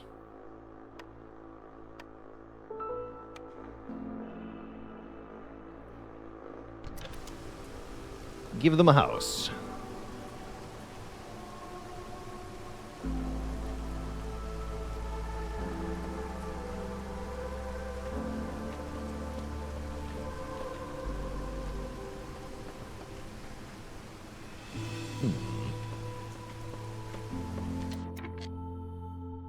Why are the foxes pissed?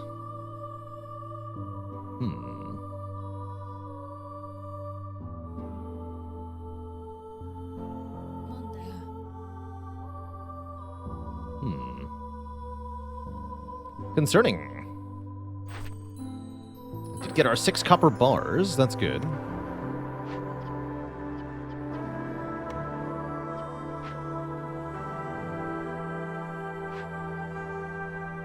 Bit of a loss overall, though.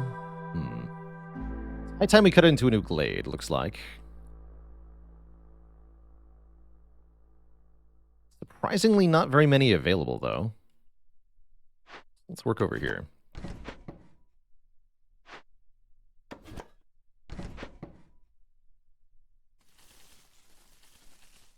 Like that.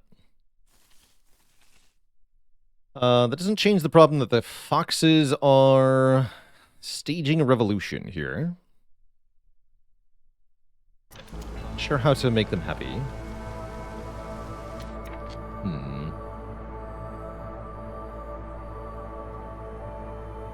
Hook up the rainwater. Oh, that'll do it, actually. Yeah, hook up rainwater. Prioritize that.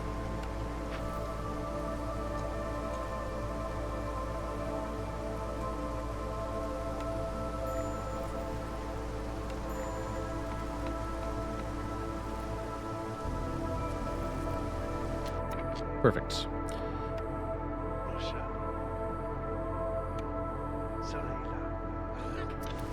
There we go. Foxes love pumping water. For some reason. They can't get enough.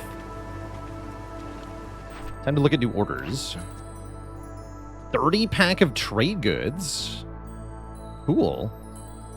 Or 20 harmony decorations, which gives us export specialization. This is easy to do, actually. And that would make it easier to make pack of building materials, actually. Okay.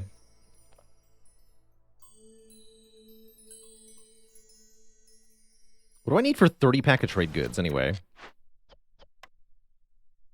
Lots of stuff I don't have. Yeah, good talk. Yes, we can take the decorations down when we're done. Exactly correct. Get 70 amber.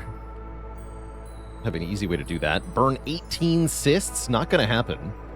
So let's go for 4 glades, 3 ancient tablets. Maybe we can make that work to our advantage. Alright, stop making pack of building materials for a minute. Start making boatload of stupid decorations.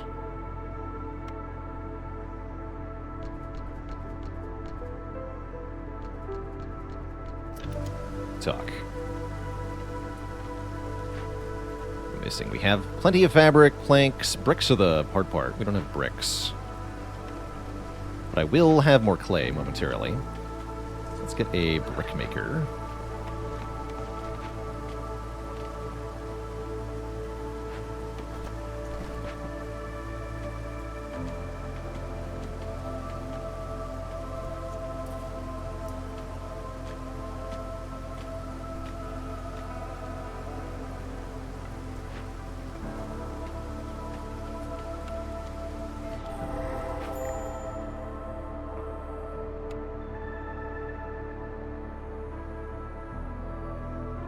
A leather worker. Can be rebuilt to make water skins. And an open vault. Can bury the entrance for half a point, or... No. We want 3 ancient tablets for sure, so we'll perform the ritual here. Although that does give 300 hostility for a little while, we can manage that during a non-storm season. Easy peasy. Right on cue, right? Perfect timing. We also get Seamera, which we can use to open the caches, finally. Okay, things are starting to turn up Baylor. We also get a lot of clay and copper ore here, which is also great news. I don't think I can manage a 3rd hearth yet.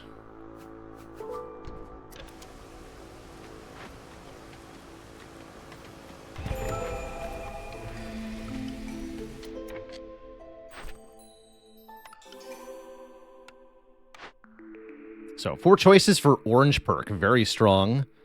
3 tools when a villager leaves or dies. That's interesting.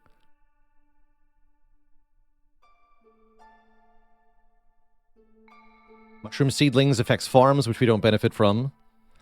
Counterfeit amber gives us amber for using rain. We're not going to do much of that. Or work safety guide bonus for having education fulfilled. Only one of our species likes education anyway. I guess we take bone tools here. So we have a way to make tools now. That's kind of cool. I'll probably take more villagers than necessary and let some die then, so that we can open caches. Maybe we welcome new people? No, I can't. Okay. Easy choice then.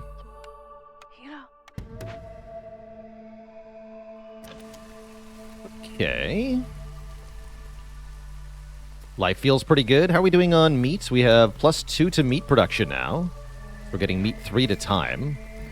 That's a lot of meat. That's a lot of meat.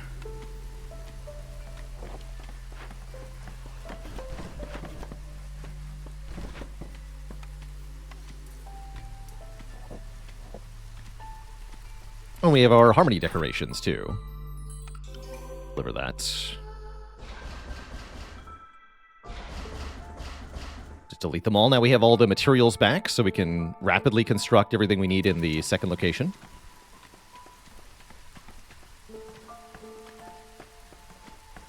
Give to the foxes. Maybe the harpies don't like that. I have 2 blueprints? What the heck? Explain how. Coats. We want coats. We already have really good fabric production. Coats will be a big bonus to happiness on harpies and humans. Smokehouse is not the worst. Only the harpies like jerky, though.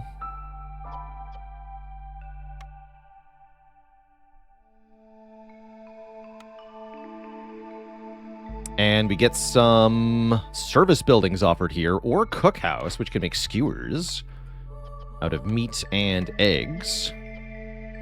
Flour yet. Wait, don't we have, oh my god. We have, freaking stamping mill. I forgot about it. But I have nothing to make into flour. That's right. Still, we should make the stamping mill at minimum here.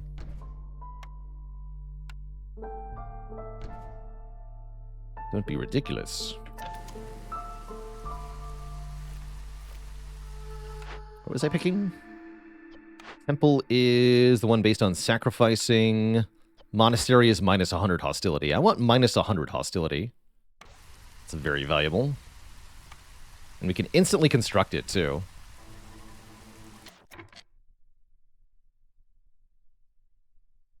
You guys are fired. Please make a stonecutter's camp over here.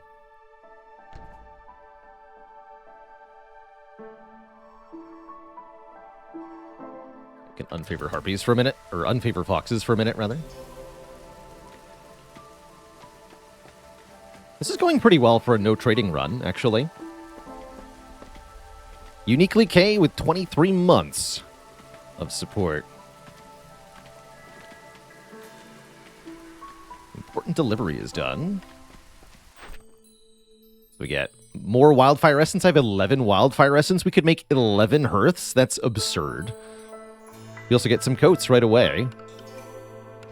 And another blueprint. Forager's Camp lets us get access to the large root nodes, and we can make flour out of that. So let's get the upgraded Forager's Camp. Get those large roots.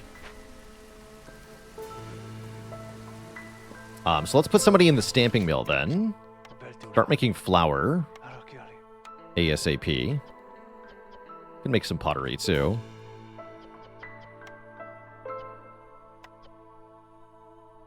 Yeah, you can make pottery.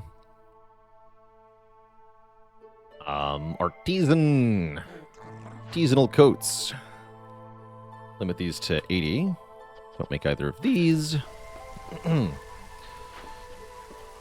have plenty of bricks. But we can make pie again. So let's re-enable pie. Pie is to be made with meat only. Okay, this is looking good now. Probably want a double stonecutter camp, actually. Got the people for it.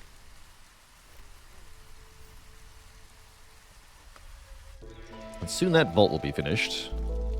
Didn't quite get the vault in time for the 30 food bonus, but I don't need it. Coats do, in fact, take a ridiculous amount of time to make, but if we hook the artisan up to the geyser pump,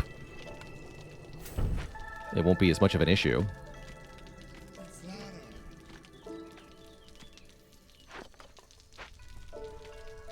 Right, humans love the monastery. Okay, this is looking a lot better now.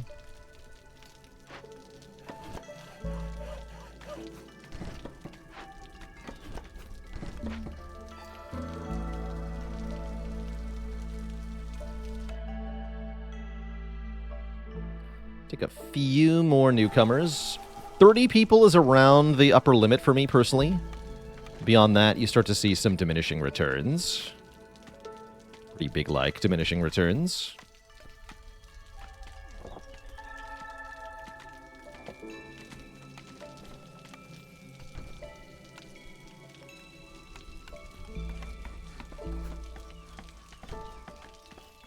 We should just move the other big shelter, right? Yeah.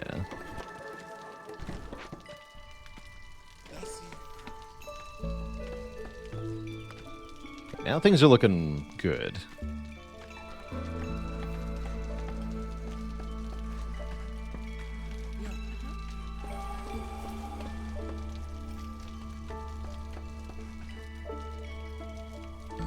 Lots of fuel, too.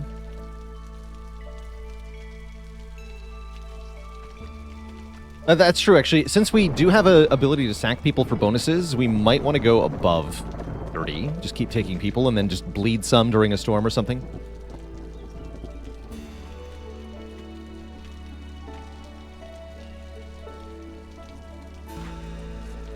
These are made much faster now. Triple Harpies working on this. Oh, we can't be at Hostility 4. No freaking way. Less woodcutters, more monastery people. 2 Hostility, thank you. Good lord. Spooky. Actually, we can even do a couple more woodcutters, eh? We can also do a different Hearthkeeper. Impatience grow a bit faster. Okay, we should be able to break this open now. Yeah, we have 88 Seamiro. I like it.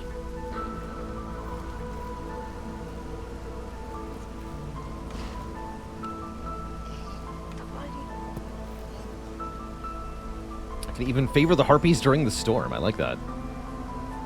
Harpies are much happier than the foxes for once. Because of the coats and the pie. What are we doing on pie? We have 18 flour. That's not bad. Oops. Oh, we can hook up the weaver too? Ooh. We're doing fine though.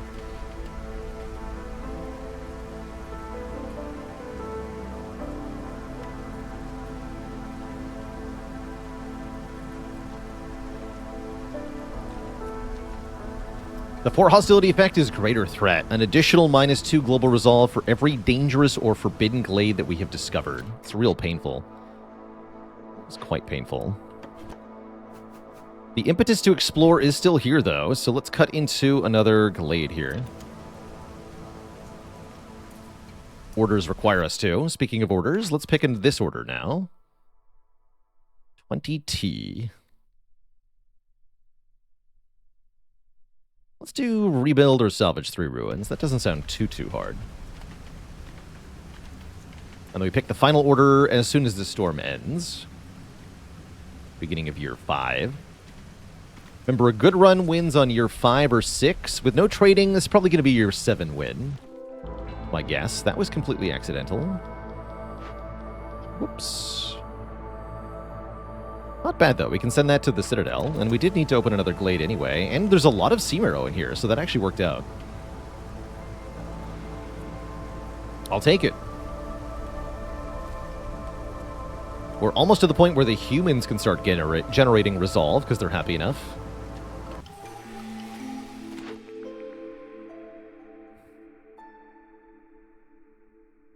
Two things that make pack of provisions, which are not so helpful. Although we do need 15 pack of provisions, so I guess peasant supplies is fine. Sure. It's not like money does any good, right? Alright, favor the humans. There's a lot of them after all. So there's a ruin we can rebuild. Final order, 22 humans. Easy enough to do. Or give everybody food. Sounds hard. 22 humans is no problem.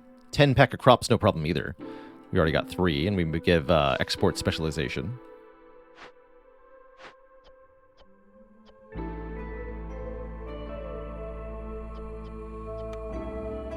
Let's burn this down. Easy enough with Seamiro. +2 to vegetable production, 20... metal, 5 parts. Seems okay. Better than spending tools on fixing it, I think. 4 minutes until next newcomers. Who can I lose here? We no longer need our 3 monastery folks. Work on this, please. Actually, wait. There we go. So that'll slow down our food production for a while. That's fine, though. How's the furnace doing? Pie is being made very slowly. It takes 17 minutes to make pie? Okay. No biggie, no biggie. Casual 17 mins. Easy peasy.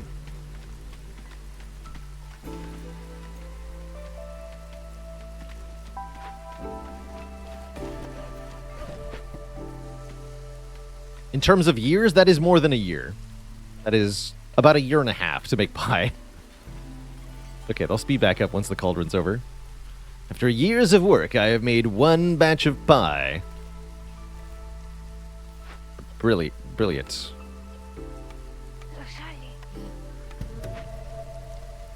Exceedingly brilliant. Okay, time for the carpenter to make tools galore. Oh, yes. Please limit these to 50. You heard me. 50.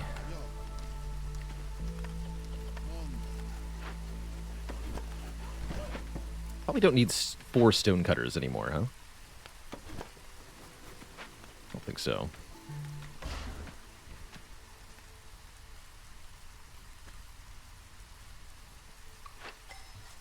I have 100 coats. Good work. And yes, we decided more people, more better. We did. We'll just lose some or whatever.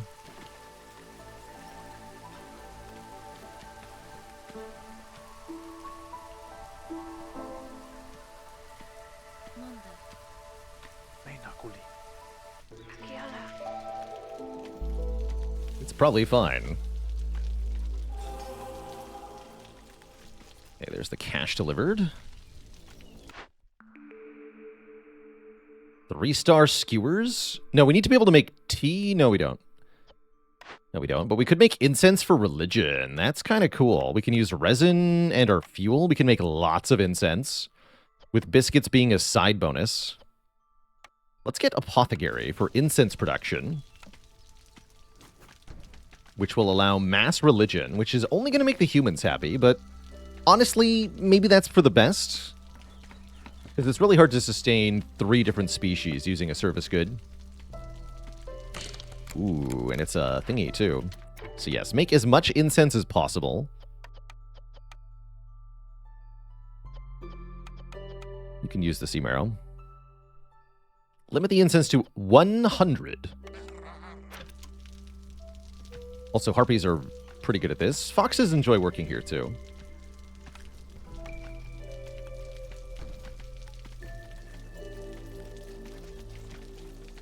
We're going to have to make a blight post soon-ish. Let's get that up now, just so I don't get surprised by it.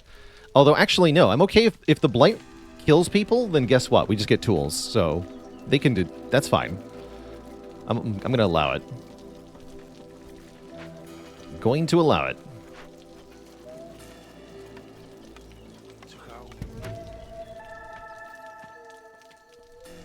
Some of you may die, but that's a sacrifice I'm willing to make. Also, we finally ran out of meat, which is not good. Cut towards this glade.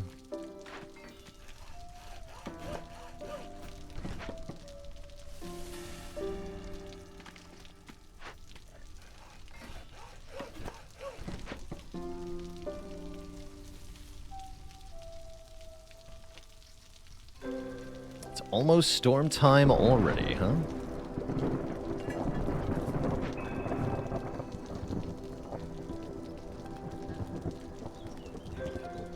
Yeah, it doesn't seem likely we're going to get a year 6 win. Could be worth using the herbs on biscuits. Biscuits are beloved by a couple species. Man, the monastery.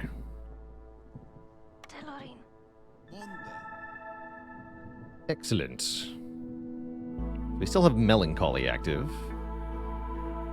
Some people have that. Let's see, it's a stack every 60 seconds. I think we'll be fine. Maybe not. Oh no, the foxes are pissed, actually. Okay, so let's lose another hostility level. That's more like it.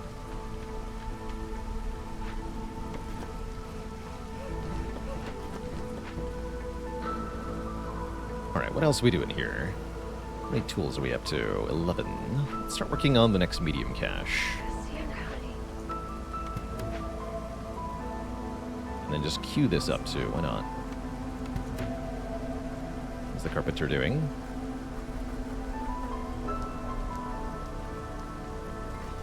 See, they have to make their own planks. Prioritize planks here. Could go for a double carpenter. It's probably worth it.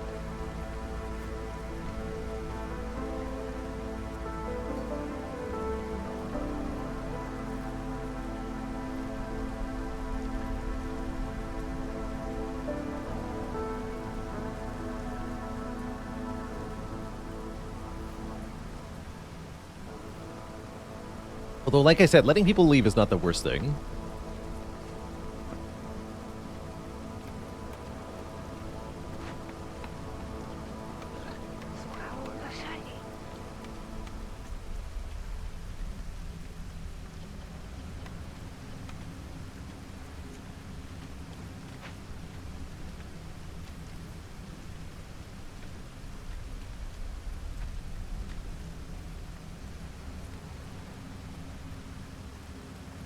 Okay, good.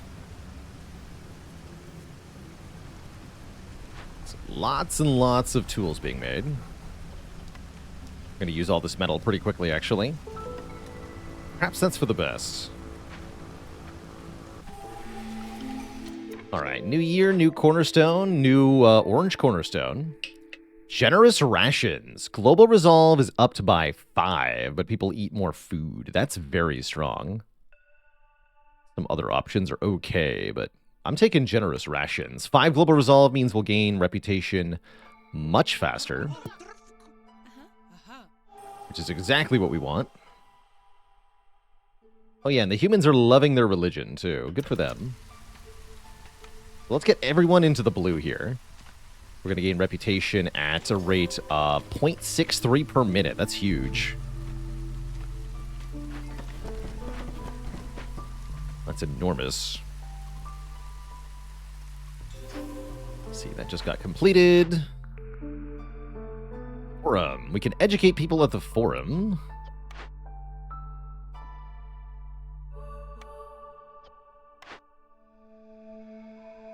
%15 chance of double yields is good. I have no bricks, though. Look at all the stuff in the storage of the carpenter. Or the furnace, rather. It's insane.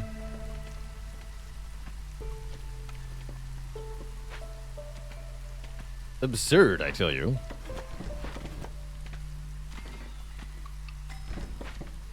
Newcomers are waiting. I'm not sure I want more.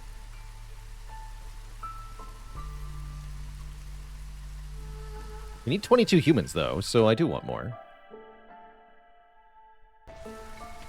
Even more people.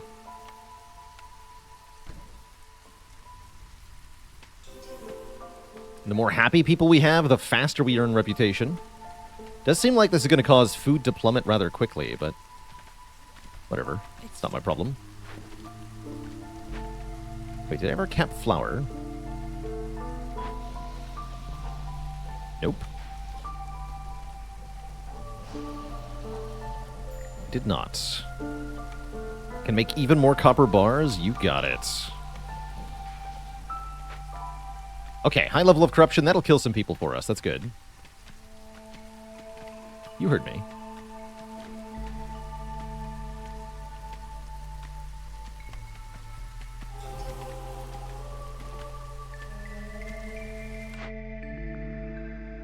Scribe can make 3-star scrolls. Let's do it. The thing that uses clearance water, too. Then we can educate the harpies properly.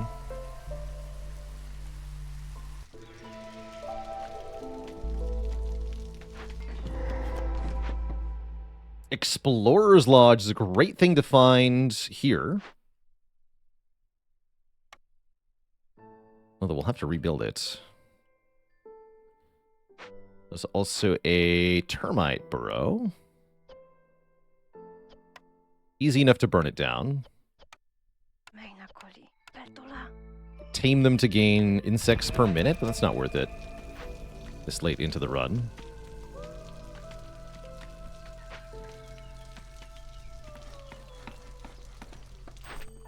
So we get 12 tools for completing archaeology. 2 more wildfire essence. I've never had so much wildfire essence as this game.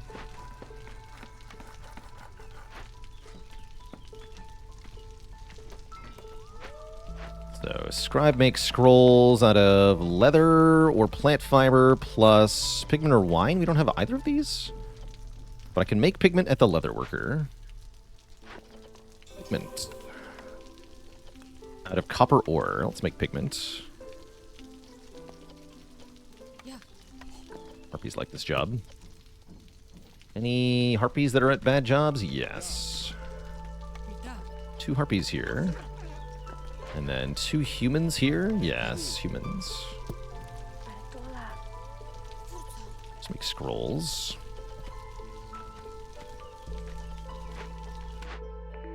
This might actually be a 6-year win here. Although the storm is coming up real fast. I have to earn 3.5 more points? That seems exceedingly unlikely, actually, upon review.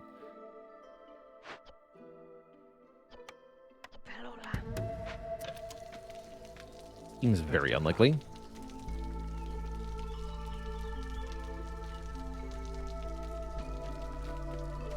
But we'll do what we can. Also need 3 humans at the forum. Let's lose the stonecutters.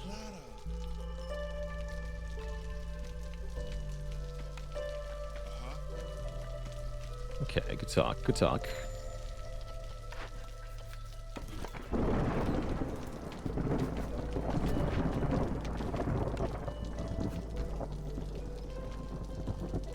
So yeah, a 7-year win sounds about right for no trade.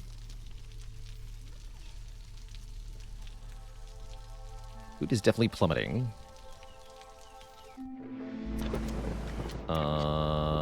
Less woodcutters, thanks.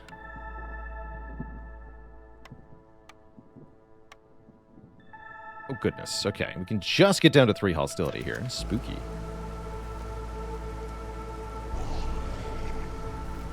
The Blight Cysts will kill 3 people. I don't care.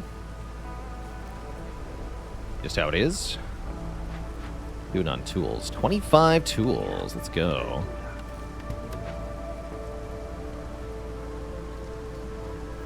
Any more caches? It's already been rebuilt. Okay, so we'll have to cut into another dangerous glade or something.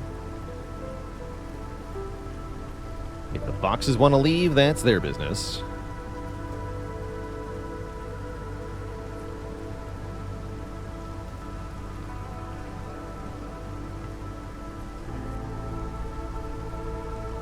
Everyone's getting stacks of melancholy here, which is hurting them.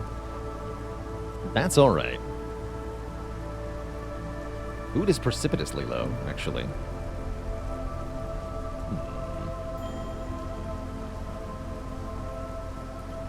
Concerning. Yeah, because we're no longer making meat, huh? Get another couple of these.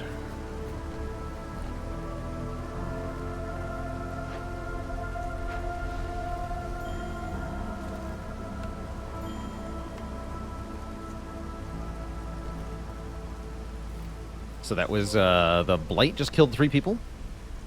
Lost a Firekeeper. This one.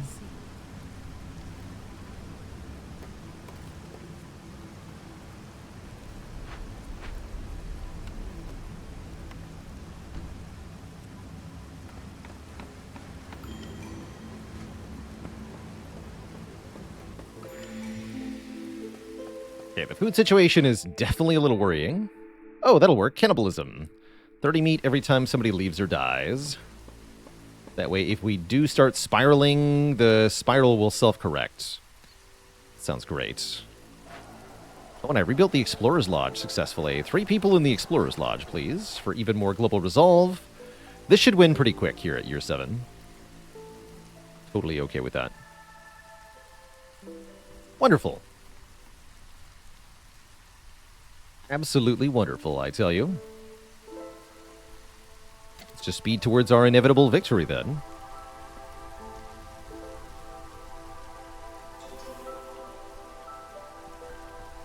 What's the best way to go about learning this game? Giving it a try, just playing a few games, I think really helps. It's quite hard to understand everything that goes on without being in the pilot's seat, so to speak. I do have an Against the Storm primer coming out to my YouTube soon, but it's not there yet. Otherwise, I would recommend that as a starting point. Oh, no! Stay happy. There we go. GG. A victorious settlement. A mere 7 years to win, scoring us some critical machinery here. Back to the world map.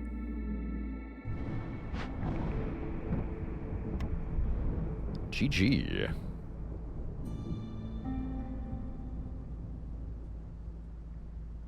Definitely looks crazy here, right? This formation. Sleepy Grimballs with the prime sub in the 2 months. GG. Yeah. So what unlocks can we get now? We have a lot of food stockpiled. Beaver House, Human House, Lizard House. I like Lizard House. Also buy the better blueprint options, but I think we should progress more through these at the moment. Using our machinery. We have 13 left. Incense and scroll delivery line. Do you like the reduced fuel consumption? Let's unlock these. +1 trade routes. Ooh, that's good. Start with 5 fabric. No, I like stocked caravans a lot. Embarkation bonuses you choose before starting a new settlement have 20% more resources, says stocked caravan. Which is, I believe, a lie. Just a straight up lie. Because you would think that that means that the roots, eggs, and wood are 20% more, right? You think that would just mean 20% more of these. Which is not a very big bonus. However, my understanding is that it applies to quite a bit more than that. Let's double check here. Yes, so everything in the box, basically. Although not the bonus ones from these, but everything that we start with just got a 20% bonus. So we get more eggs, more wildfire essence, more coal. We have 24 now, over 20. These get a bonus. These get a bonus. It's a lot of bonuses. So that 20% more embarkation stuff is really good. That's what I'm trying to communicate here. Ooh, Field Kitchen? Not having Field Kitchen is kind of spooky. I would like to play with Field Kitchen this time. And now we don't have enough machinery. Like I said, the machinery is usually the limiting reagent here. We can get 5 bricks or more goods for newcomers next. Paduro finally lost their first Against the Storm run. Yes, no orders is really, really bad. How bad? Well, we're actually going to find out with our next settlement here. Because our next settlement is going next to the Fishman Ritual site.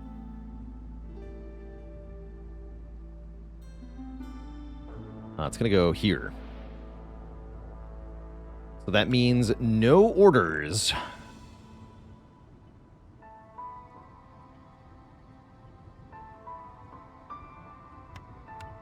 This is the Coral Forest.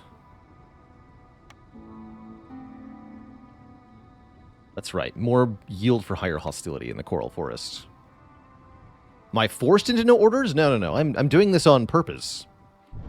Just because I want to. We don't have to, but I want to. And that'll let me settle near the frosts. So we're going to do no orders and then frosts. And soon we're going to start beelining over here. That's right. Resolve and caches / glade events only. Which is definitely tough. Question is, how tough? I think I'll choose humans and beavers. However, before we jump into another run here, Twitch chat, I am going to take a quick break, refill the legs, stretch the water. When I return, more Against the Storm. BRB, Twitch chat.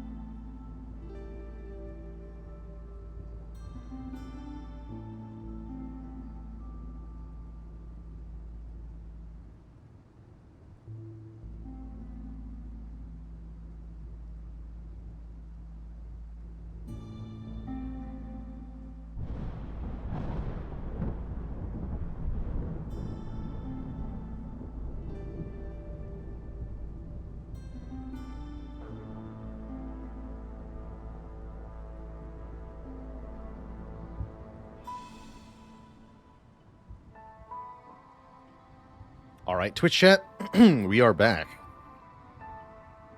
So, starvation min-maxing being discussed. As Tom in chat notes, basically, each time your villagers take a break, but there's no food available, they'll gain 1 or on high difficulty 2 stacks of hunger, which does add an increasing resolve penalty.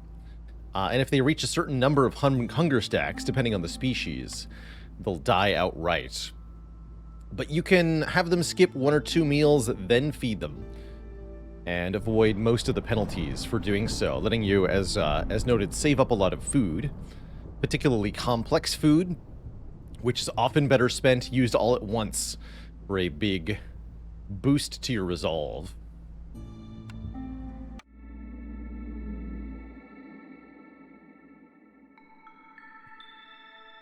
I really haven't played with that much, but it does seem pretty strong. Our bonus is that geyser pump operators get more resolve. What the heck? We have greater threat again. Penalty to mines. And as mentioned, this is a no orders run. So we don't get any orders on this map, which is definitely kind of bad.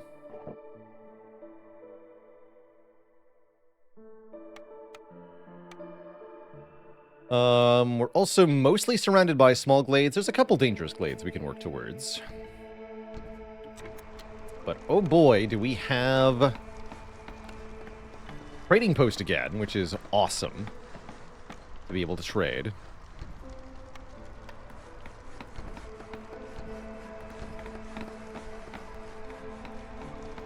Hate when the hearth is this close to the warehouse. It's a little annoying. I don't mind it too much. Tool shop's interesting too, actually. A lot of good options there. I see we have lizards as the 3rd species.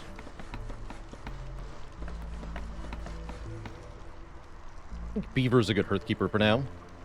How often do I use archaeology? Not all that often.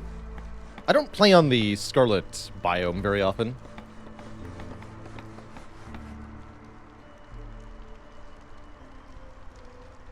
Okay, these were supposed to be built a while ago. What's going on here?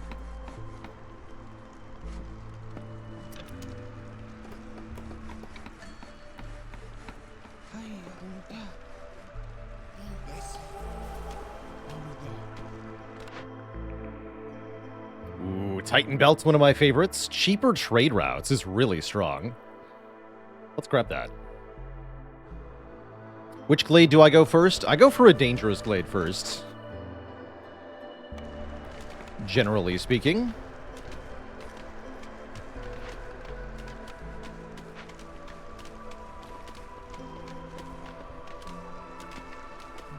Do you by default get species bonuses on Queen's Hand mode? Nope, they have to be unlocked 1 at a time.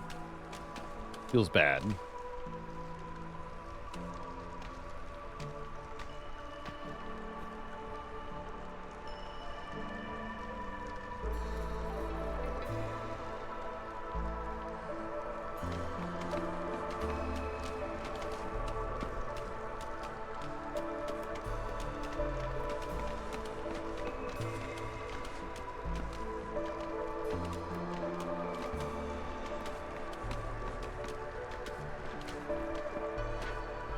My current philosophy on glades is as few small glades as possible.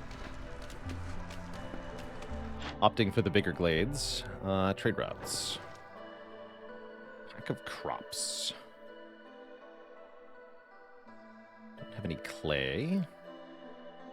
Okay, nothing I have. That's fine.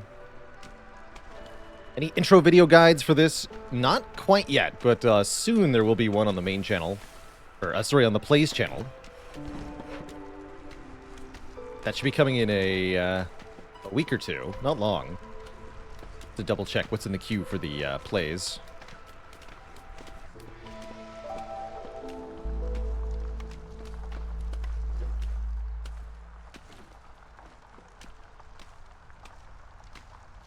Okay, so still no trade routes I can do. If I get pack of provisions, I can sell parts for 6 amber apiece. We should definitely do that. I have lots of parts that I don't need. Let's grab the makeshift post.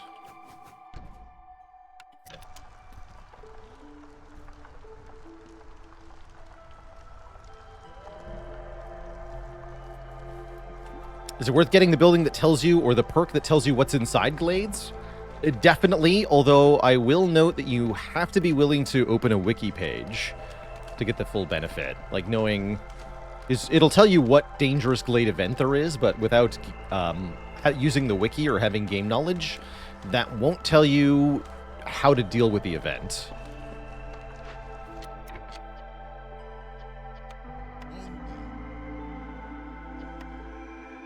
Alright, yeah, make some pack of provisions, please. All warehouses share their stores, that's correct. What are you doing?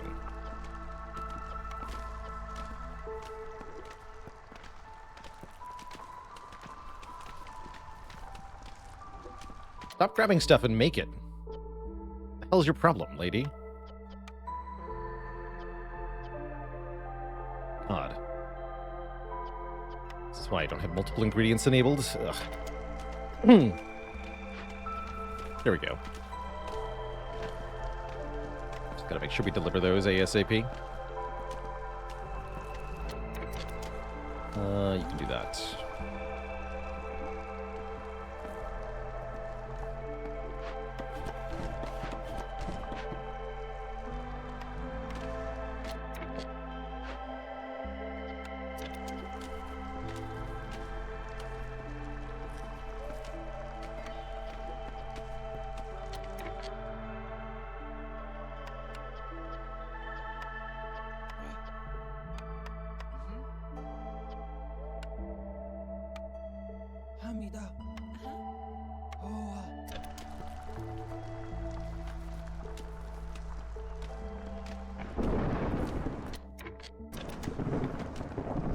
There we go.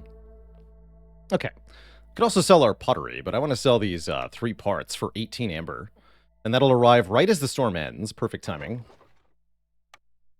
Okay, you two are fired? I'll make one more, actually.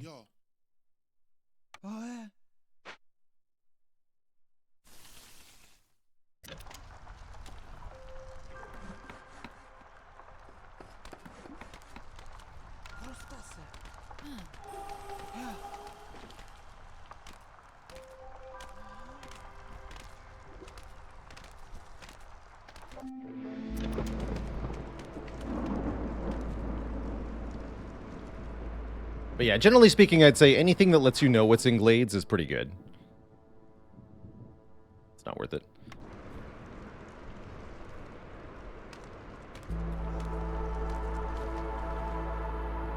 Being able to seek out Glades that contain large resource nodes that you know you can collect from, being able to get caches or buildings that you know you want, or just being able to know ahead of time what the dangerous Glade event is. These are all really good things for a run.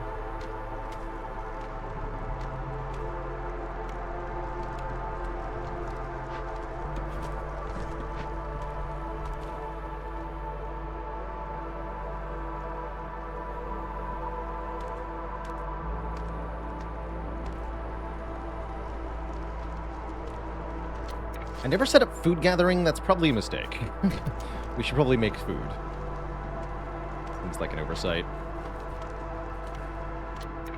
Okay, you're done.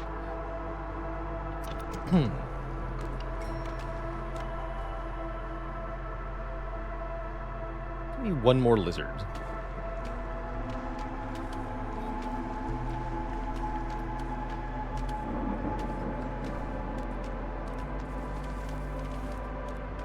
So I like to open the Dangerous Glade around the halfway point. This is normally when I open my first set of orders, but there's no orders on this map, so tough luck for us.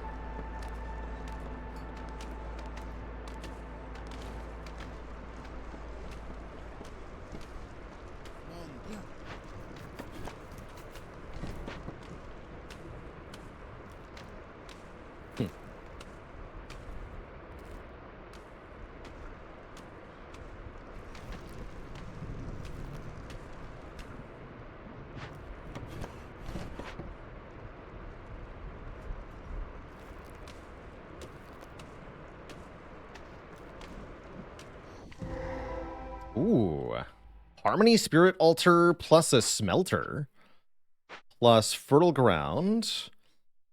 Coal that we can mine. Large herb and veggie nodes. Pretty good glade overall. An encampment we could use to get more people or some money. If only we have excess food. We can calm the spirits with our 30 oil and the 15 amber we started with to make each unique service building give 2 global resolve. That's definitely what I want to do. I really like the converted Harmony Spirit Altar on my runs, so very happy with that.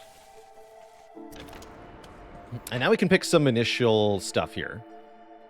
So we know that we have a giant vegetable node. I think I just take Forager's Camp to get that. This is a service building. But granary makes pickled goods, and beavers and lizards like pickled goods. We also started with containers, so I can start making pickled goods immediately. I'll take granary. Smelter, we already have a smelter we can salvage, so there's no need to get another one. We'll take either rain mill or stamping mill. Stamping mill makes less good flour than the rain mill. Flour's pretty valuable. But stamping mill can also make pottery, which is containers for the pickled goods. And clay is easy to get, I think. So let's take the stamping mill. I like that quite a lot.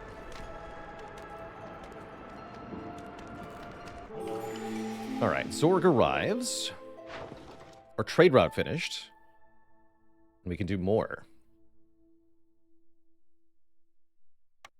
Look at the blue cornerstone first, trade hub.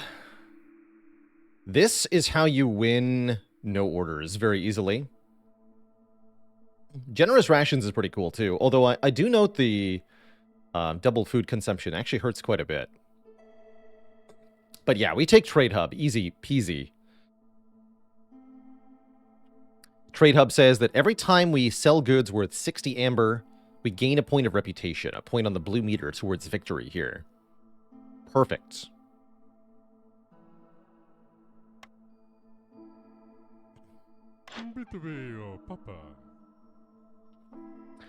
Zorg has some basic stuff here for us. Probably not a lot I want to trade with Zorg, just a few planks would be good.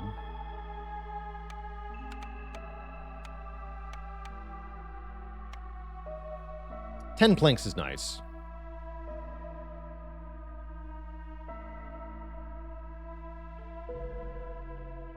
Yeah. And let's get people working on the altar now.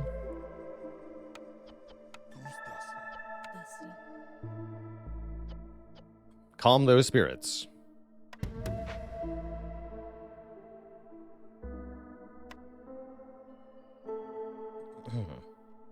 Let's see, what else here? Trade routes. I am down to sell 8 crystallized dew for 8 amber. That seems worth it. Plus, every time we sell goods, we earn reputation, so getting a head start on that is a good idea.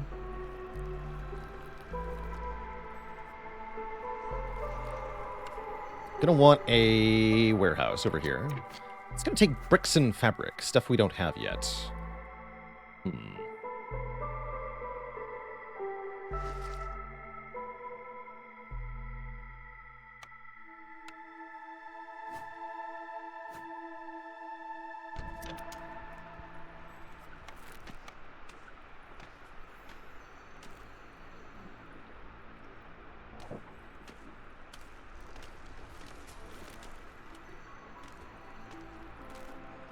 Oh well, I suppose.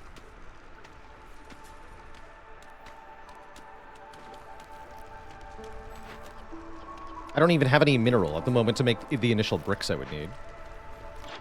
This guy didn't have bricks.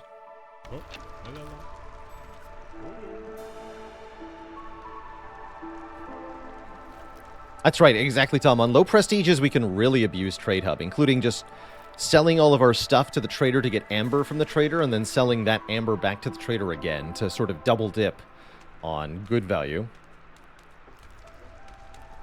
Do some very broken things. And I will. Oh, yes, I will.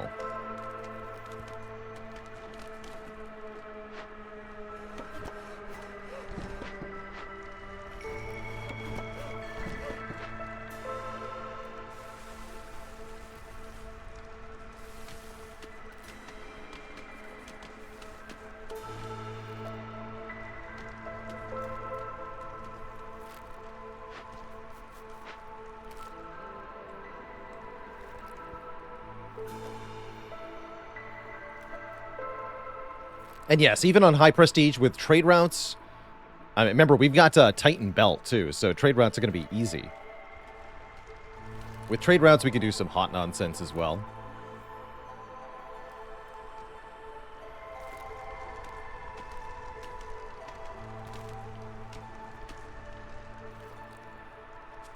.01 per minute. The power. All right, this finished? No. Not yet.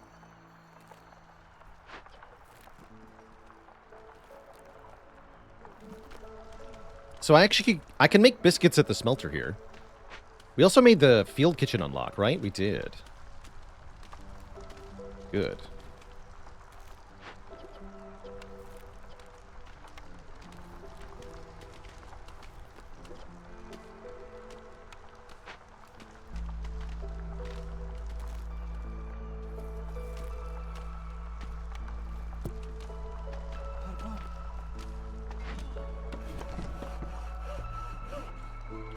Yeah, just 100 minutes per resolve point. No problem.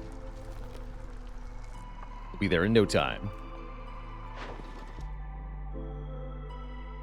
Don't sell broccoli. Don't do it.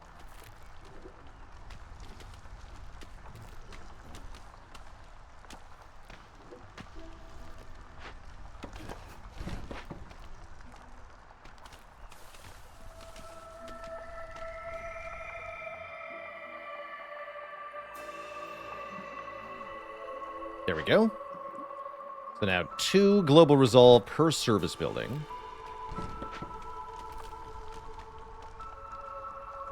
We'll just have to unlock some service buildings.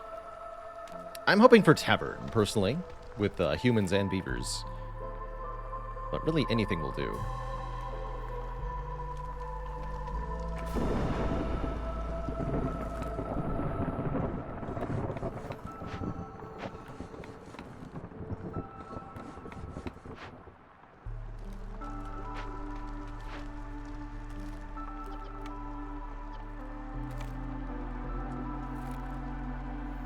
Perfect.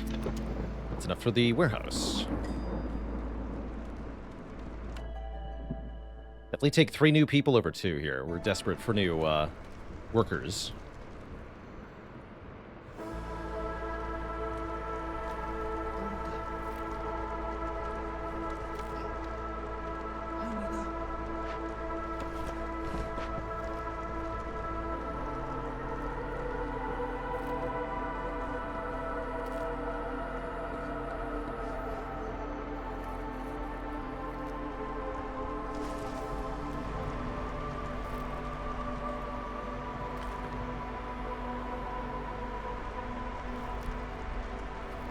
Oh yeah, we have stone here. Didn't even notice that. Let's cut some stone.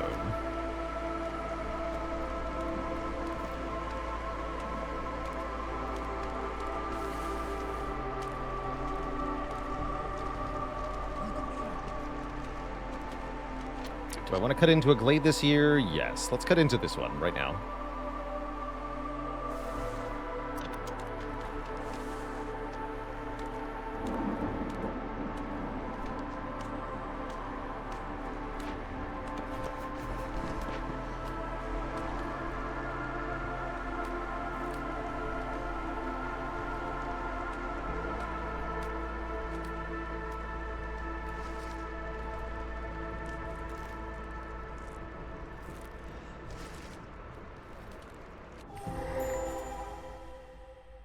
An Altar of Decay. Lowers hostility whenever somebody leaves or dies. Probably easier to just burn this thing down. We'll get a temporary hostility penalty. Based on how much wildfire essence we have? Wait, we have a ton of that. Oh, we have 8? Oh no. That's too much. That's an actual problem. But I know a way to cheese it. Well, sort of.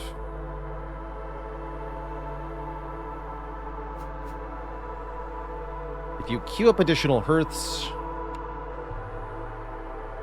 You can reduce the amount of wildfire essence you have. That doesn't help a ton here, though. What else we got in here? Large reed nodes. Don't need an advanced camp to get. More coal. A clearance water geyser. Works on the makeshift post, if nothing else. No, works on stamping mill. Even better. So we'll hook that up for sure. 2 caches. One has faster traders. I'll probably get that. The other has a lot of food. Tempting.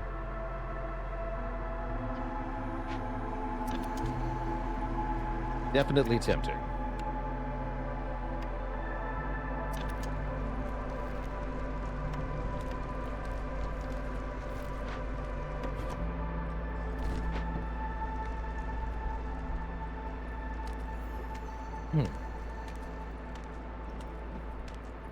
Yeah, I think we should get the faster traders one. We also get bonus to barrel production and 20 fabric.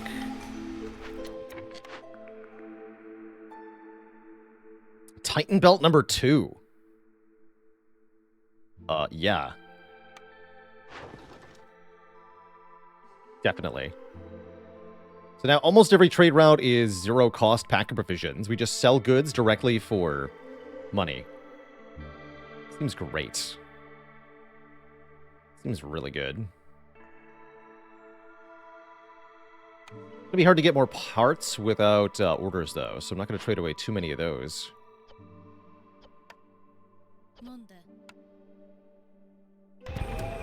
Okay, we can survive that. That's good.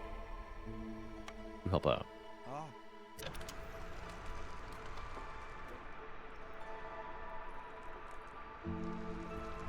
Is there a downside for Titan belts? Not really. Just good.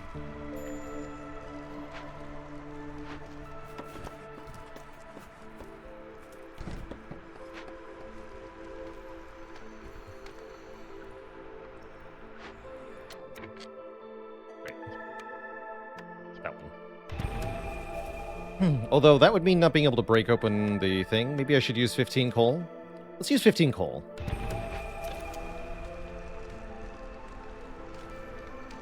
That way we can do this.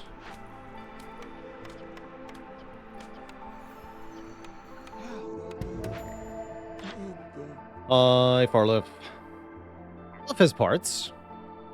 So I could buy more parts.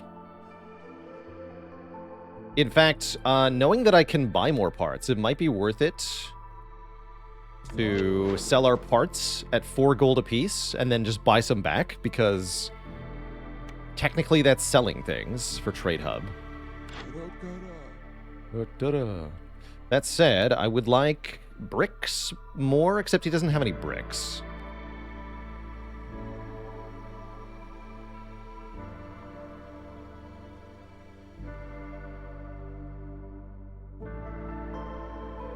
Kind of have infinite parts below P6 anyway. Again, not with no orders you don't. Just to remind everyone. But yeah, that's what I'm going to do.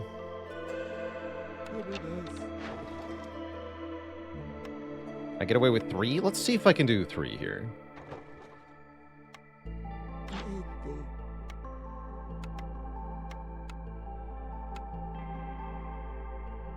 Oh, that's right. It comes from the trees, the crystallized do. Sure. Okay, that feels good. Feels really good. You have nothing else I want? Actually, that's not true. I would love some planks. Sell more of this. Yeah. Thanks. Wasn't there parts for 10? I didn't see one. We did parts for 8 earlier. But the current one available is 4. So 4 it is. 5 minutes till newcomers. Okay, okay.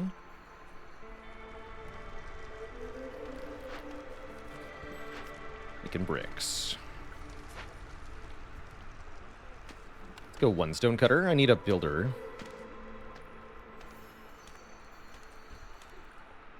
Fine. Although crazy that we're already in year 3 here. It's more like year 2. The Impatience bar knows it's year 3. Impatience will keep our hostility down, though. Having a lot of impatience is not a bad thing. Especially not when we remove a whole point of impatience for each point of rep. And we can manufacture rep basically at will with trade hubs, so I'm not worried here. Do Hearthkeepers take breaks? I'm pretty sure they do. Maybe they don't. I guess Hearthkeeping is taking a break, huh?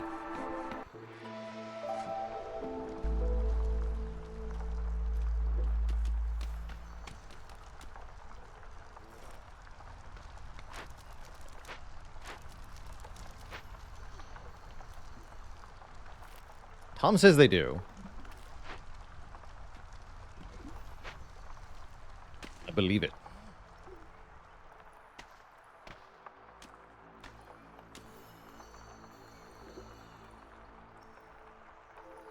Okay, so traders will arrive faster now. This poor beaver will carry 20 fabric home. We're going to need a lizard Hearthkeeper now. Let's queue up a mine.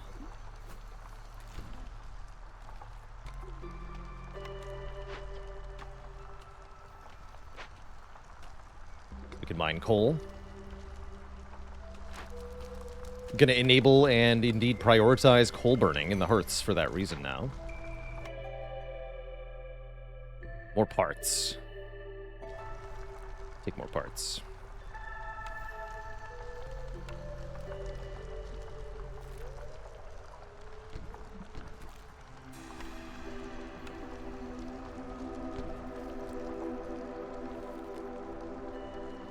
Food's doing well because of the humans.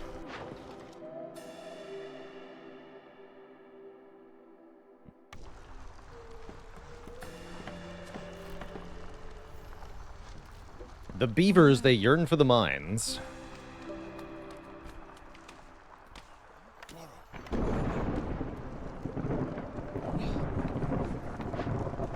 So they'll dig up coal. I think there's a secondary chance for stone, too. See, it says it if I click on the coal thing, right? Yes, 30% chance to also get stone. That's correct.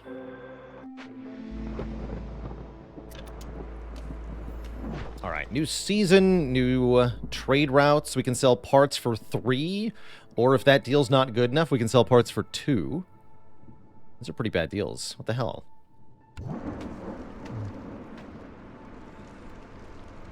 Oh yeah, there is the hostility modifier for the mine, so they're actually getting -5 instead of +5, which, honestly, they don't give a crap about. They're still happy there. Churning out that coal. We need lots of burn time. In fact, now that we have 2 hearths, I'm going to go Beaver Hearthkeeper. What glade would I like to cut into next? Let's go over here. We need a warehouse over here. Good.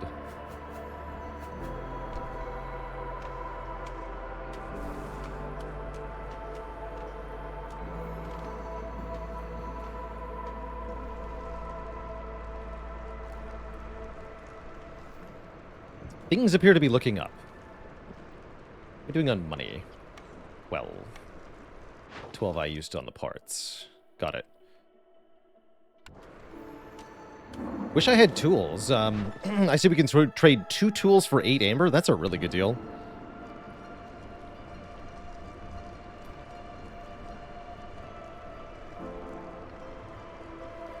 Impatience definitely getting dangerously high here. We'll have to start earning reps soon. We haven't even gotten our first point of reputation yet, which is embarrassing, but that is what no orders feels like usually. Right, we're hooking up. Nothing yet. The stamping mill.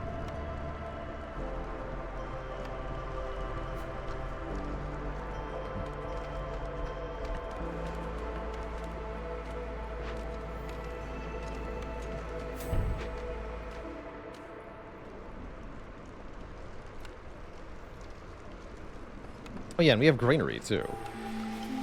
That's right.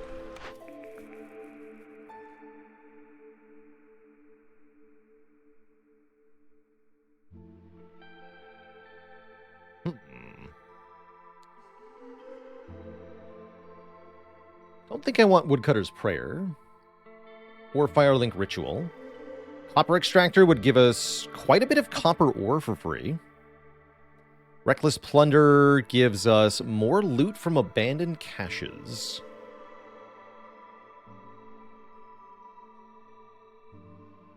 Let's say either Copper Extractor or maybe just Decline here. It feels bad to decline a orange perk choice of 4.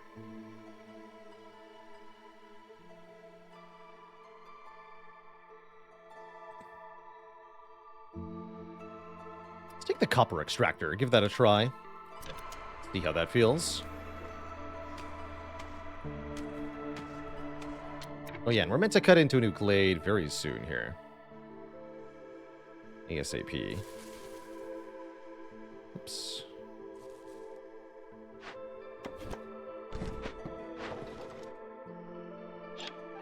One minute until he arrives. Interesting. Okay. Art sell for 6.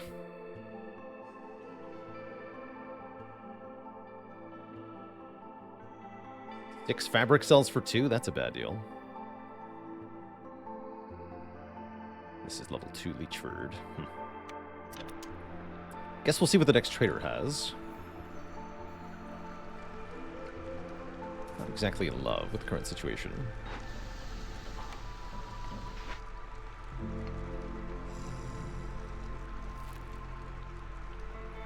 Yeah, let's get another crude workstation worker.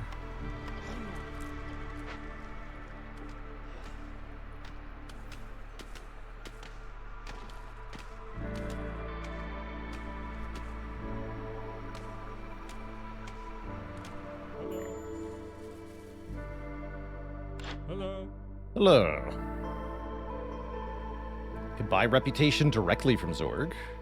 Although that's a bit of a scam with Trade Hub, quite frankly. I do not see a lot that you have that I want, Zorg. Pretty disappointing, in fact.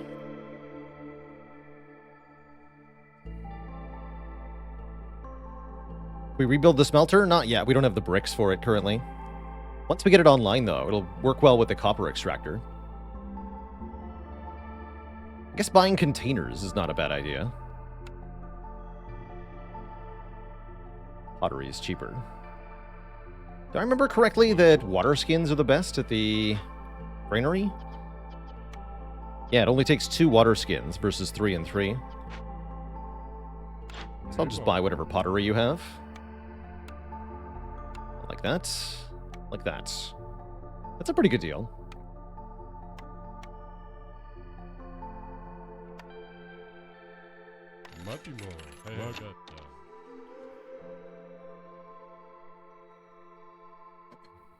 Okay, so that'll do wonders momentarily. We have lots of pickled goods we can make.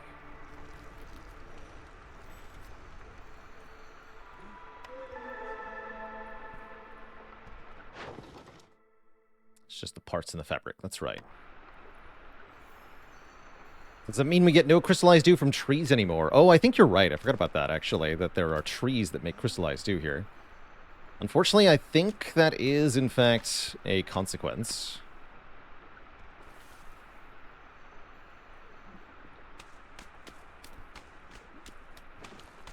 This is really late to be cutting into a dangerous glade, but YOLO. No, don't leave, Zorg. Shoot. Belay that order.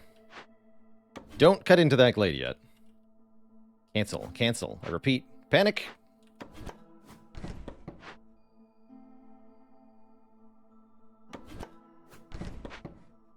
Zorg, wait. That's fine.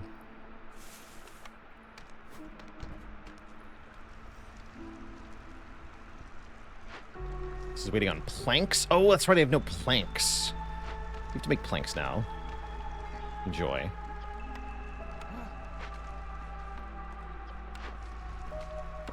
there's stone. Doesn't look like it.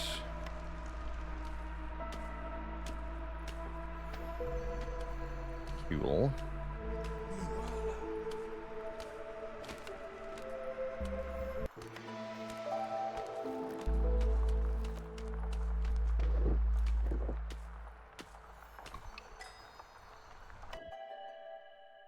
Five new people? Sure.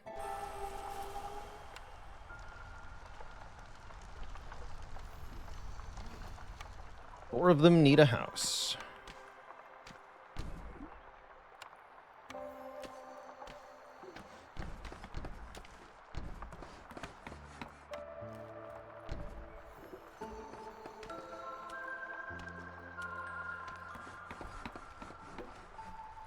We'll get a house all right.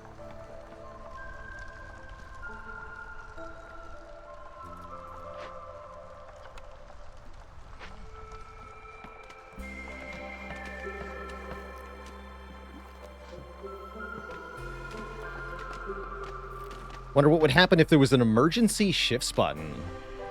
I think that would work well. You could give a bonus to production speed or a double production chance in exchange for resolve. Or, yeah, in exchange for resolve. I think that would work pretty well, actually. As a thing. Alright, pickled goods. We've got lots of veggies to pickle. Just make an absolute buttload of pickled goods. Thanks. The beavers and the lizards will be ecstatic about this. And it's a good food multiplier. And while you're at it, add fabric to the production queue. Limit 20. Only use the plant fiber. Thanks. Okay, feeling good here. Still have a lot of unemployed people who are currently doing what? Not much.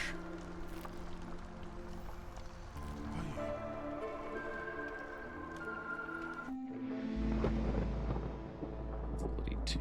Let's go down to 1. Sell the wreaths. Sell the crystallized dew for 9. Hell yeah.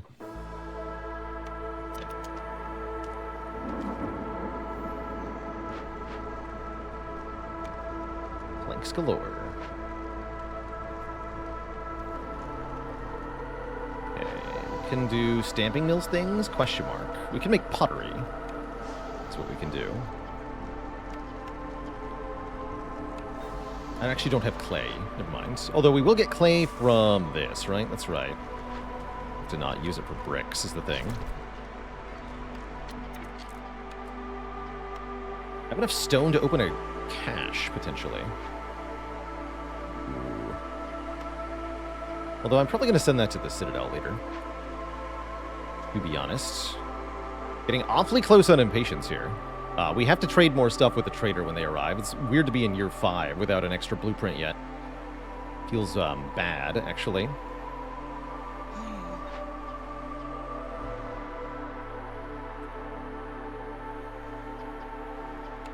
Make copper bars, too.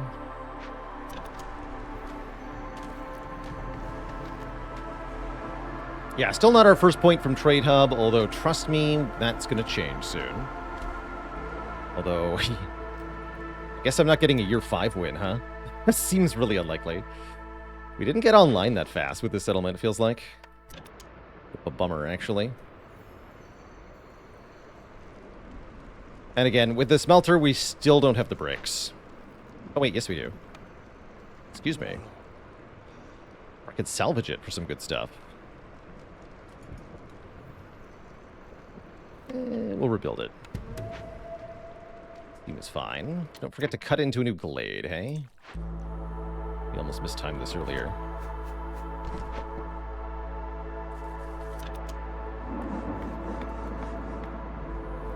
It's time to be aggressive.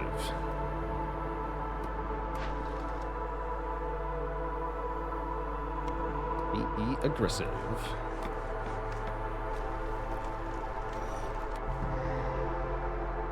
Cauldron. Ooh, I like the large stone nodes. Those are good.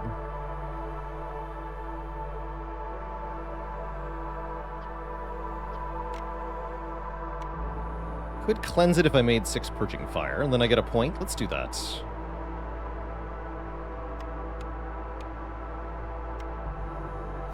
I will, of course, take another brick, but whatever. I'm in no hurry.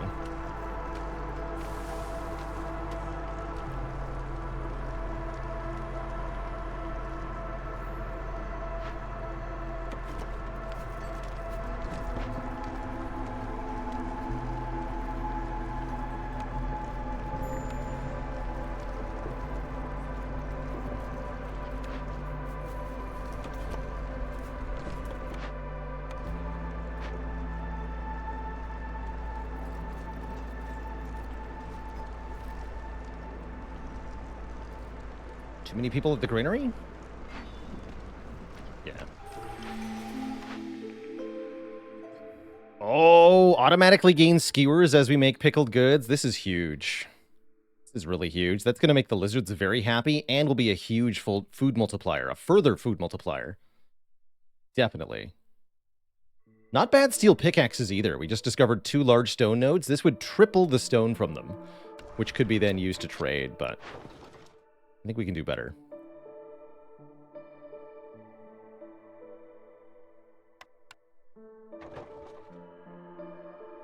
I suspect that we can do better.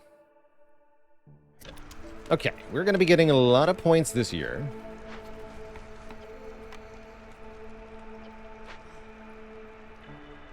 At least that's the hope. We need to get a couple or we're going to lose outright. Let's go to slower impatience gain. I'm a little scared here.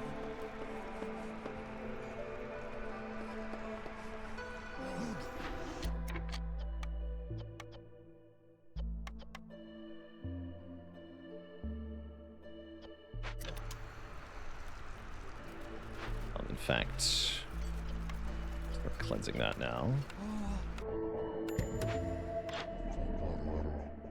Bricks! Finally, bricks.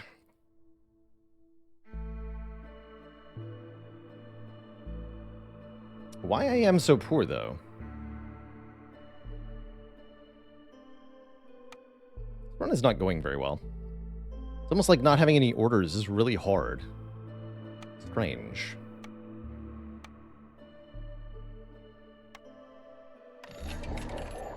Very strange.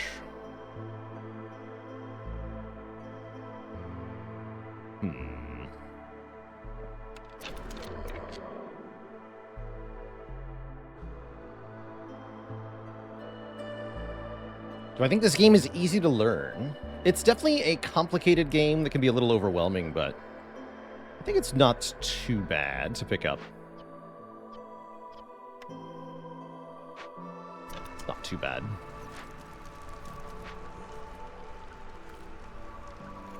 Okay, newcomers are almost here. Tools? Can I do anything with tools? No way, right? There's no way I could afford tools. Can't afford anything.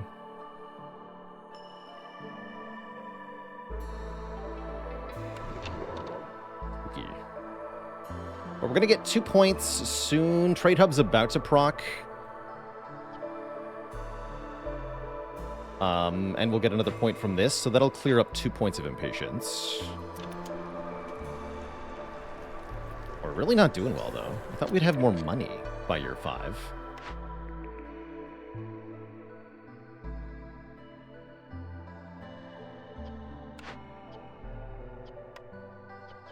We have Smelter. Smelter Tinker is renewable tool production. That sounds good.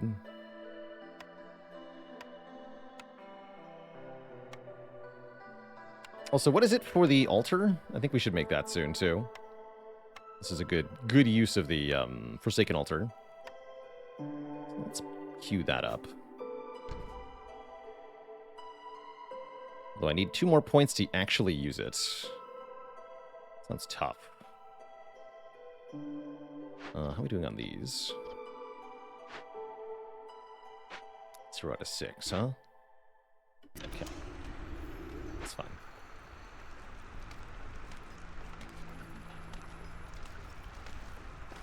Brickyard can make do? Not really.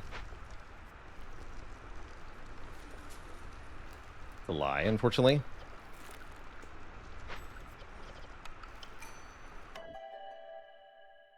Ooh, parts and planks. There's more people, but I'm a little worried about people numbers. Take the lower count.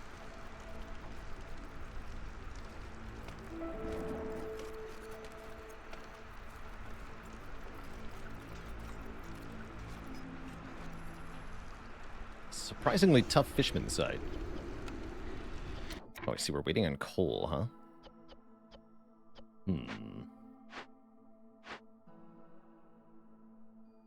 to 6. Okay, you can use wood here.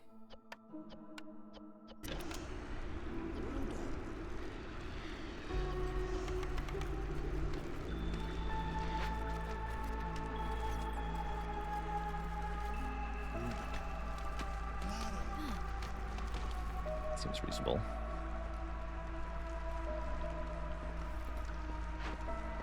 Lizards love how many skewers there are.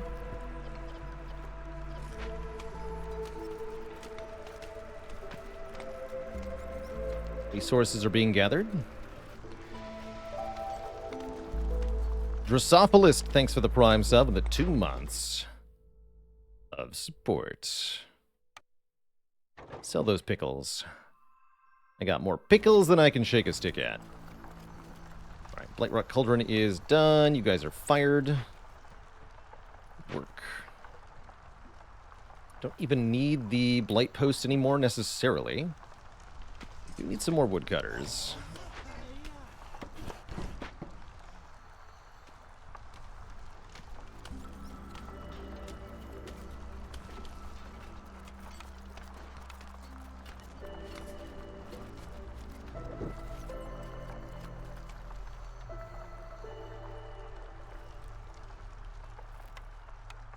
Path here too.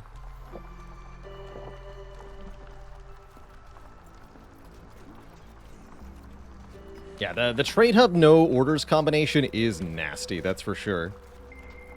But I am still firmly of the belief we're making the correct choice overall.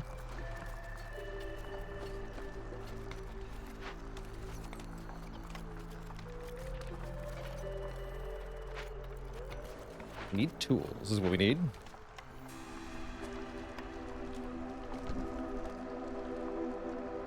We did rebuild the smelter, that's correct. Sure did.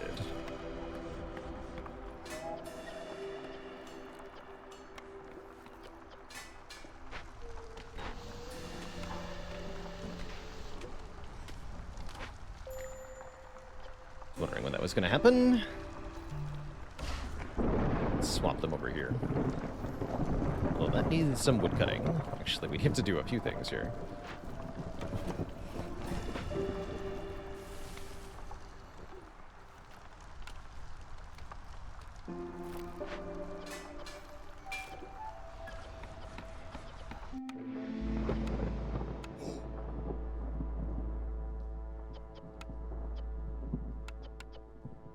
No, you do use the coal.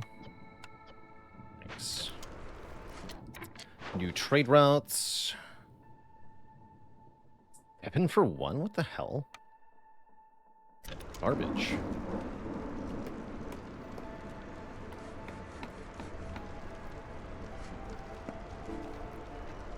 Pure garbage.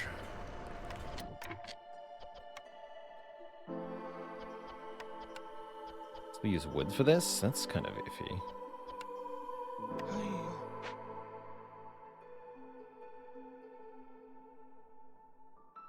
This was meant to be connected.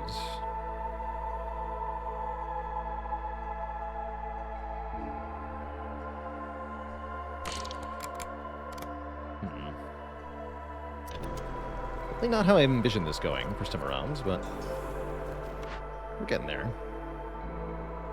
Herbalist camp. Herbs, berries, mushrooms. We have large herb nodes. Is that correct? Yes, that's correct.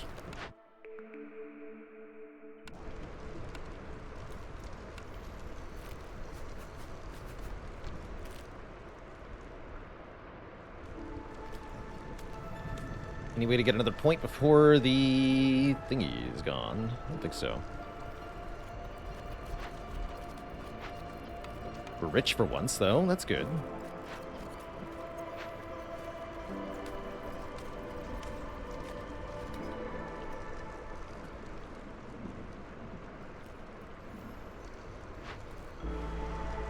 Anything I can loot that would help here? Exactly. No, not exactly. Should probably cut into another glade here.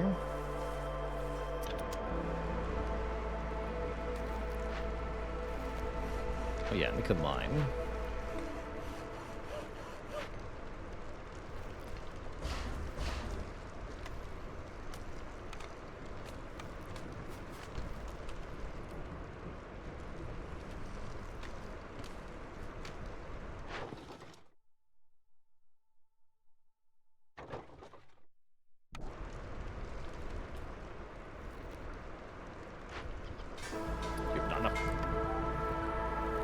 I see.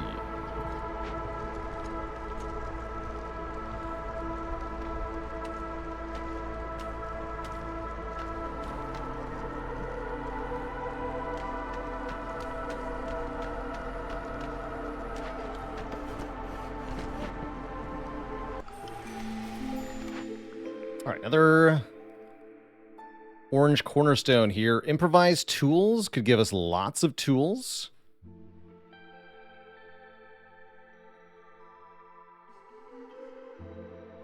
Protected trade can reduce hostility in a big way. Let's take protected trade here, so we double dip on selling goods to traders. Speaking of traders, where's our trader? 52 seconds away. Good. Great, in fact. I'll take it.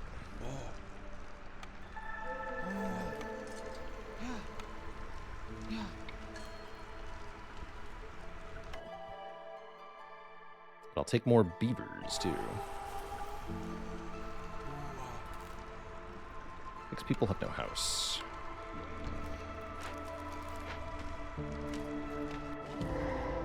Good. Large cash. Fallen beaver traders.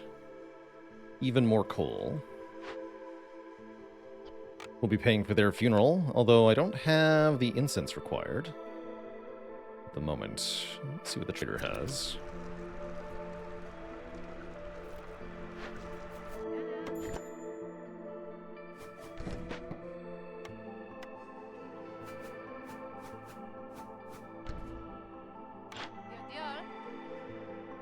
We would need what?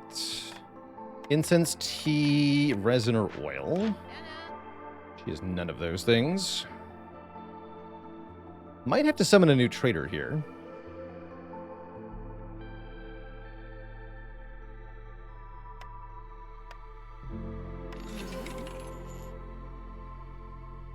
Thanks.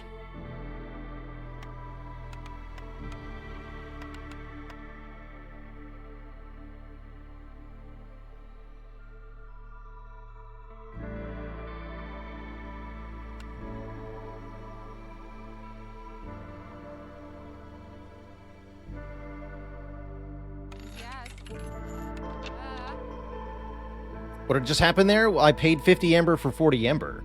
And that counted as spending 50 Ember, I believe.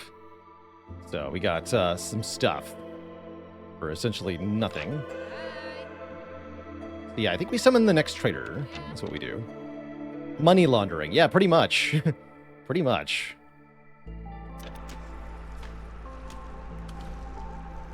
Certainly feels a little cheesy, but it's going to save us here. You don't have tools, right? Correct.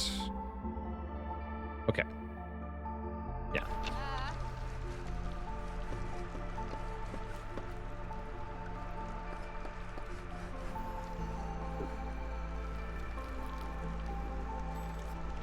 .04 per minute. Power.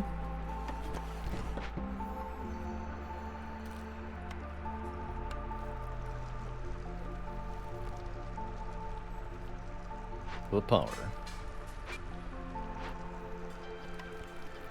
No tools of the tinkerer. Although we've made 8 tools already, actually. That's pretty good. Costs half a point of impatience to summon the next trader, but we'll be able to use that trader to reduce our impatience by more than one, basically. Why can't I? Oh, I have no pickled goods. What happened here?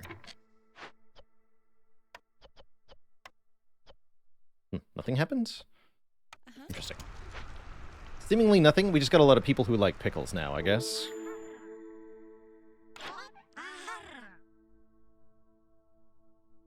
Zyadani Stormfeather.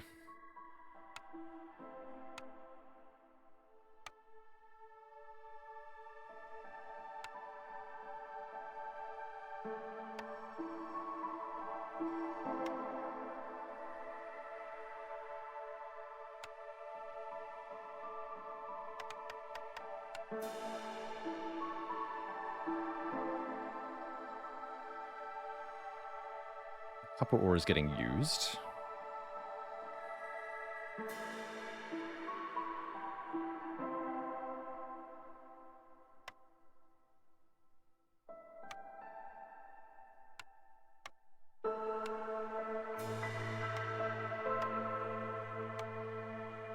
Oh, it's 56.25, I see.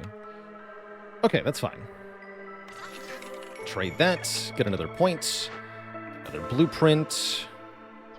Here's brewery. I don't think so. But they can make pack of trade goods. Is that the winning line here? I think that is, actually. Start making pack of trade goods and just selling them is our route to victory here. Certainly that's how I feel.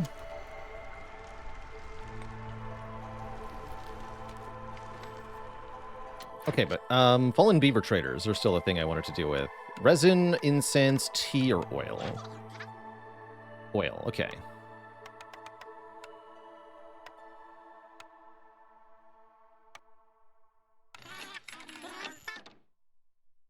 Alright, hopefully nobody's using oil for anything.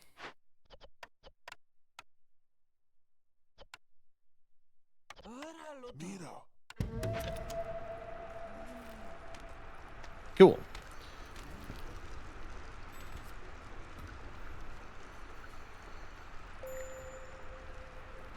Harvester's camp ran out. Some more way over here. That's barely worth it. It's the only nodes I can grab. Eh, whatever. Got enough unemployed people. I guess it's fine.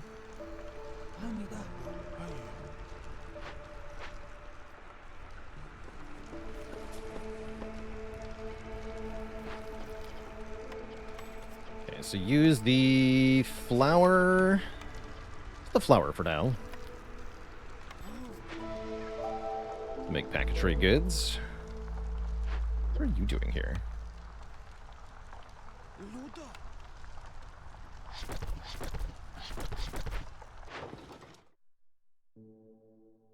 Herbs for days.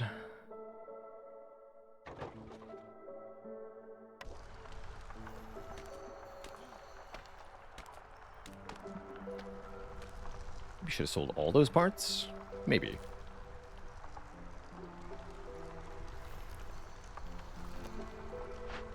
Let's send this to the Citadel. We got plenty of food. Or money. During this next storm, the priestess will arrive, and she can help us out a little bit, maybe. Take a look at what she has. But we should be good until the next trader arrives, at least.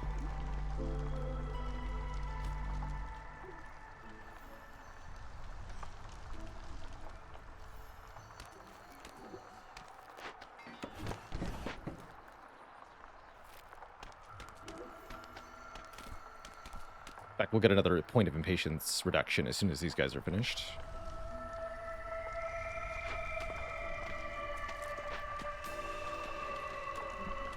Yeah, and hostility should start to plummet, too, which will be quite nice.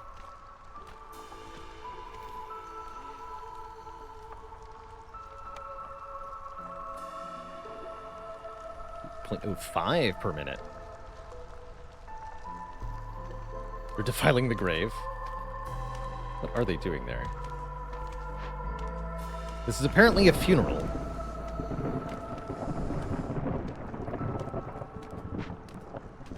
I wouldn't trust them at it.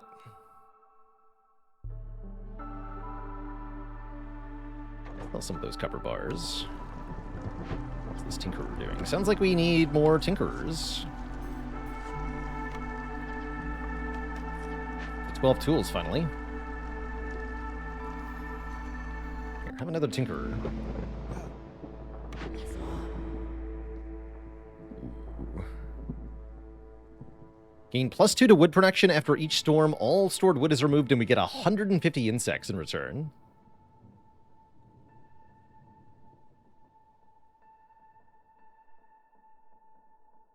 I can sacrifice some food here. Food and people. Although people is impatience. Maybe just food. The 88 food. Oh wait, this doubles my pack of trade goods. No. We want export specialization. That's right. We do. And you know what? I think we can pay with blood. It's fine. Lose 2 humans.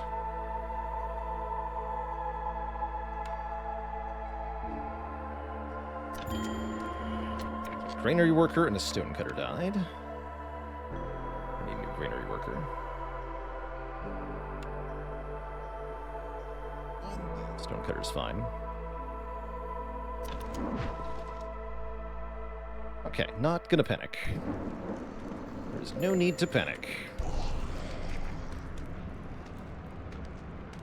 I said don't panic. Tavern! There we go. That's gonna help a lot. Need more planks for that, though.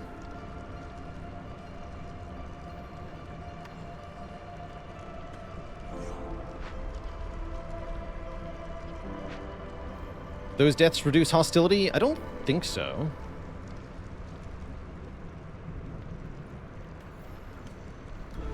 Well, having less villagers means less hostility, so in a way, yes.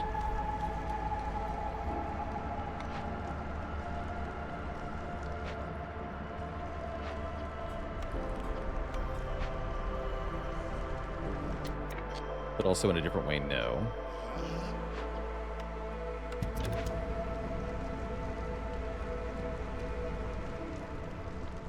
The altar that we got gives us 2 global resolve per service building, so we'll get 2 resolve for the tavern.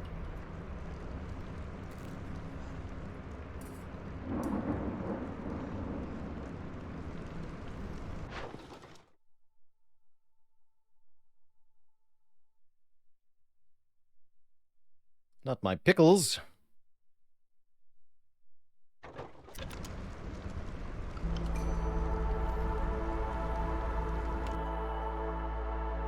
Not sure I want more people at this exact moment. Oh, wait.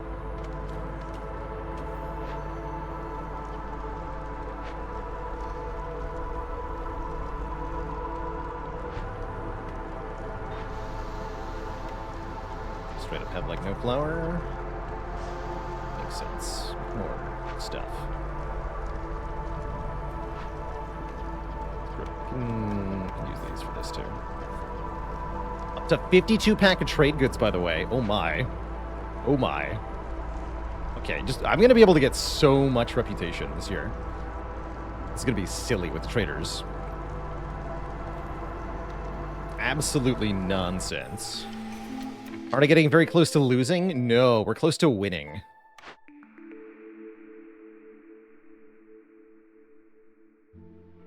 That's what we're close to. It's winning time. My trading post. There it is. 2 minutes. All right, I'll wait. I'll wait. I'll wait.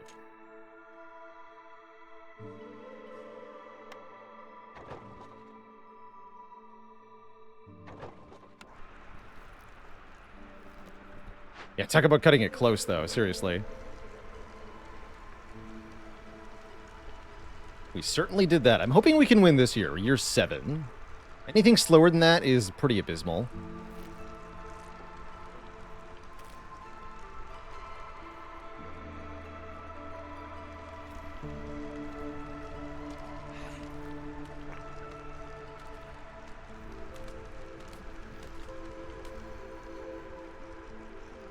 guess if I want this tavern built, I gotta take more people.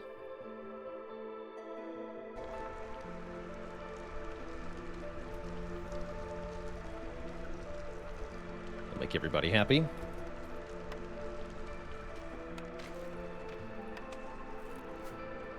Another one of these also.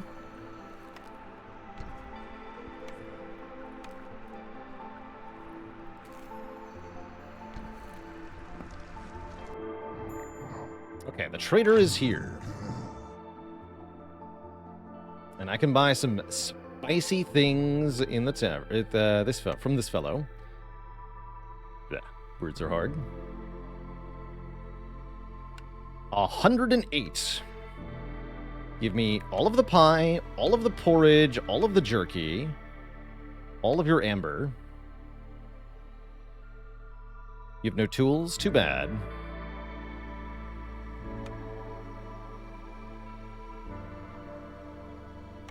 So that was 2 points and 2 blueprints. And hostility reduction. Take smokehouse. Trapper's camp. Not that I need the food, mind you. Anything else I want here? Not really. How about 3 human resolve? Sounds good.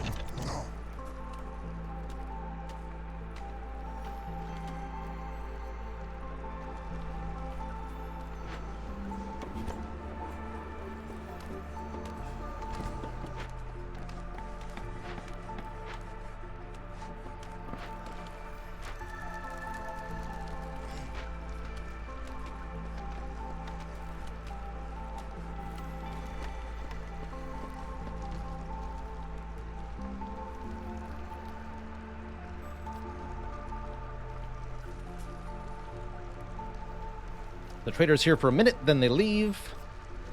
Then the Moe summon another trader immediately. For more impatience.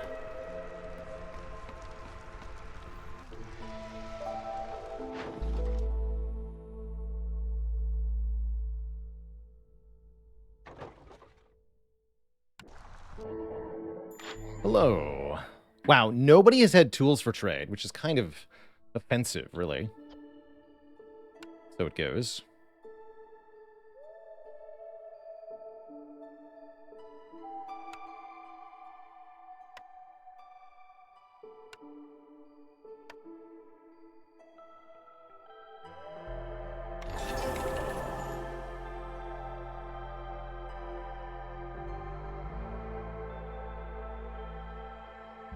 Anything I want to trade route here?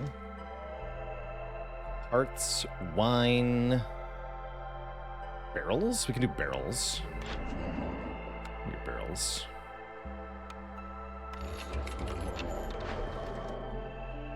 This will have to finish, though. Market. That's a service building.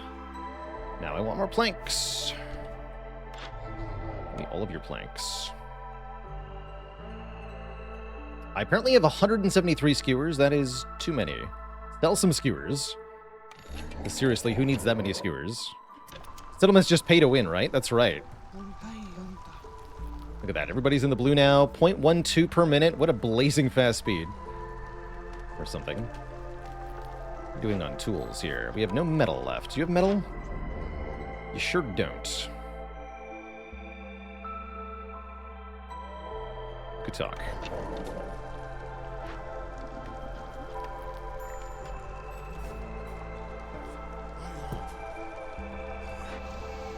Please make more pottery so I can make more trade goods.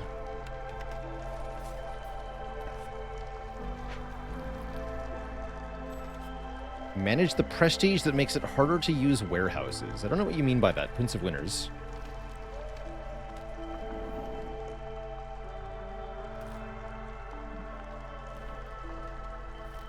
I wouldn't describe any of the prestige levels as doing that.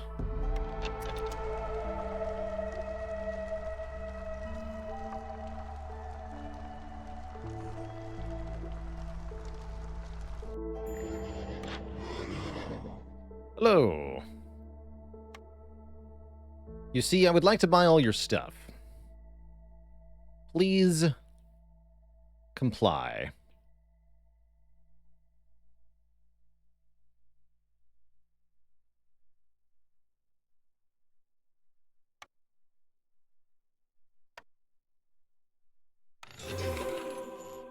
Is that another +2? Yes.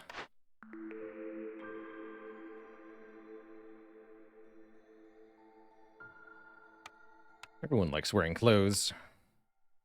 Fabric. No fabric, apparently. I've fabricked it all.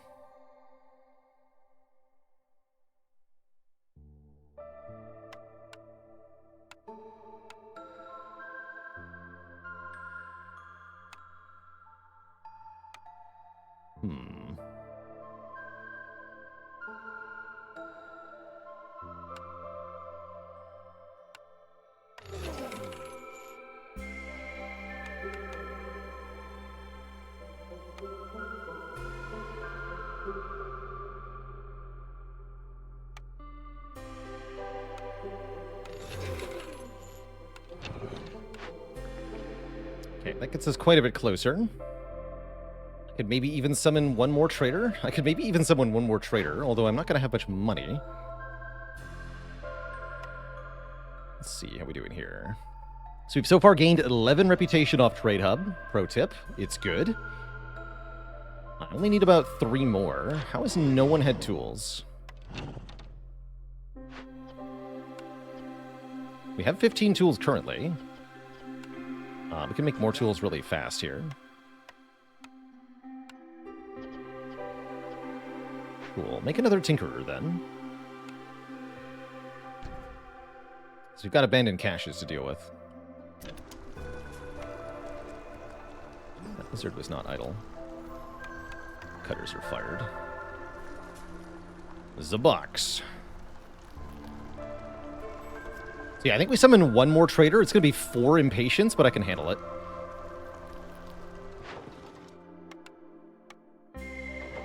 And 5 minutes, 22 seconds. That'll be just before the end of the year for an extra 12. That's kind of whatever. Should have done that 1x. That one's fine. Thought I was joking about year 7 win? Well, now you know. I was not messing around.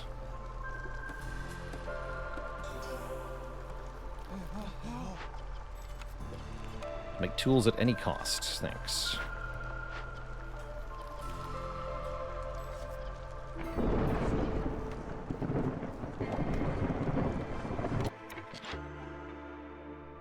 So there's 30 seconds.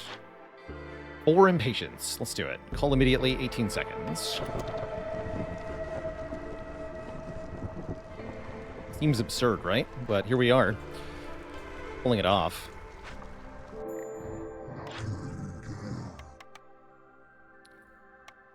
Feels good.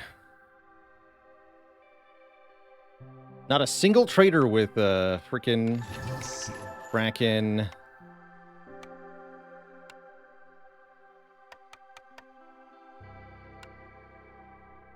Actually, I can sell parts back to you, so buy all the parts. Literally just buy all the parts. And then sell those parts back.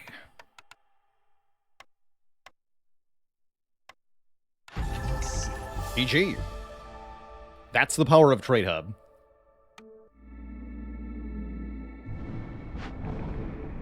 GG. Pretty insane, right? Look at this. What is this path that I've done? What have I done this for? It's ridiculous. Trade your way to win. Yes, we can make it to the frost modifier, and I would like to do that. I'll just take 5 more seal fragments. 47 years left.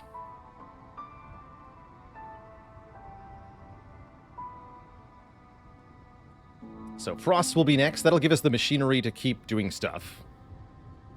Probably go frosts, and then to the Land of Greed, and then we're going to jump.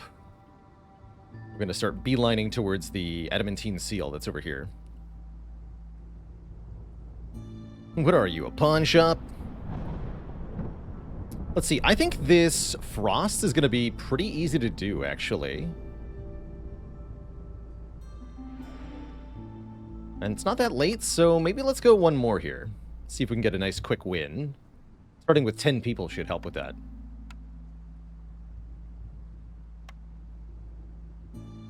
Frost simply reduces the radius of hearth. Let's do this.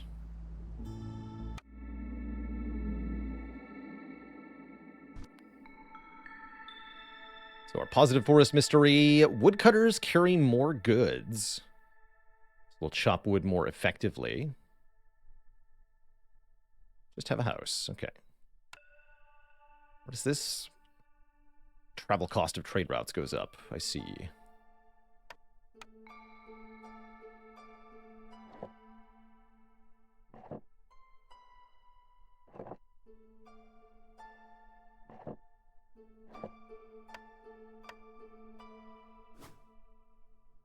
Nice dangerous glade placement here.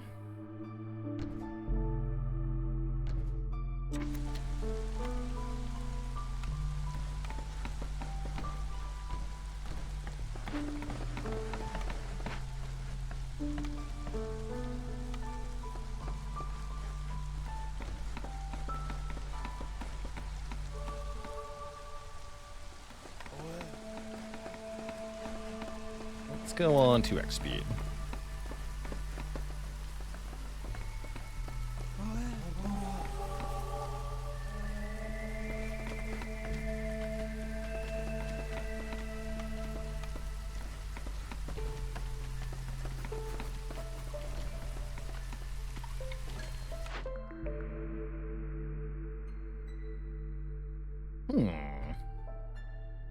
Friendly relations is interesting. Boost global resolve by 1 for every 3 levels of standing with other settlements and trade routes.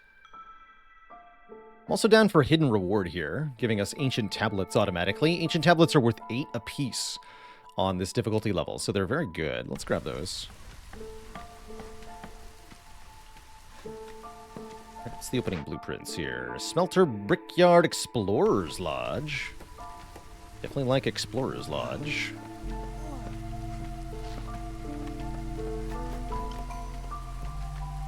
Orders, what are those?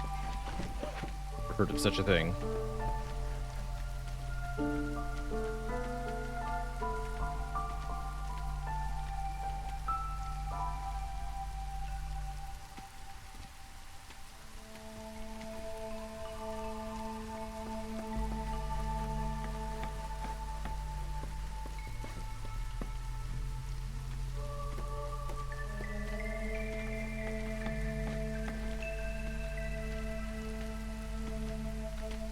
Oh, how the lizards are happy. Oh, we had pickled goods to start. I see.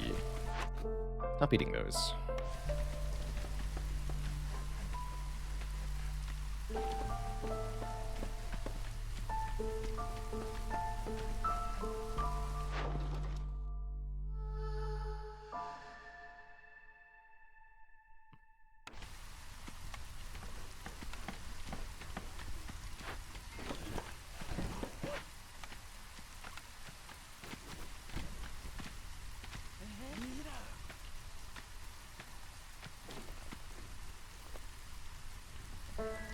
Were I offered trade? Was I offered Trade Hub because of the no orders challenge?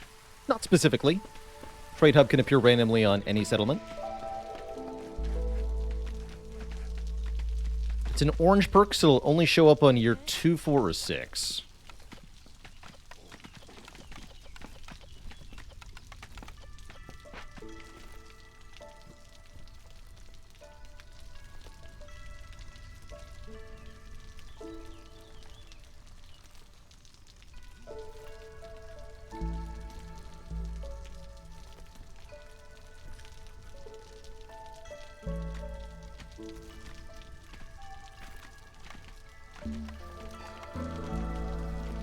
Can make lizard houses now. That's exciting. And the field kitchen, too.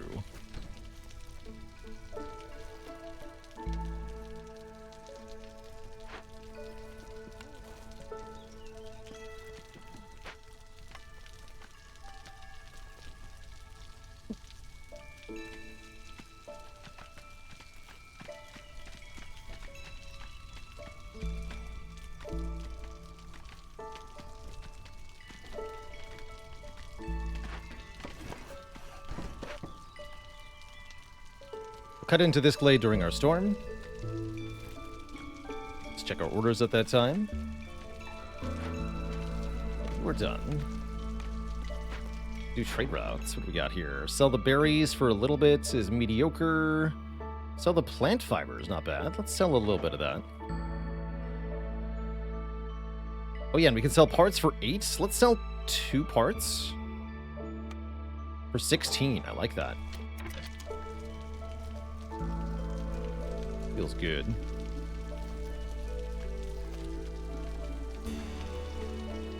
And that'll arrive in time for the first trader, right? That's right. That's good.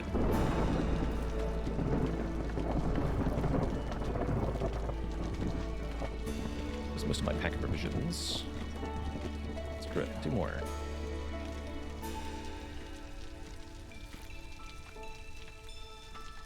Starting with 10 people is a good head start. I likes it. One dude doesn't have a house. Let's fix that.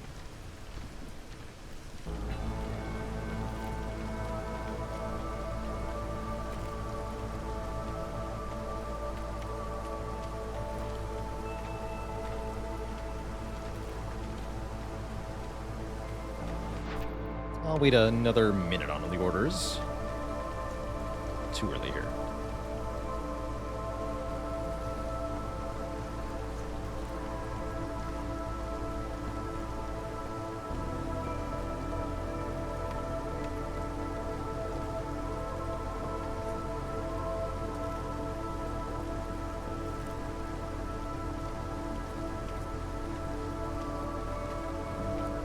He barely noticed. He's still soaked for a while.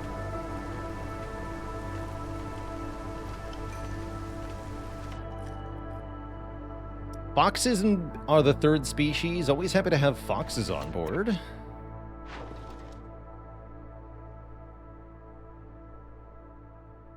Very much so.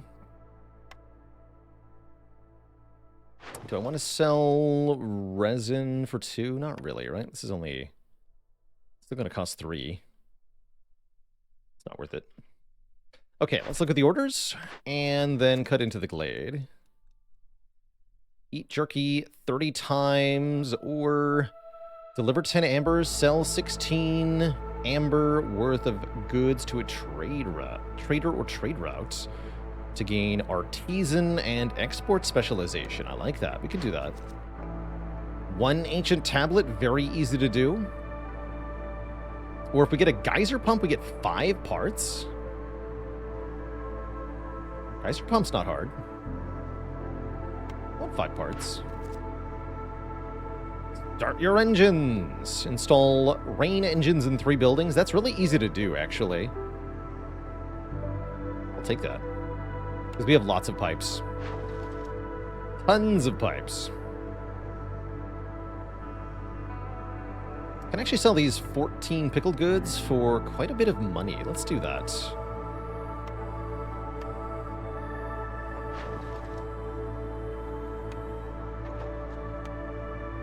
Cool.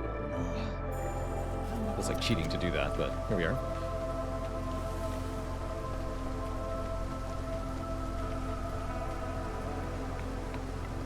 Wait. Don't leave, my lizard friend.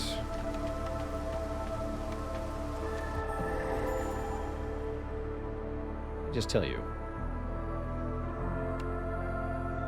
We got a lumber mill. That's exciting. A large cache with 15 pipes, 35 barrels, 40 ale, 40 porridge. That's pretty cool. A forgotten temple of the sun. Praise the sun to get 3 ancient tablets. We can do that easily. We have lots of wildfire essence. Excavating, not really an option. Praise it. I love large flax fields. Those are easy to work with. Building that will cost some stuff that we don't have yet.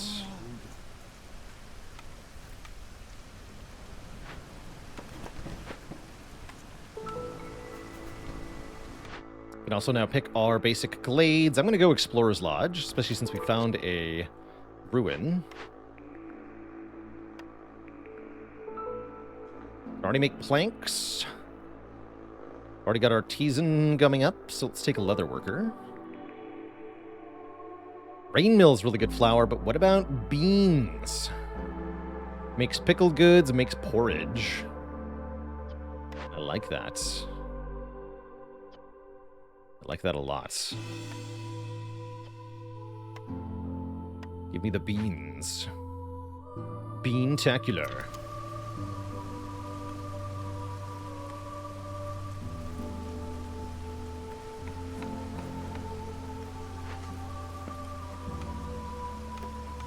Yes, planks, bricks.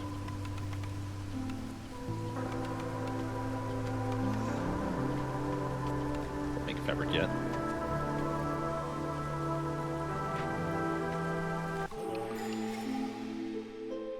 Hi, Zorg. Ooh.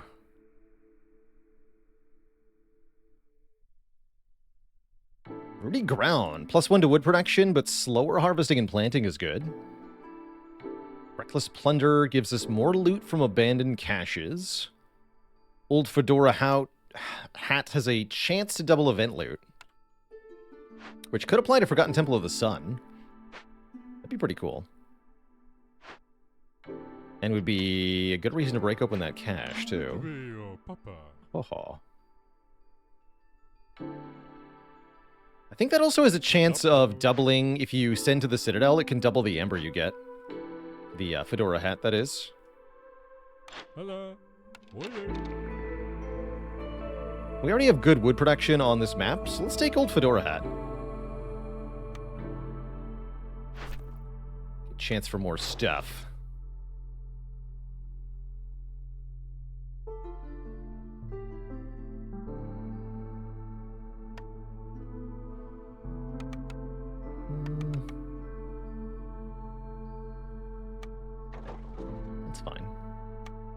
We have to sell some amber worth of stuff. That's perfect, because I want stuff.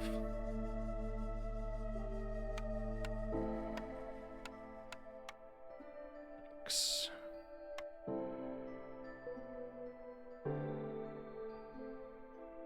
Buying tools seems not reasonable here. We could try it. I usually consider it not very reasonable. Let's get that quick transaction done. Now we get +1 to pack of good production, as well as the ability to make coats, barrels, and pack of luxury goods. So we can get some really efficient luxury good trading. What can I make luxury goods out of? These things. Okay. Good reason to break open the cache, is what I'm saying. We're also going to want a warehouse over here.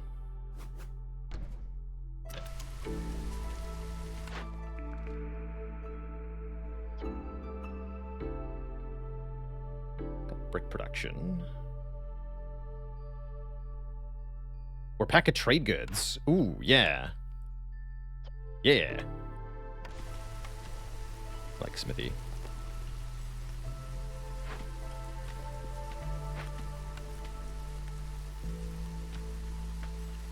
Cool, now we can make lots of stuff. You know bricks, right? Correct. Slight bummer. If I could change one thing about this game, what would it be? I would change the...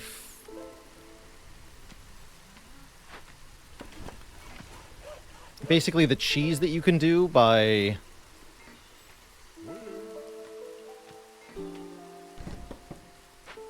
changing your resolve back and forth between species with favoring during the storm, or like sacrificing briefly and then stopping sacrificing to keep pushing your workers in and out of the resolve threshold. I think I would tweak how that works. I don't know how I would tweak it, but I would change it in some way. For sure. We have no food, by the way. Shoot.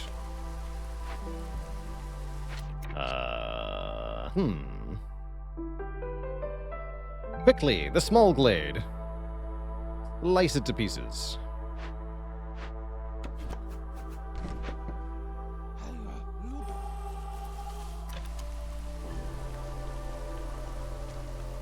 Might even be a geyser in there, if we're lucky.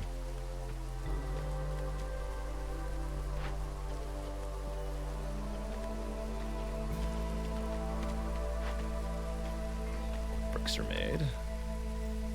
Lots of bricks are made. Good, good.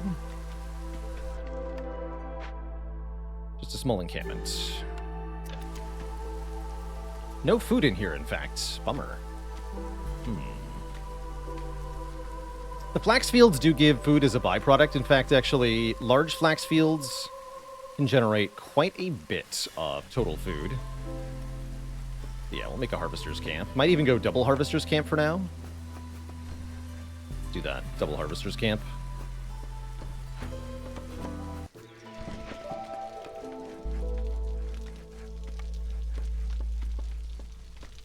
Smaller hearths, so this is a fine place for another hearth, too.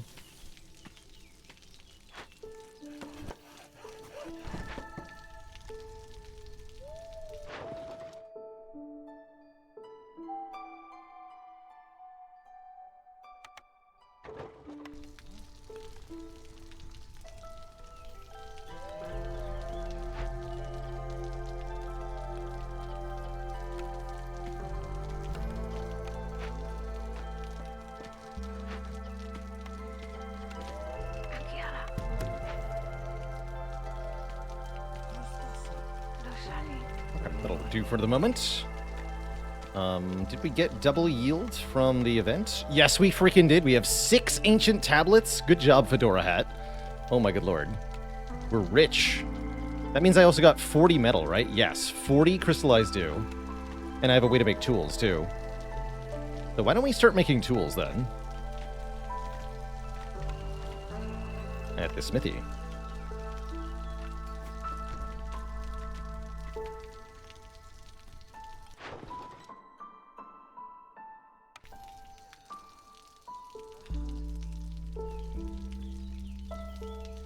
How exciting.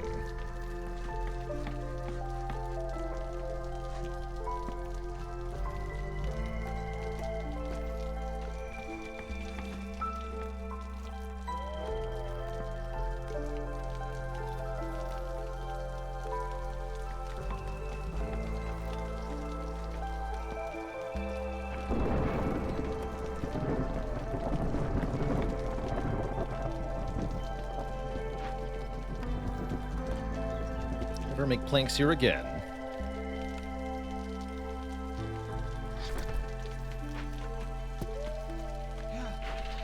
Only make planks here now. Please make 30 planks.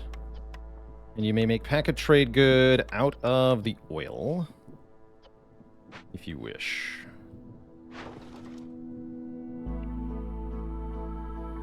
It's okay.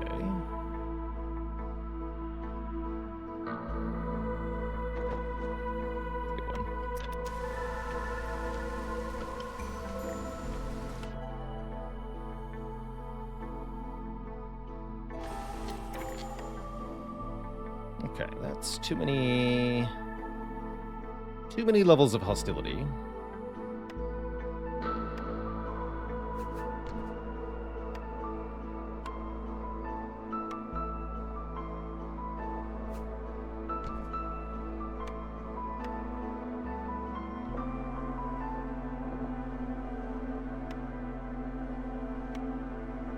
Make some boxes. Just for fun.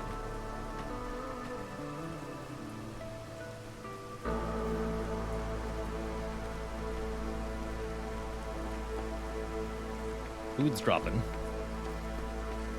Food's dropping fast.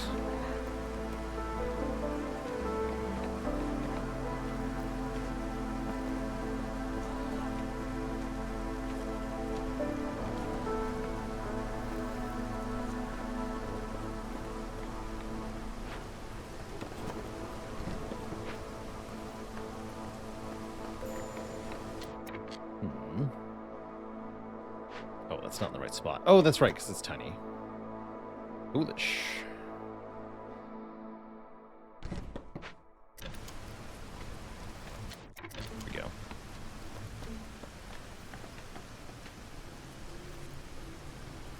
Okay, not too bad.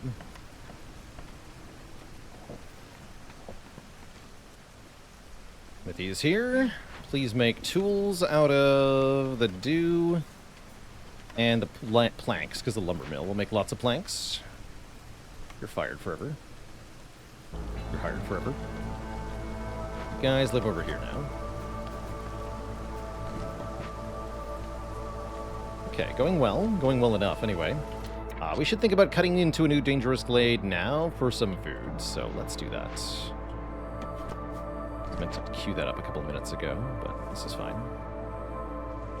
Won't take long. You help.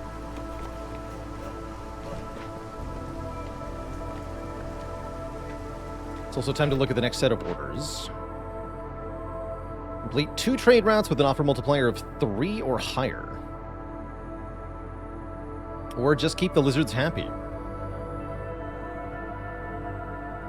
Let's do stacking ember. 15 pack of building materials. Wait, I have 20? Oh, yeah, that's right, because we got 20 from doing the thing. And this just says, produce 100 wood. We don't actually have to spend it. So this is a really easy 3 beaver resolve. Or I could get bonus porridge production. Seems hard. Aid for the beaver clan, since I already have all these building materials.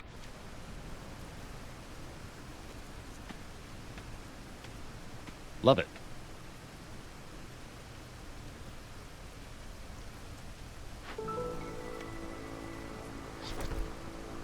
Fortunately, we're too short on food to do more trading at the moment.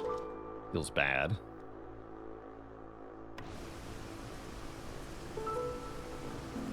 Maybe there's some way.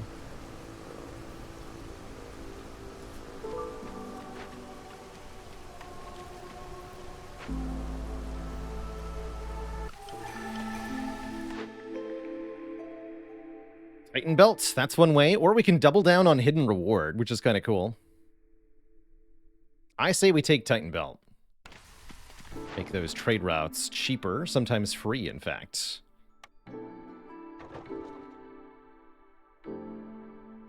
I like it. Still haven't found a geyser pump, huh? That's correct. There's one. And food that we can eat, and more in here.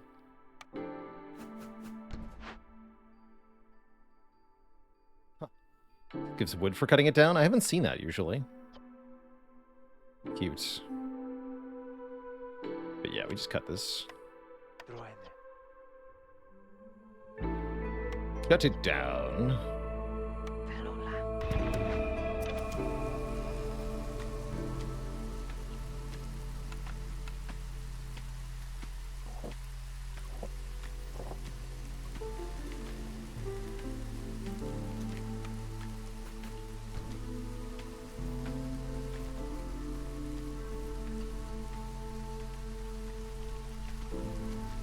Trader should be here pretty soon, right?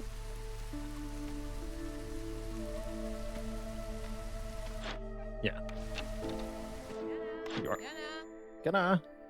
So 7 ancient tablets is worth 50 freaking 6. Absurd. Probably just buy this half point of reputation if we're looking for quick wins here. Is that the right type of geyser for beanery? That's good news. I think I'm going to buy grain so we can make porridge.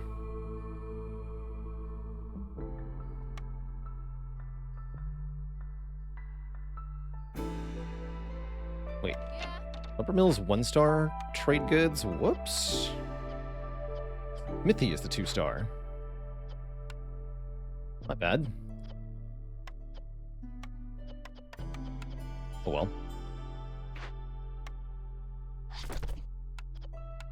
That's fine. Beanery with no beans. It's a hard life. Being beanless.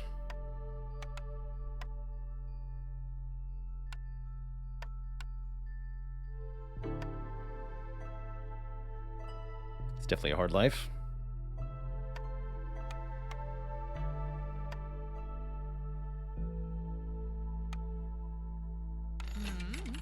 Whoops. And yeah, I want that half point of rep.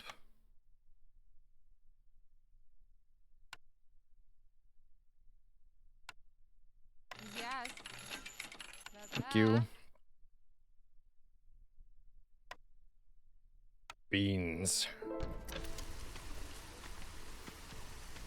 All of the beans.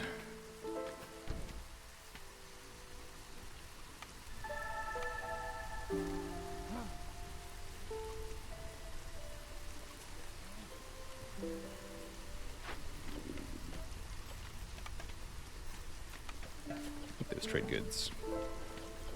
Buddy.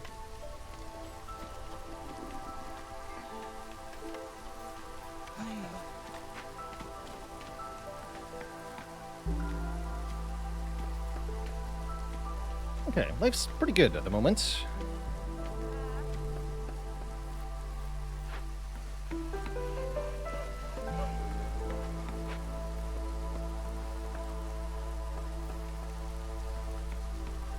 Fox is about to live their wildest bean dreams. Very beanular. Be nice to have a large building to get either of these with. I'll settle for trapping for now. Having any food income, really? Seems good.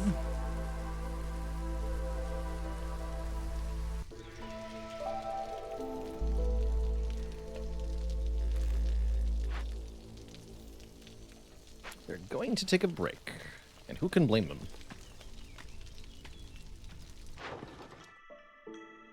Ooh. Well, I need more pack of provisions immediately.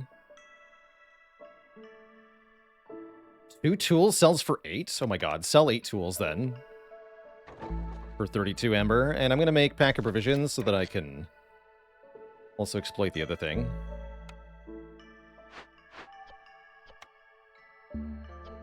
Use those. Quickly, my child. Don't take a break. Good.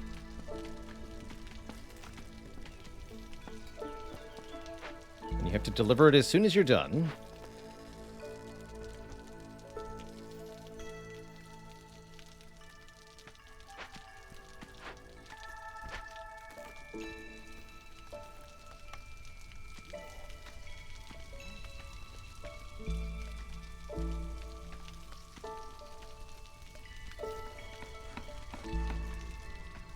Do I think eggs need another complex food output? Let's see, you can use them for skewers, for pie, and for pickled goods. I think they're pretty good. Right, if we look at the recipes panel, recipes, ingredient, egg, show all. Pickled goods, pie, skewers. Yeah, it's 3. That's pretty good. If we look at roots, for example. Wait, you can pickle roots? Oh, cool. Pickled goods, biscuits, skewers, and they can make flour. I guess they can also make other stuff, too. That is more things you can do with roots.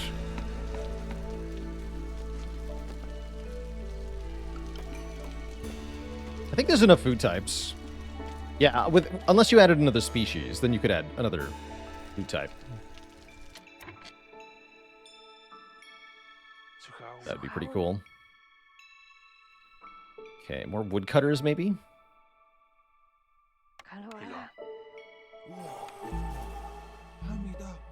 2 unemployed people currently. How is this going? Already got 4, so just deliver those, thanks.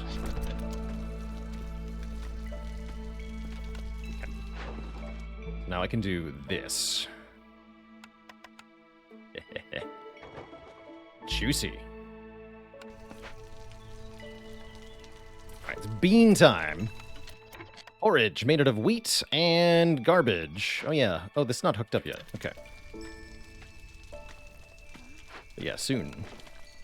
Limited to 50. You can use drizzle water. The drizzle geyser, it sure is. Glug glug. Oh, when we get to Beaver Clan aid, 3 more beavers and 3 beaver resolve.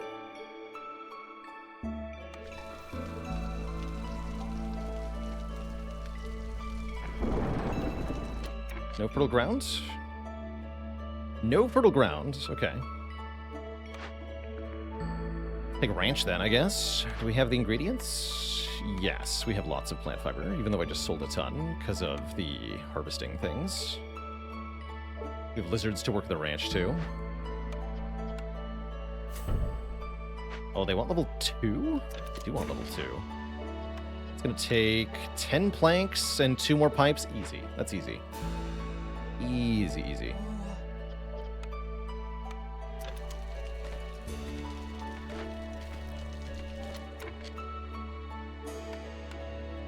Anything I want to potentially get double yields on? I still think this one's really good. Let's break this open.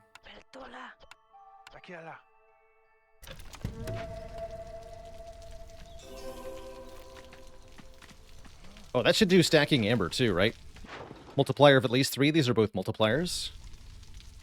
Good, good.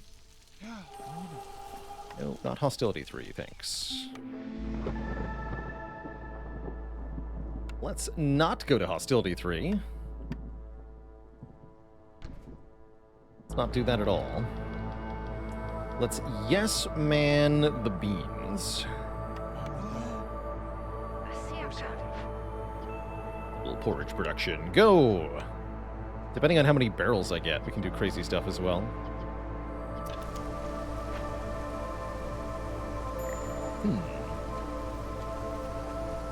Lizard, you're the Hearthkeeper now. Good luck.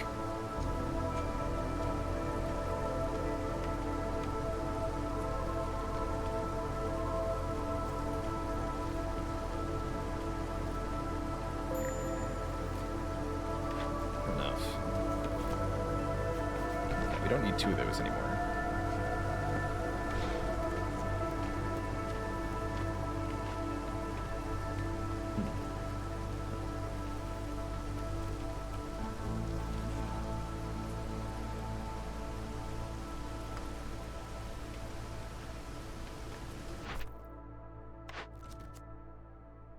Easy.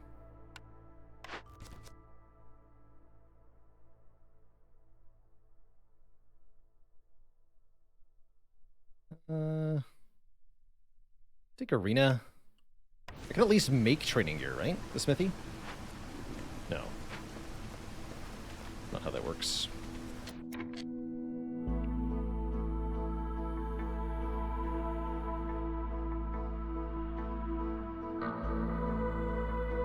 And I want another glade here, so let's think about that too. I'm gonna open that forbidden glade. See what happens.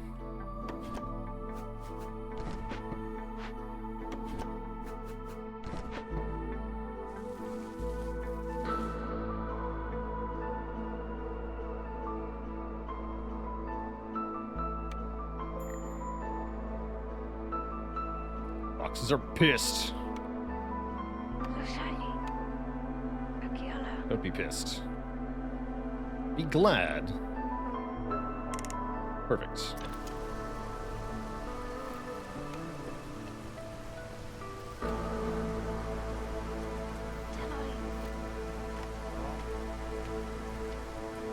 Needs to be unmarked.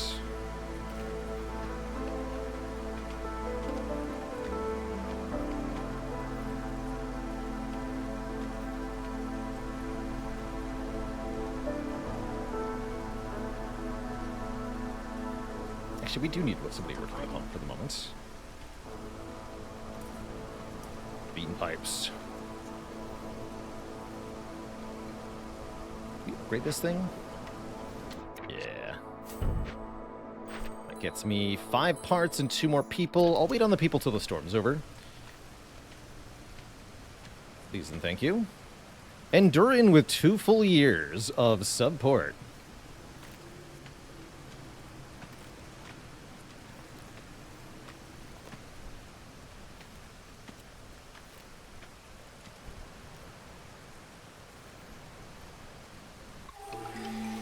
Trader's not here. That's good.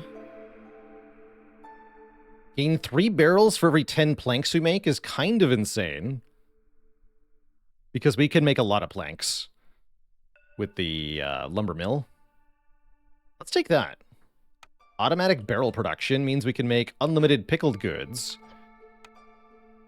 which is exactly what we want. I have 70 barrels, by the way, because we got double yield out of the thingy. Once again. Oh, that's how we have so much porridge, by the way. There was 80 porridge in the large abandoned cache. What else did we get out of that thing? I have 40 amber. 70 barrels. Oh, yeah, 80 ale. Jesus. And we have 51 pipes, too. Although, I've actually been dismayed about this because I realized you can't actually trade pipes to traders, it seems. Nobody takes pipes. So, excess pipes are completely useless in Against the Storm, as far as I can tell. There's nothing you can do with them. It's a bad time. I managed to run out of metal. Good work, I guess.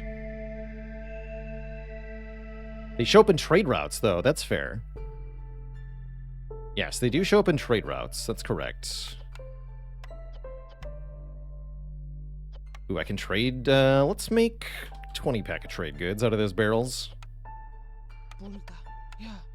Have fun.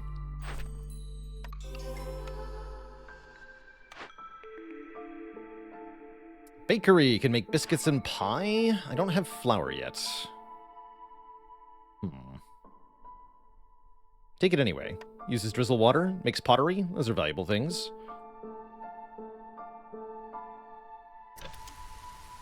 I've played Oxygen Not Included. I haven't, admittedly.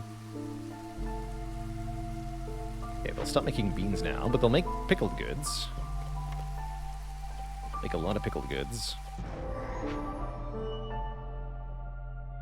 Fishman Outpost. Mediocre glade. What do we got here? We can bribe them with amber and pack of trade goods to leave. Or hunt them down with 15 tools. We lose raw food cooked and raw food very quickly. But we get a lot of amber and reputation. Bribe is very expensive, too.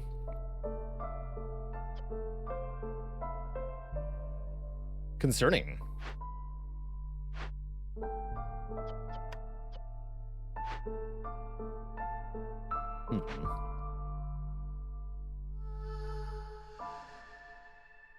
That's concerning. Trader should be here... What? 2 minutes? Really? Okay. Definitely worried about the food loss. Whereas this gives me at least 80 food, it might be twice that. How long to make this many pack of trade goods? Not that long. Okay, give them pack of trade goods. That's fine. Bribe these guys. Let's do it. Don't question it. Just do it. And that means we can send one of these to the Citadel.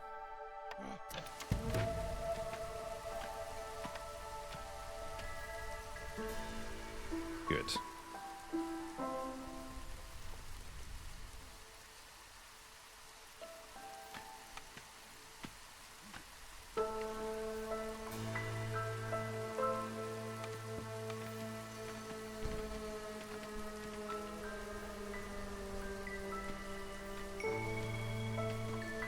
And we should definitely connect this.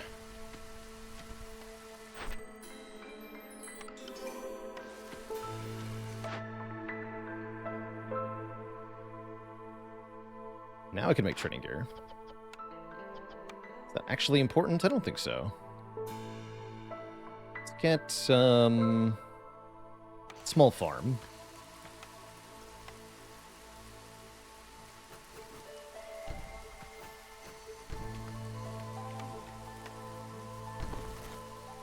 A location that requires more than one farm.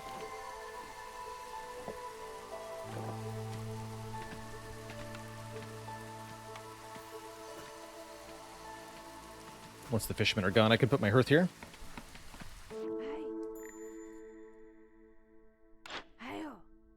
Tools! Finally. Given that we can get double yield from caches, I'm going to buy a lot of tools now. Also, I apparently have 120 porridge and 138 sea marrow. I'm not really sure how this happened, but I like it. How much for 30 tools? 69, huh? I can afford it.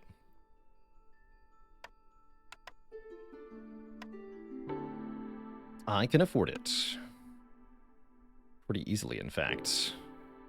Yeah, old fedora hat has given us way more than I expected already. I want to see if this gets doubled.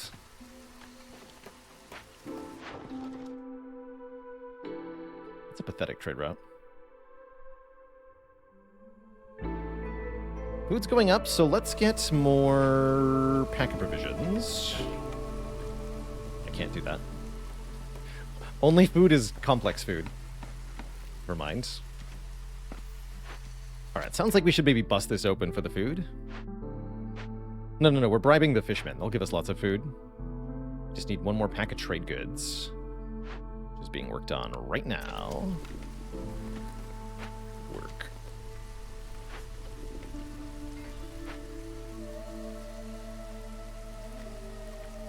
Let's check. So this gives 20 amber. Okay, only 20 amber. Didn't get a double there.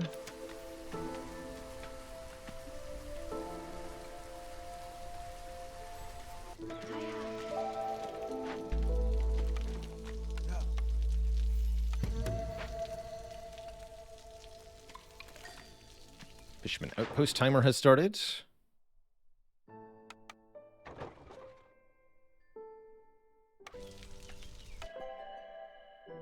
Tools. Tools.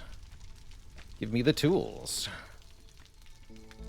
Alright, time to cut towards more dangerous glades. You guys. Come over here. Hey.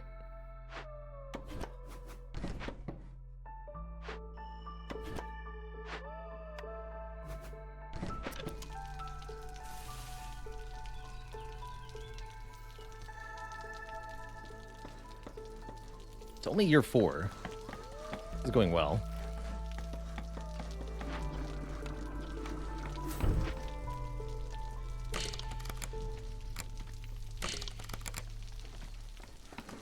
There's our rain engines installed. Seems good.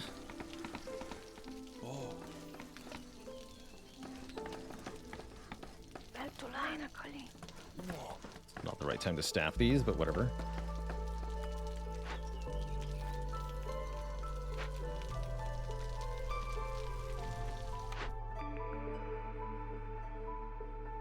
Service building. Skewers are beloved by 2 species, actually. Let's get skewers online. Although, once again, no raw food makes it really hard. Guess I'll take market.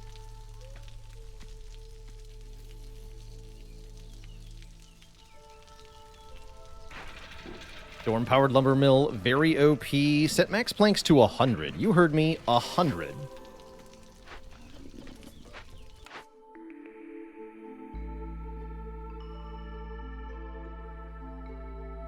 This makes flour. So did we get... Oh, just a normal amount. And that one also. Oh well. It's fine.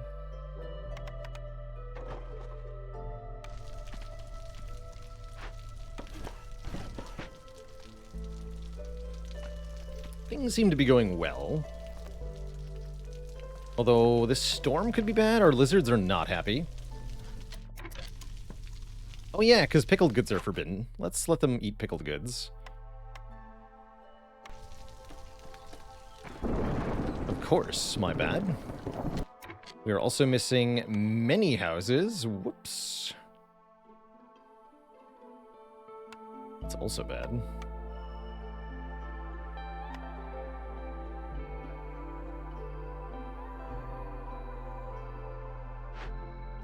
It's almost done. We need to build the houses quicker than that, though. remove them after the fact. That's fine. Don't frickin' die.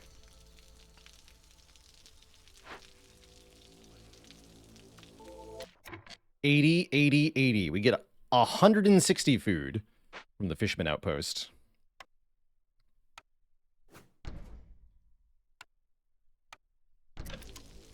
Feels good.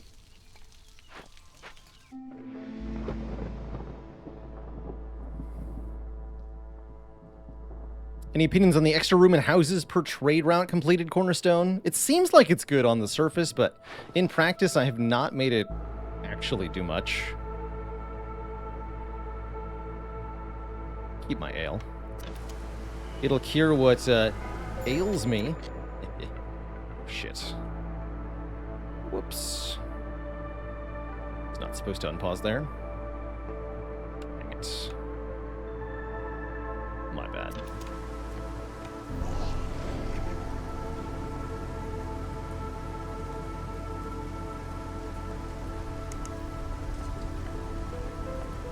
Both beavers and lizards are a little pissed here. Fine. They won't be shortly.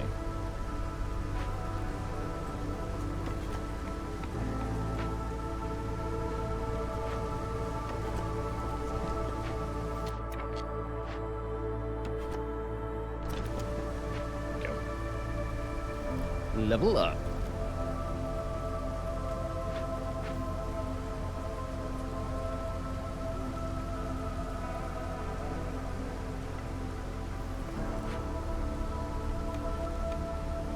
Cash in.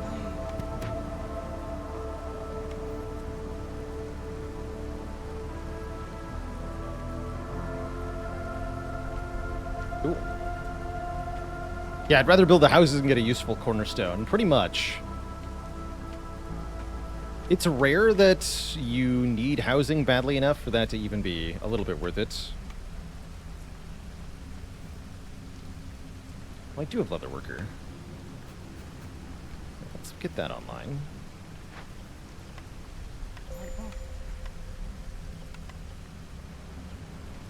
Like acid rain, got it.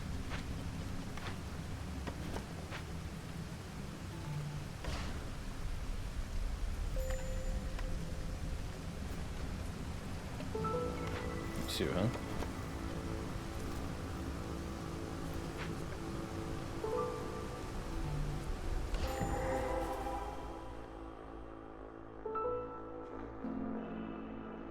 Cash. So many more. Deleted the Harvester's Camp, didn't I?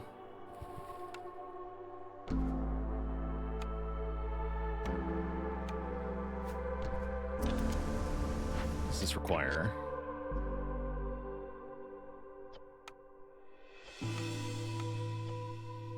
Yeah.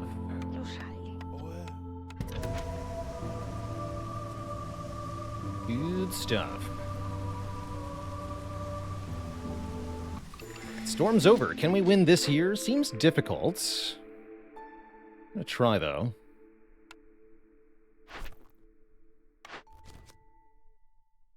Tavern. 12 trade routes might be actually doable, maybe? Yikes. I can, in theory, make this, at least. What other food types can I get? Yeah, we got bakery.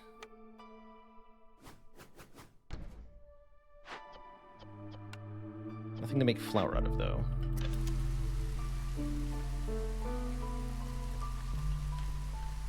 Seems bad.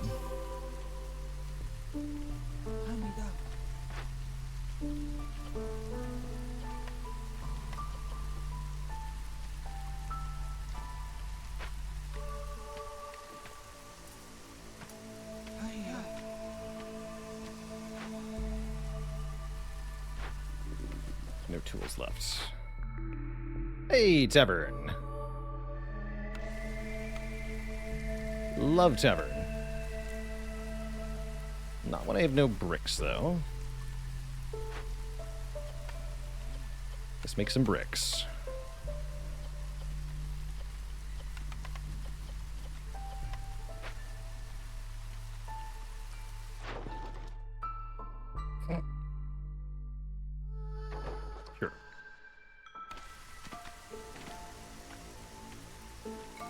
Definitely seems tough to get the required points this year, but we'll try.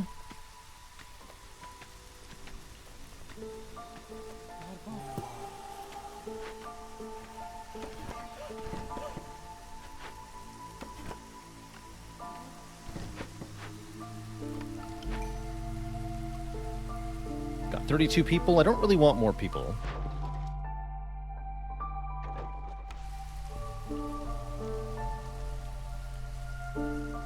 Just how it is. Destroy the makeshift post. Provisions are made here now.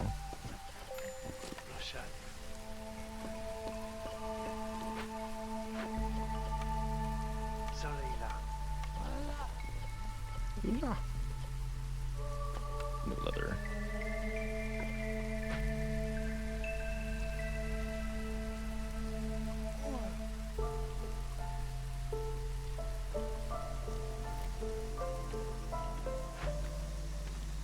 Gotta get 60 more barrels.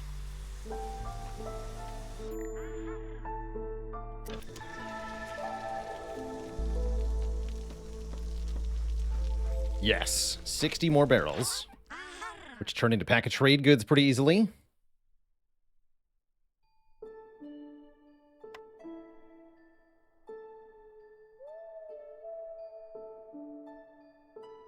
Anything else that I want here? Not really. Might summon another trader this year. Seems reasonable.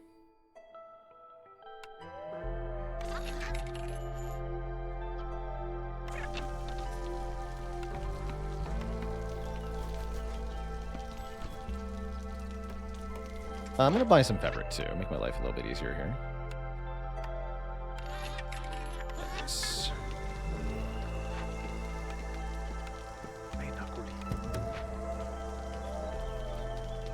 Bryce Barons, we hit 1 year. Thanks for the full year of support.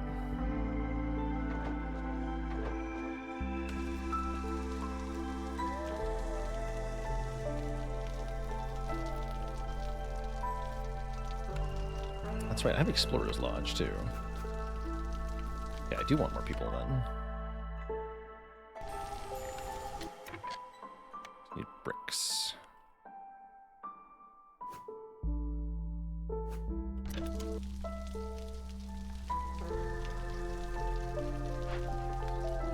Can't bake anything.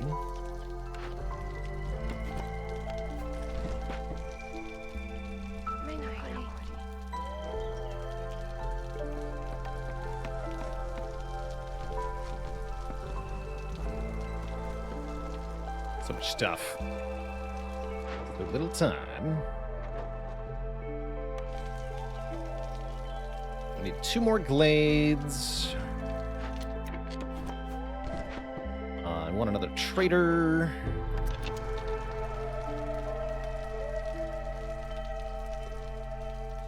Pretty hard to get a year 5 win, but we're going to try.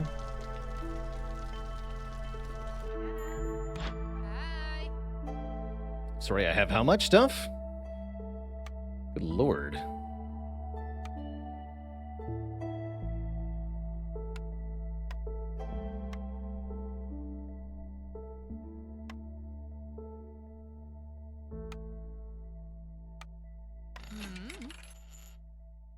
Some food, too. Since I am so very rich. Maybe that means I can turn stuff into flour now. Yeah.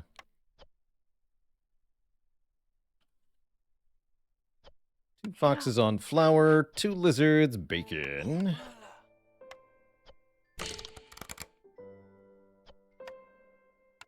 Making bacon. No herbs, though? Interesting.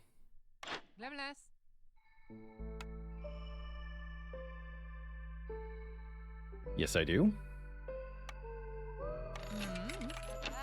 Alright, thanks for the stuff. So, if I wanted to make pack of building materials...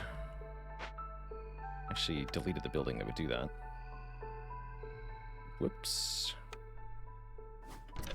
Make that again.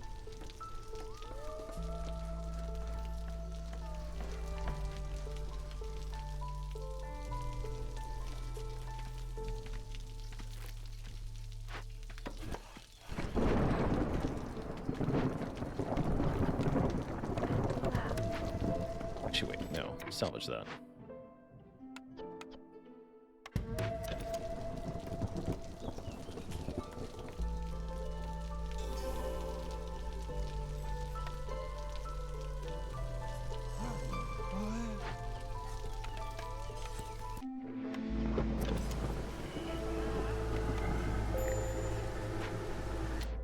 Whew.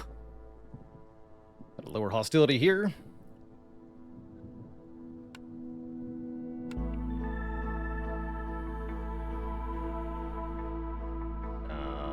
Three dudes in the tavern. Fellows.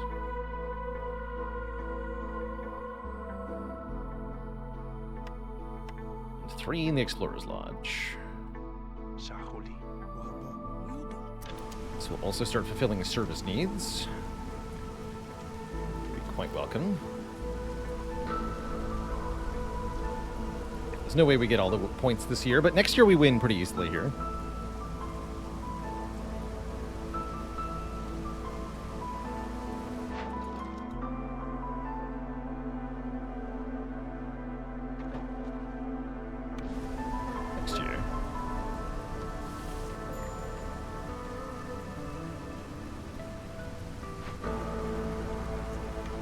Pack of building materials.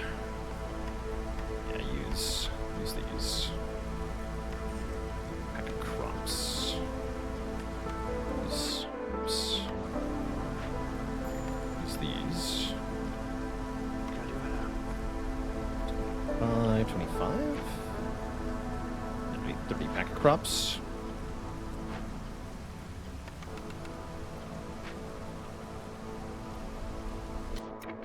High level of corruption, I just noticed. We don't have a blight post. Which is a very slightly concerning. It's actually not a big deal. But we should build it.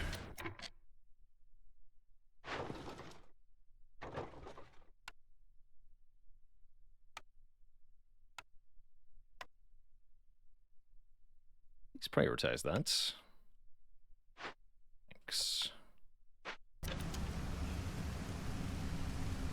Don't know if this will be enough to stop. We're going to try, but I think it's impossible to prevent the deaths this year. Unless I already had Purging Fire somehow, I don't. No, it's impossible. I'll try anyway.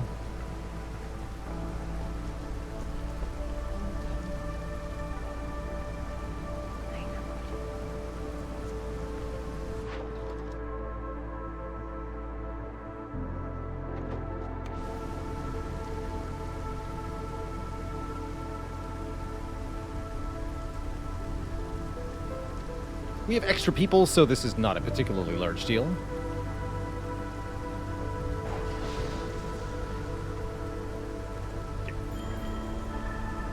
My waiter? Wait, whose job is a waiter? Oh, the tavern. Tavern is a waiter. Interesting. Cool.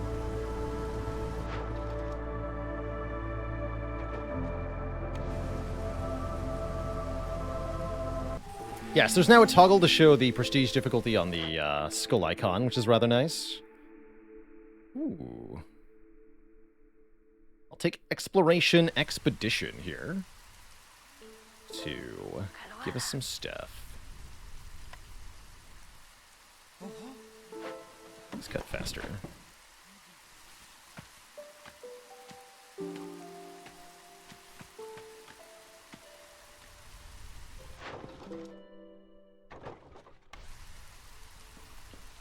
So 2 more glades, 4 more trade routes, and a bunch of happiness is all we need here. Tea Doctor.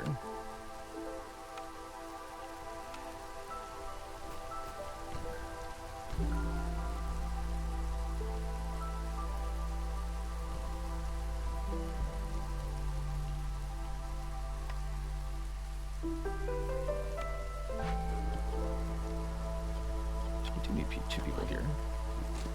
We don't need 3 people at the bean house.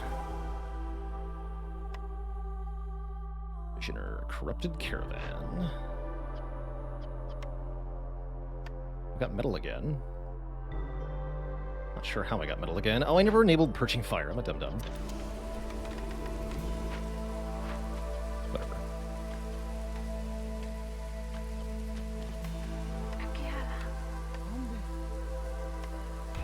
Light Rot Sys won't matter.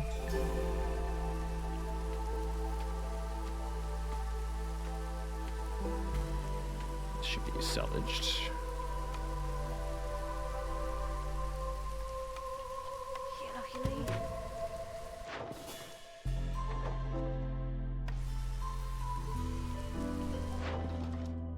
.38 coats? I don't have 38 coats. Don't be ridiculous. Nobody's got 38 coats.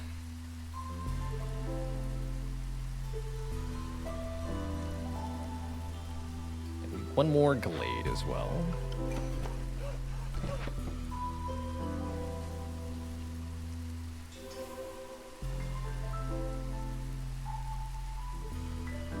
Yeah, a lot of newcomers.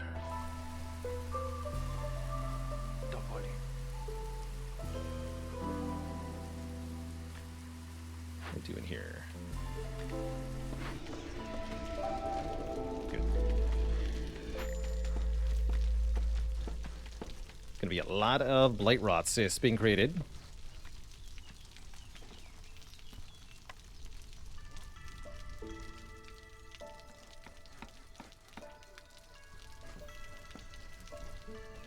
Out of ale.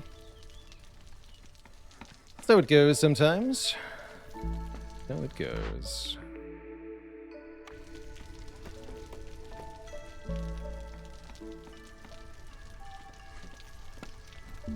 Oh. Now no one's happy. Wait, you're a traitor. Aloon Soulgazer the Seer. This is a traitor you can only find in Glades. That's kind of cool. Take the ale. Pretty sure I have religion too. True. I have Tea Doctor. Tea Doctor and Markets.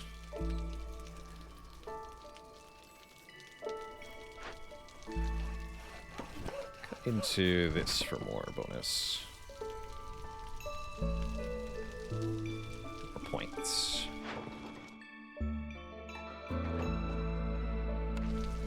Need a few more pack of crops. We'll complete these 2 orders. Actually, we'll complete 3 orders and then we'll finish. So we're done. We are done in just a moment here.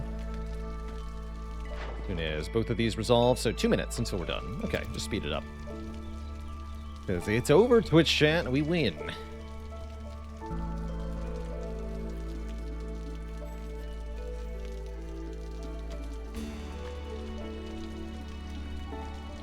Probably even faster than that.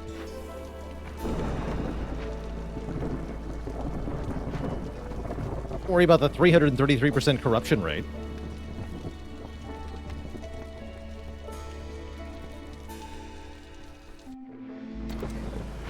Don't worry about that.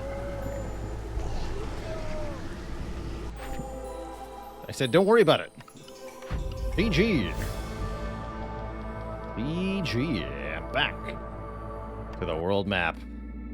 The very successful 6-year win for Blightwatch.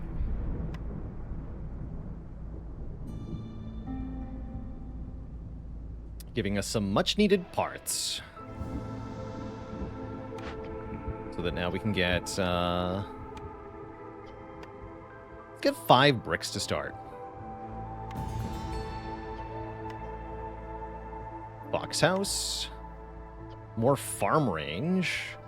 No, an additional caravan slot. That sounds good. One more option for starting settlers. Pack of provisions embarkation bonus. That sounds good. Coal and oil are nice too, but we already have coal and oil to start. I want pack of provisions. And I want that faster trader arrival speed. Cheaper sacrifices. No, start with 5 planks. Or no, even better, another 20% starting resources. We already talked about how this affects everything. The things you spend points on, but also all of the starting goods for your caravan. I want more of that. And I want to unlock Harpy Houses next, I think. We're at 11 out of 25. Not too bad. Not too bad. What a weird path. I like it, though. So our next settlement should be Land of Greed here. Let's see. How many more settlements could I do? 41. Like 7 more? We'll go 1, 2, 3, 4, 5. We're going to need some bonuses. That's going to be hard. I might have dawdled too much here. I don't know if we can actually reach this. We're going to freaking try. I'm going to have to take the bonus embarkation range a couple of times. I think I need one more seal fragment pick. 71 sounds good. So next time we play, we're going to be getting into the more dangerous settlements here. Settling next to Land of Greed for our next game, and then pushing outwards from there is the plan. It's all going to have to wait until next time, my friends, though. I think we'll play more of this on Thursday. But for now, it is time for me to say so long and farewell, Twitch chat. It's been a lovely stream with you all. Be back at it, of course, tomorrow, not later than noon Eastern Standard Time. Hope you enjoy some cozy times. Until then. Alrighty, folks, have a cozy one, and be good to one another. This is me signing off, saying good night and farewell. Bye-bye.